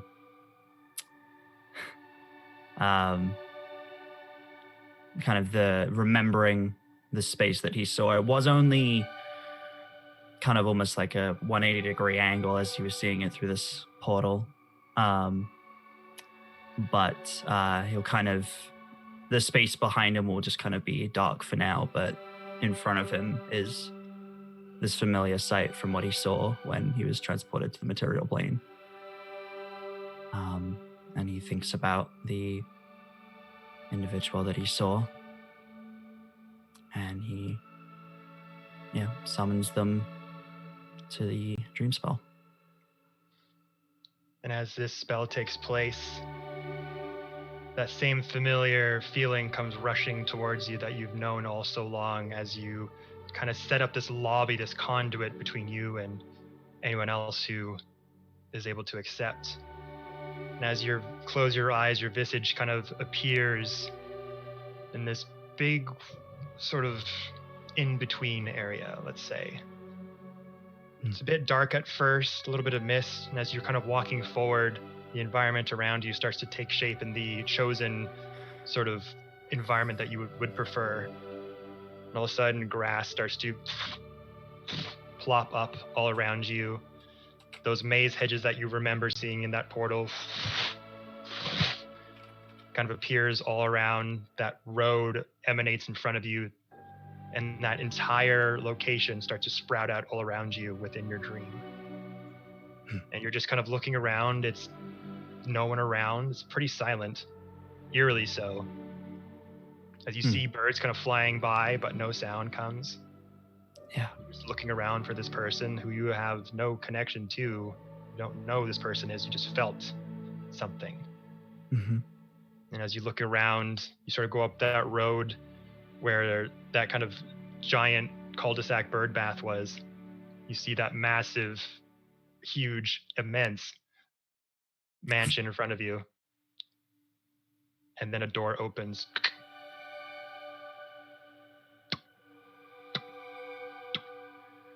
Maddie, do you want to describe your character? Yes, I would love to. Hi, friend. Hi, friend. Is audio all good? Okay, cool. Okay.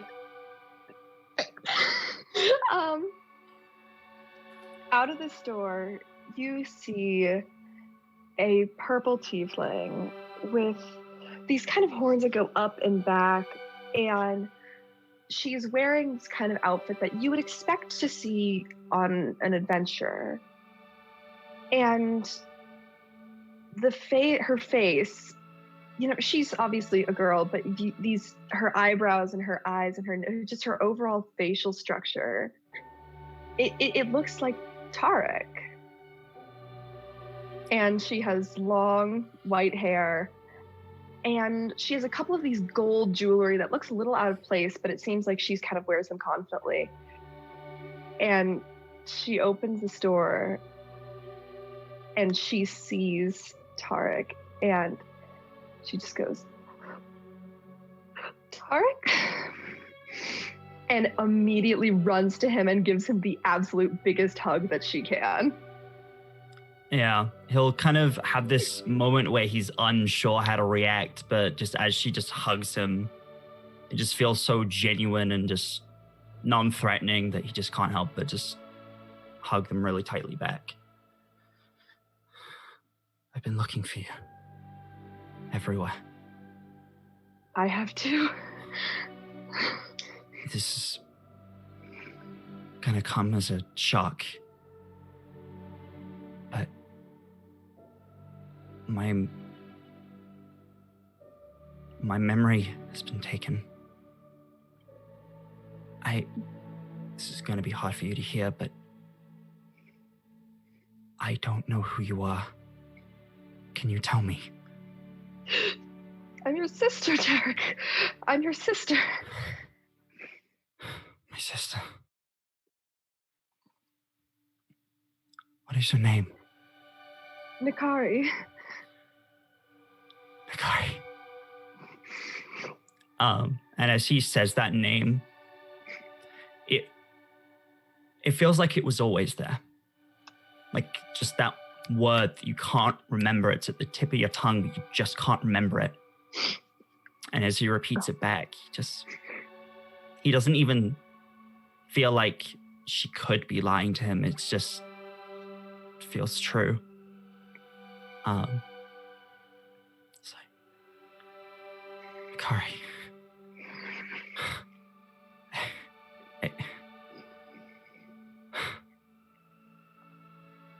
I'm sorry, I've been gone so long. I didn't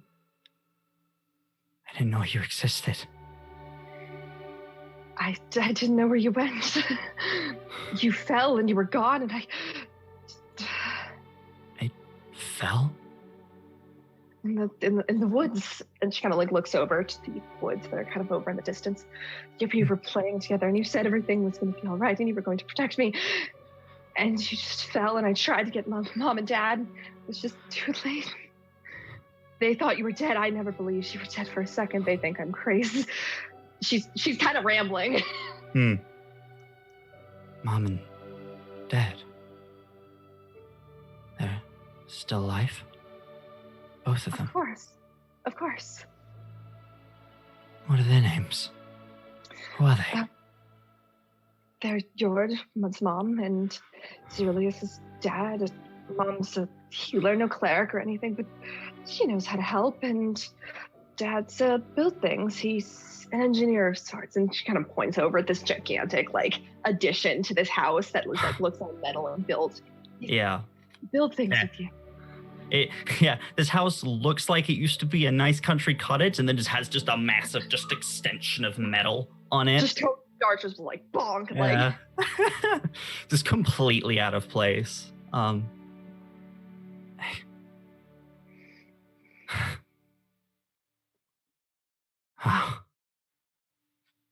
didn't know I had a family.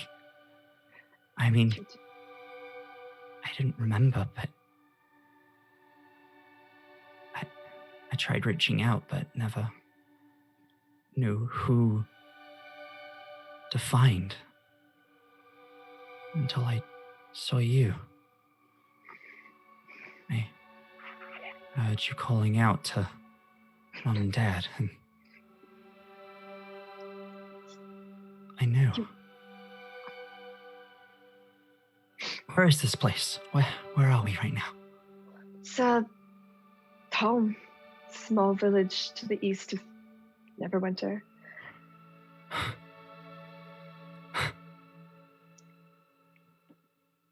I wish I could come home. Right now. I really do. Why can't you? I want to. I want to, and I will. I've been searching for you for years. They told me when we saw you through the portal or something. Her mom and dad, they came out to it, and it's too late. They didn't see you, but they told me. The voice in my head, she told me. Voice in your head? Mm-hmm. And Tarek kind of takes this moment of just, whilst everything has felt great until this moment, there is just a shot of ice in his stomach. Nakari, What voice in your head? What do you mean? My patron? What patron? Makari, this is serious. And he'll kind of take her by the shoulders and be like, what patron? Achaidh? The Archangel. Do I know who that is, Kevin? That name does not ring anything to you. She's good. She's kind to me. She's balances time and space and gravity. She's fought hordes of fiendish hordes, and she wants to create equilibrium, balance. And she said she wanted someone to explore the material realm, and she saw me visiting the place you fell. And she reached out to me. I don't believe it. And you've been searching for me this whole time. Ever since you left, ever since our mom and dad would let us leave me and live home.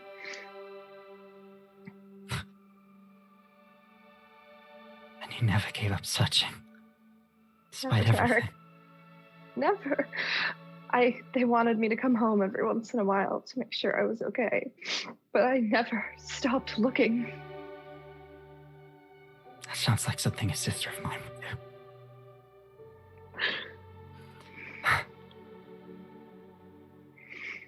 I have so much to tell you. So many things I've done and places I've been. Where are you? Oh, I don't think you'd believe me if I told you. Where? Do you know of the old Norse gods? Our last name is Ymir. Ymir?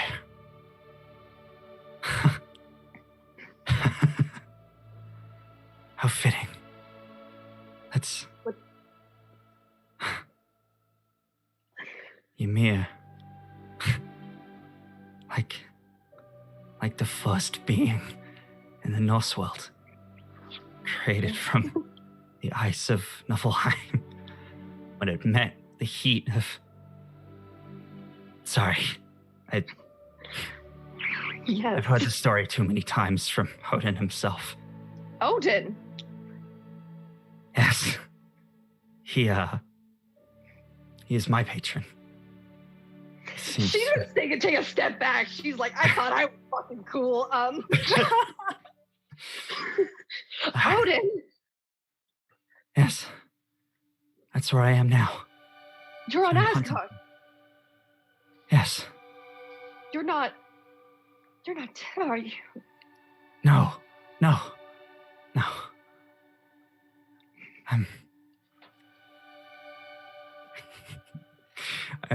I'm still alive. Still breathing. Same as you. I said that's why I can't return just yet. I have some things I need to do before I can come home. See you in person and Mom and Dad and this place. And as he kind of mentions Asgard, the kind of dark background behind him will kind of change to kind of fade into kind of the image of Asgard, kind of from where, if you'd just stepped out of the Bifrost, kind of the view you would see of the city and the light bridge. So it really looks like this? Yes. And, well, I wouldn't be here without the friends I've made along the way.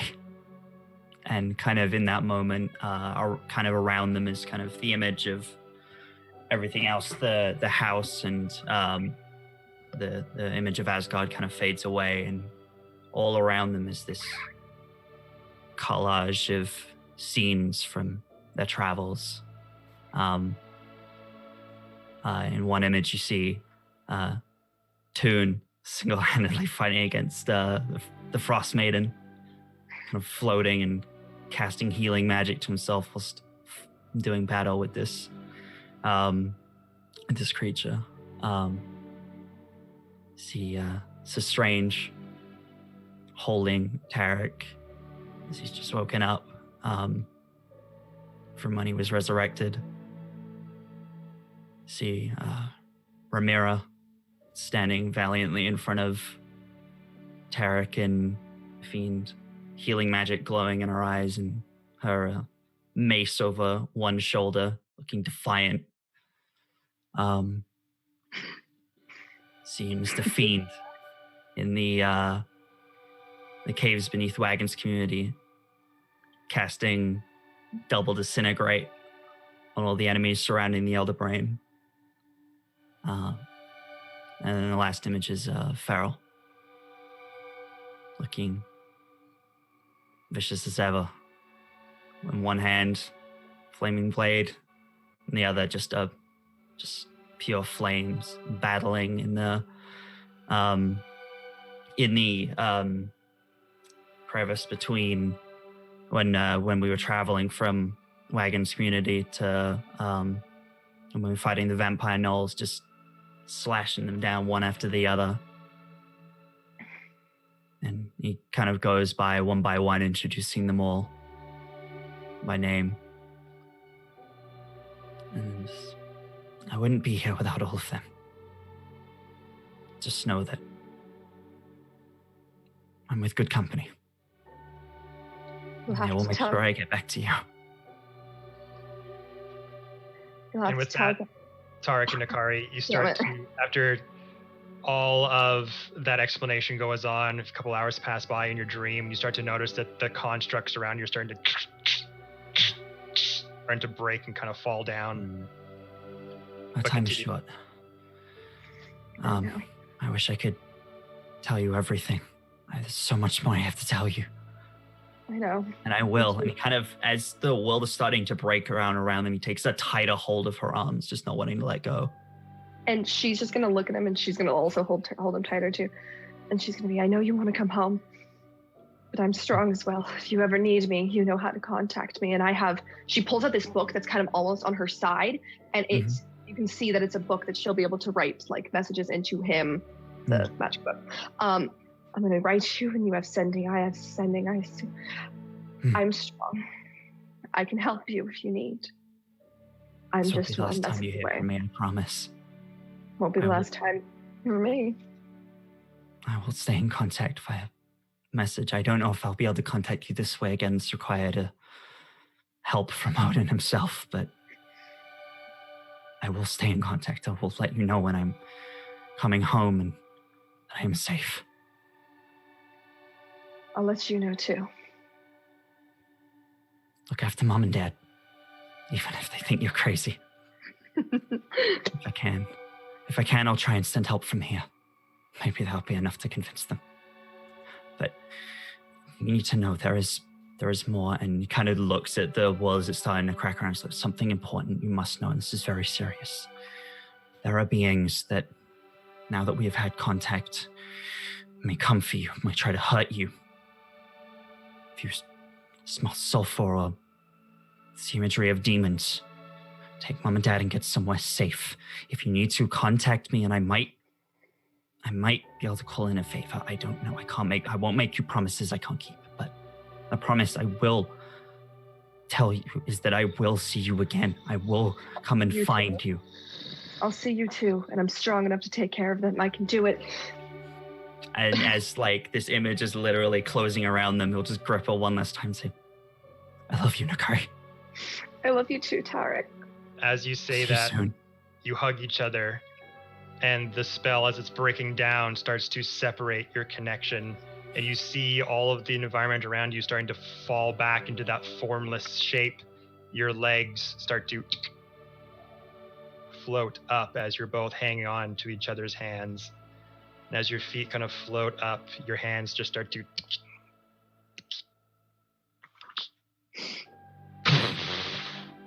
And you suddenly just separated all the way back out of the dream spell, back into your original starting positions. And as you wake up, Tarek. Nakari, you as well, in your bed at home. Eyes wide. And it's there, everyone, that we're gonna end the stream. Woo! All right. Thank you guys all so much for sticking around for that extra bit. I really wanted to get that in there. We had that planned for a little bit. Thank you, Maddie, for showing up as Nakari. Yay! Really appreciate it. I'm honored. I'm so honored. Big surprise, even for the players. John, the look on their faces when you know somebody else who joined the call, you're like, what? It's like somebody during the call. I was like, what the fuck? I thought it was like a rogue person who had someho gotten into our call. At first I was like, hello. Gonna fuck shit up. Well, that's why I was like straight up Norton antivirus, like, who the fuck are you? The last time that happened was like the end game of Prince of Frost. We all joined it. Oh my god. I like to surprise you sometimes.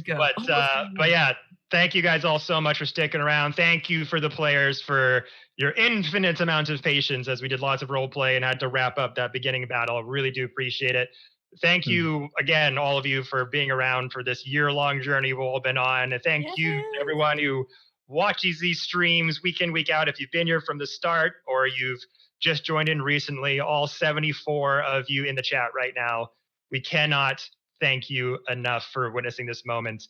Yeah, guys, if you want to continue the conversation, I think I'm not sure if we're going to go into my Discord chat or Ivy's or somewhere where we can kind of like decompress and just kind of talk about all the stuff that we just did.